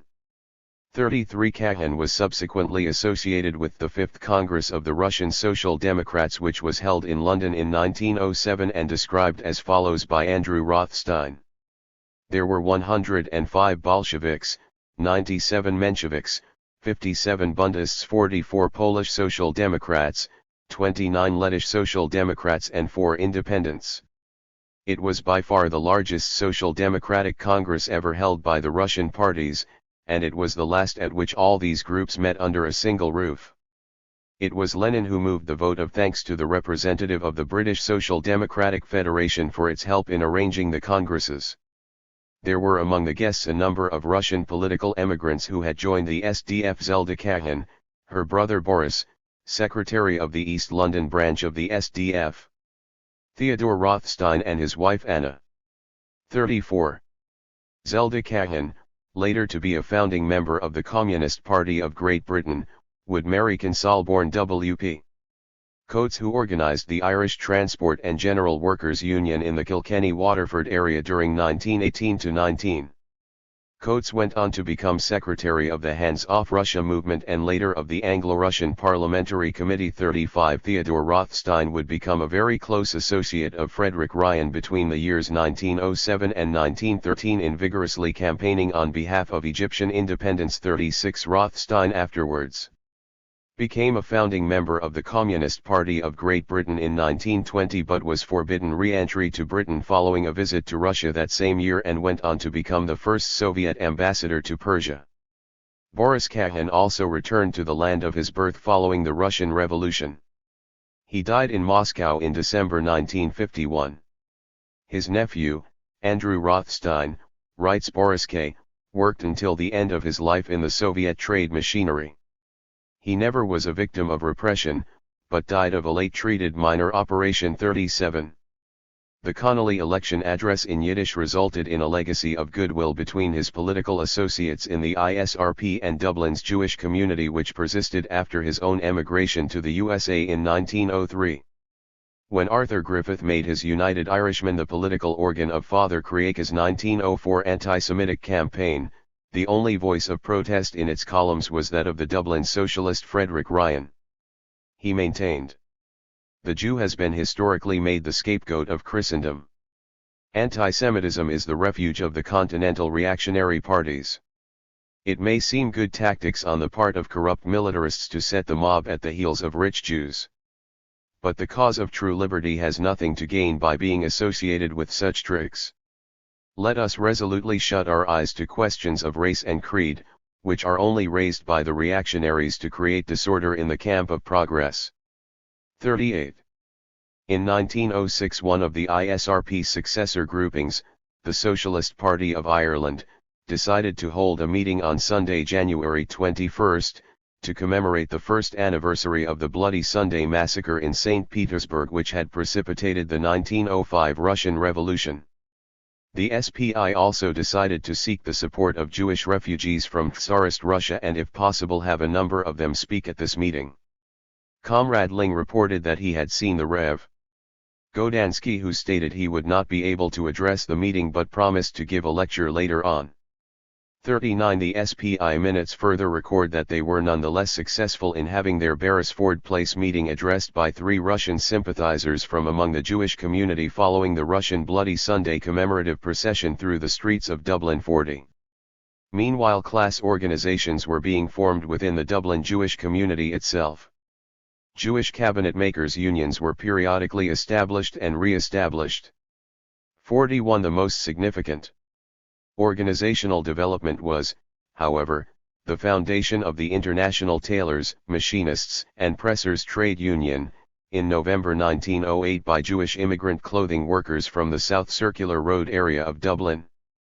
42 The union was formally registered in April 1909 and was engaged in strike action 2 months later. At a solidarity meeting for the Jewish strikers, Walter Carpenter, on behalf of the newly reorganized SPI, declared that there were in Dublin 2 or 3 Christian firms that did more sweating in a week than the Jewish firms would do in 12 months. 43. The one SPI member who remained uncooperative during this dispute was William O'Brien, because of narrow craft-based objections to the new union from O'Brien's own Amalgamated Society of Tailors.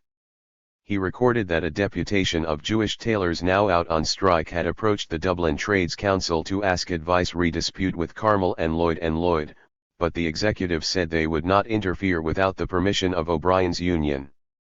One of the deputation, a member of the Socialist Party. Very awkward position for me. Workers of the world unite. 44. In July 1910 Connolly returned to Ireland after a 7-year exile in the USA.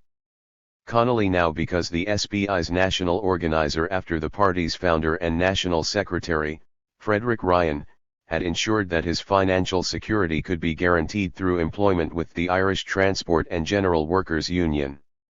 45 Walter Carpenter became secretary of the SPI's Dublin branch in February 1911, and over the next few months it was decided that he should speak at SPI public meetings at the Canal Bank, Martin Street.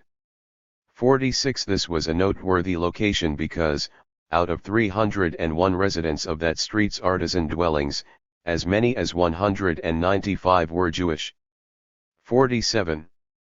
At the time of these Canal Bank meetings, a number of the tailors in the leadership of what had become known to Dubliners as the Jewish Union were among these living in Martin Street. 48 others were living in the adjoining Warren Street. 49 Links between the Connolly Socialists and the Jewish Union were further developed during 1913 when Walter Carpenter, Tom Kennedy and Tom Ling of the SPI all spoke a public meeting organized by the International Tailors, Machinists, and Pressers Trade Union itself.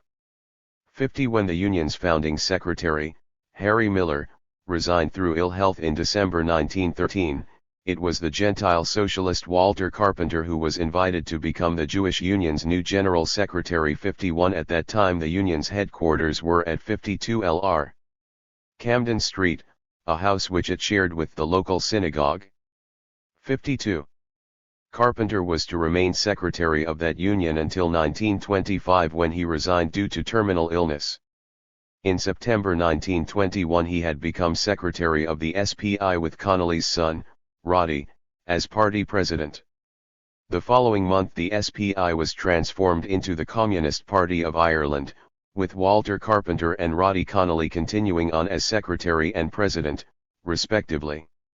Roddy Connolly also edited the party newspaper The Workers' Republic, and in his coverage of the struggle against those forces trying to crush the Russian Revolution he particularly highlighted the horrific pogromist activities of the Ukrainian nationalists. In January 1922 he reported on a conference held in London by the Federation of Ukrainian Jews in aid of the Jewish pogrom victims, at which the chief rabbi spoke of how one of the blackest pages in the annals of mankind had been closed. 100,000 human beings at least had been butchered, One community of 1,500 had been wiped out. 53 The Workers' Republic also provided advance publicity for the following event held in Dublin's Empire Theatre. The Dublin Jewish Dramatic Society presents the following plays: Special Pleading by Bernard Duffy, Spreading the News by Lady Gregory, Doctor by Shalom Aleichem, Abigail by David Pinsky on Sunday, April 2, 1922. 54. 20 years after James Connolly's election campaign among Dublin's Jewish community, his son Roddy had maintained that link.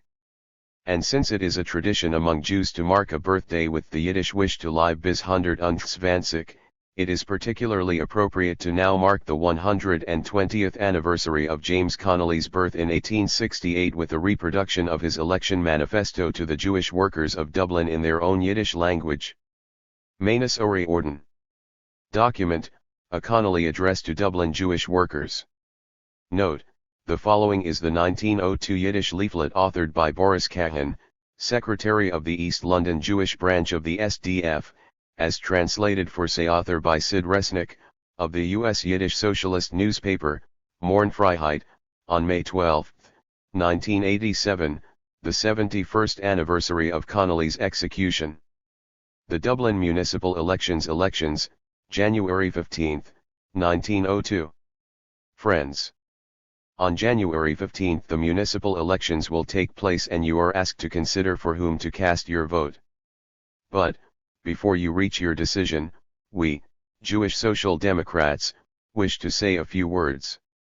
There are 3 candidates on the list for Woodkey Ward. You have here a Home Ruler, another Republican, and one Labour candidate of the Irish Socialist Republican Party, James Connolly, who is supported by Dublin United Labourers Union.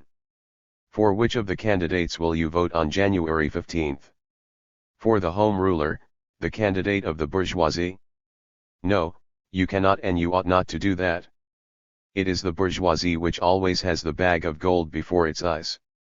Everything that stands in its way, everything that does not agree with its gut interests, it tramples underfoot, no matter how sacred that may be. It is the bourgeoisie that arouses race hatred, incites one people against another and causes wars. The bourgeoisie is the cause of anti-Semitism. With its press it provokes hatred of the Jew and seeks to throw the blame for everything upon the Jew in order to deceive the people and conceal its sins against its own people. No, you cannot vote for the Home Ruler, the candidate of the bourgeoisie.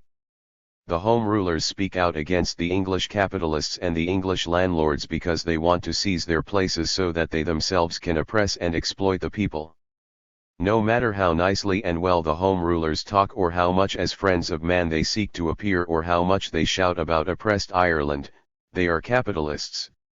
In their own homes they show their true colors and cast off their revolutionary democratic disguise and torment and choke the poor as much as they can. And you, Jews, what assurance do you have that one fine day they will not turn on you? You ought to vote for the socialist candidate and only for the socialist candidate. The socialists are the only ones who stand always and everywhere against every national oppression.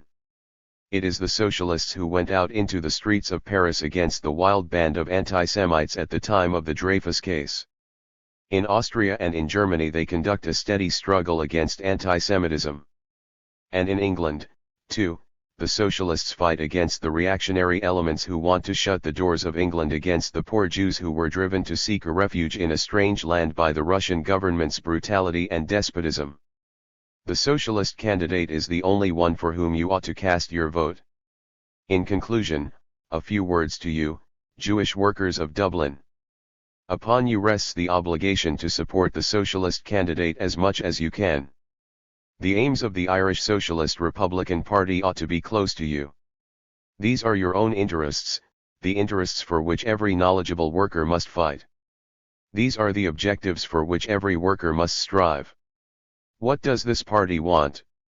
It wishes to abolish that system of private ownership under which the working class is condemned to labor, to create the wealth of the world and enjoy for itself absolutely nothing. It wishes to construct a system in which the workers shall have the right to benefit from his labor and live a free, happy, and enlightened life without bosses and rulers over his body and soul. Jewish workers. No matter how small your numbers are, you can achieve much. Do your duty and work earnestly hand in hand with your Irish brothers. Canvass for votes, vote yourselves and persuade others to vote on the 15th of January for the Socialist candidate, James Connolly. With socialist greetings. The East London Jewish branch of the Social Democratic Federation. You must cast your vote at the New Street School, James Connolly, 26 Fishamble Street, Dublin. The above document study by Manus was published in Say Author 13, Journal of the Irish Labour History Society, 1988. A 2002 postscript. Mike Quill, Kerry, founder of the Transport Workers Union of America. An address by Manus SIPTU Head of Research, at the Biennial Delegate Conference of the Southwest Region of SIPTU, held in Killarney, County Kerry, October 11, 2002. Comrades and friends. It is indeed a great honor on the occasion of this conference that we have among us this evening a delegation from New York Local 100 of the Transport Workers Union of America, here to visit the birthplace of that union, South Kerry. One of the most abiding TV memories of my school days was in 1966, when the newly elected mayor of New York, John Lindsay, responded to media goading and decided he would try to face down the Transport Workers Union. But he met more than his match when he was confronted by New York's first ever citywide transit strike. It was then that I first saw and heard on screen the leader of that strike, Michael J. Quill, denounce, with all his Kerry-accented verbal eloquence, both the mayor and the judge who was sending him to prison for violating an anti-strike injunction. Quill persevered and led that union, which he had founded in 1934, to win its greatest contract ever. Tragedy, however, followed victory. On January 28, 1966, 3 days after speaking at the mass rally called to celebrate the new contract, Mike Quill was dead. Against all medical advice, he had insisted on leading his members in that momentous struggle. He had literally given his life on the picket line. Mike Quill's fighting spirit had been nurtured in the very Kerry mountains that surround us here. He was born in Kilgarvan on September 18, 1905. During Ireland's War of Independence, fought from 1919 to 1921, the teenage Mike Quill was a dispatch rider, while his family home served as headquarters of the Kerry No. 2 Brigade of the Irish Republican Army. His uncle's house, also in Kilgarvan, was yet another Republican home, so renowned for its revolutionary sympathies, that the British occupying garrison of Black and Tans derisively nicknamed it Liberty Hall. In the tragic civil war that followed the Anglo-Irish Treaty, Mike Quill participated in the Republican capture of the town of Kenmare. It was, however, a short-lived victory before the defeat of the side on which he had been fighting. It was during those same years that Mike Quill also had his first experience of industrial struggle, when he and his brother John were fired for staging a sit-in strike in a Kenmare sawmill. Thereafter, an employment blacklist prevailed against Quill, as both a defeated Republican fighter and a sacked industrial activist, leaving him with no other option but emigration. So it was that, on the eve of St. Patrick's Day 1926, Mike Quill first set foot in the New York City he would make his own. Following a variety of jobs, Quill finally took up employment in 1929 as a ticket agent with the Interborough Rapid Transit Company, or IRT, the largest subway operation in the USA. Working conditions were horrendous, with Mike often required to be in attendance for 4 hours without pay until work might finally become available, and then condemned to a slave driving schedule, 12 hours a night, 7 nights a week. In 1961 he recalled, "During those 12-hour nights we'd chat about the motormen, conductors, guards etc. whose conditions were even worse. They had to work a spread of 16 hours each day in order to get 10 hours pay.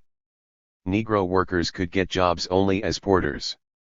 They were subjected to treatment that makes Little Rock and Birmingham seem liberal and respectable by comparison. I also saw Catholic ticket agents fired by Catholic bosses for going to Mass early in the morning while the porter covered the booth for half an hour. Protestant bosses fired Protestant workers for similar crimes, going to church. The Jewish workers had no trouble with the subway bosses. Jews were denied employment in the transit lines.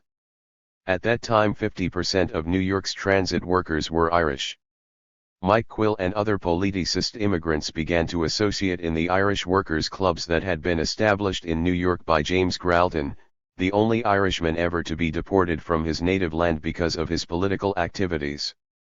These Irish immigrant workers formed the nucleus of a leadership that would give birth to a new union in New York. It was my privilege to have known two of Quill's fellow pioneers in that historic project, Austin Hogan from Cork, who had led the TWO's New York Local 100, and Gerald O'Reilly from Meath, organizer of the TWO's annual Connolly commemoration in New York. Through the Irish workers' clubs, these pioneers learned that James Connolly had not only been an executed leader of the 1916 National Rising. They also learned that he had been an Irish trade union leader and, more significantly, an American union organizer as well.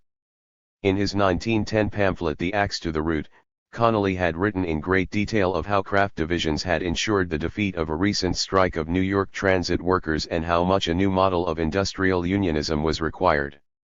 Quill and his comrades devoured Connolly's teachings, and a quarter of a century later put them into practice with the foundation of just such a union on April 12, 1934.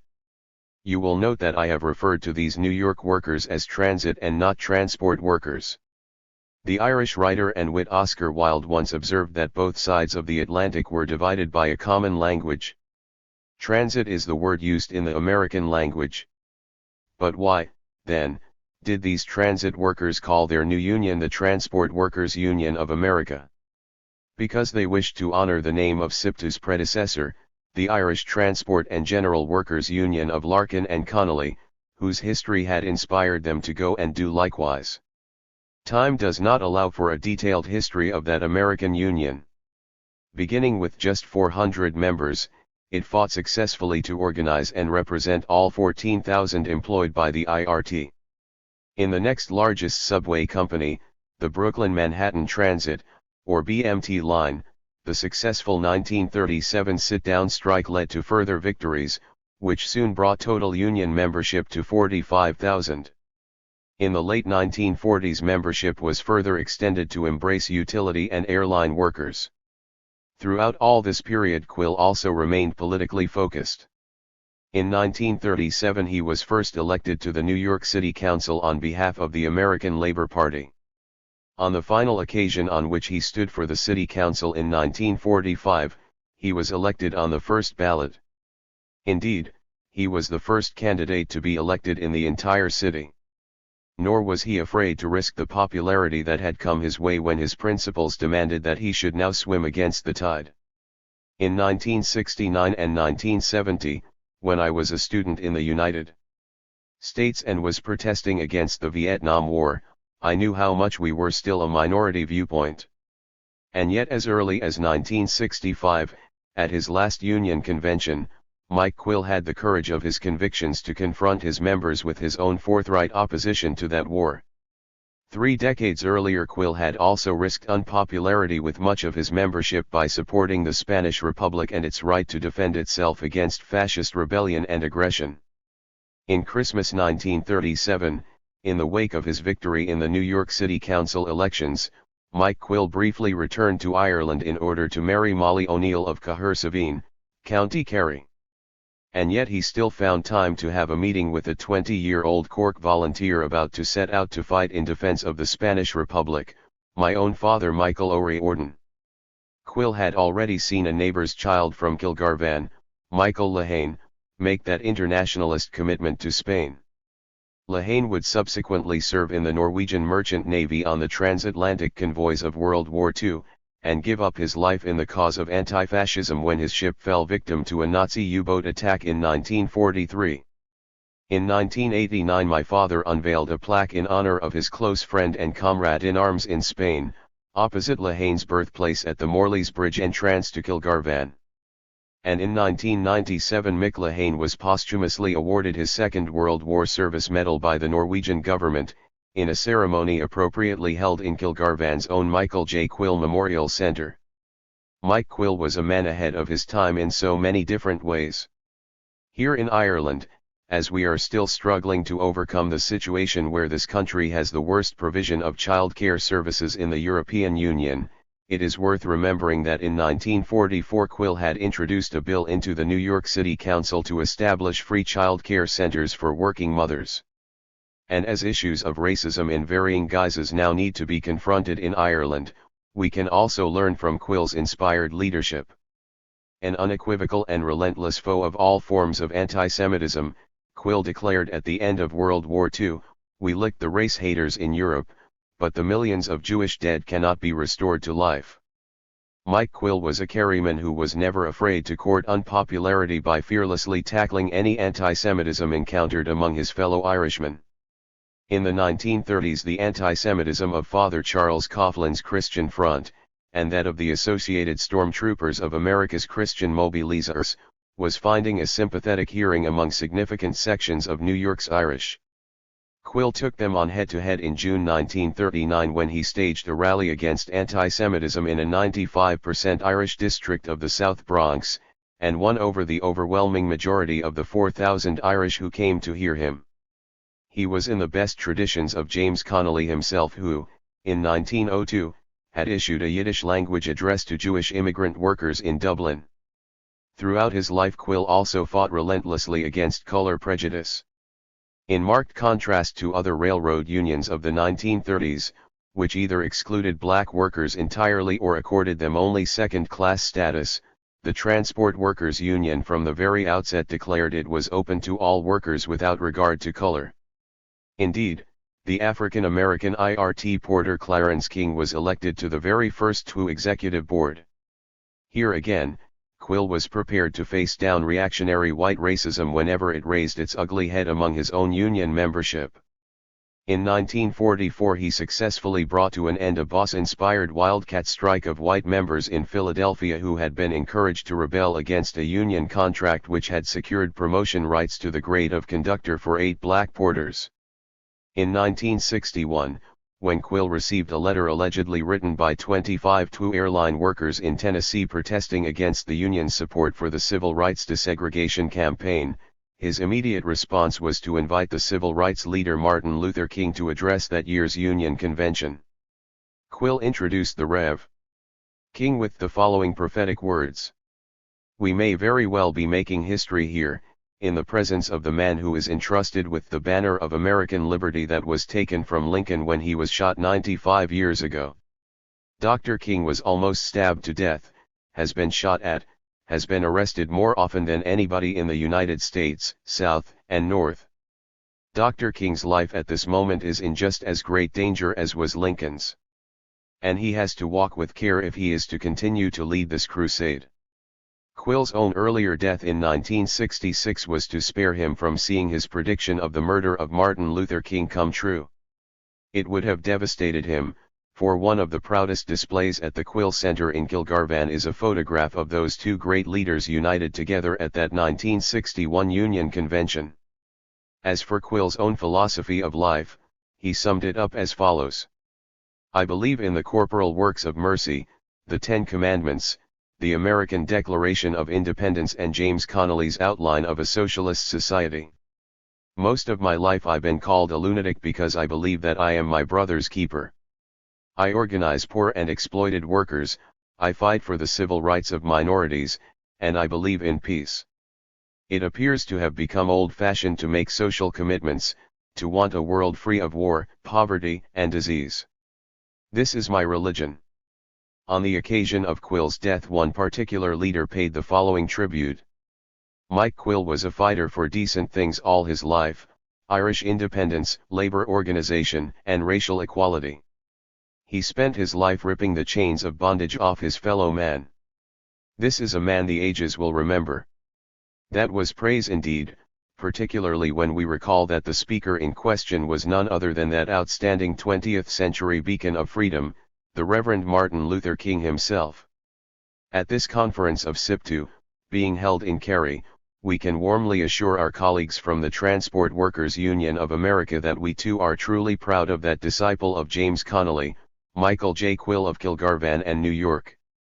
So, let us all salute his memory. Manus Ori Orden. October 11, 2002.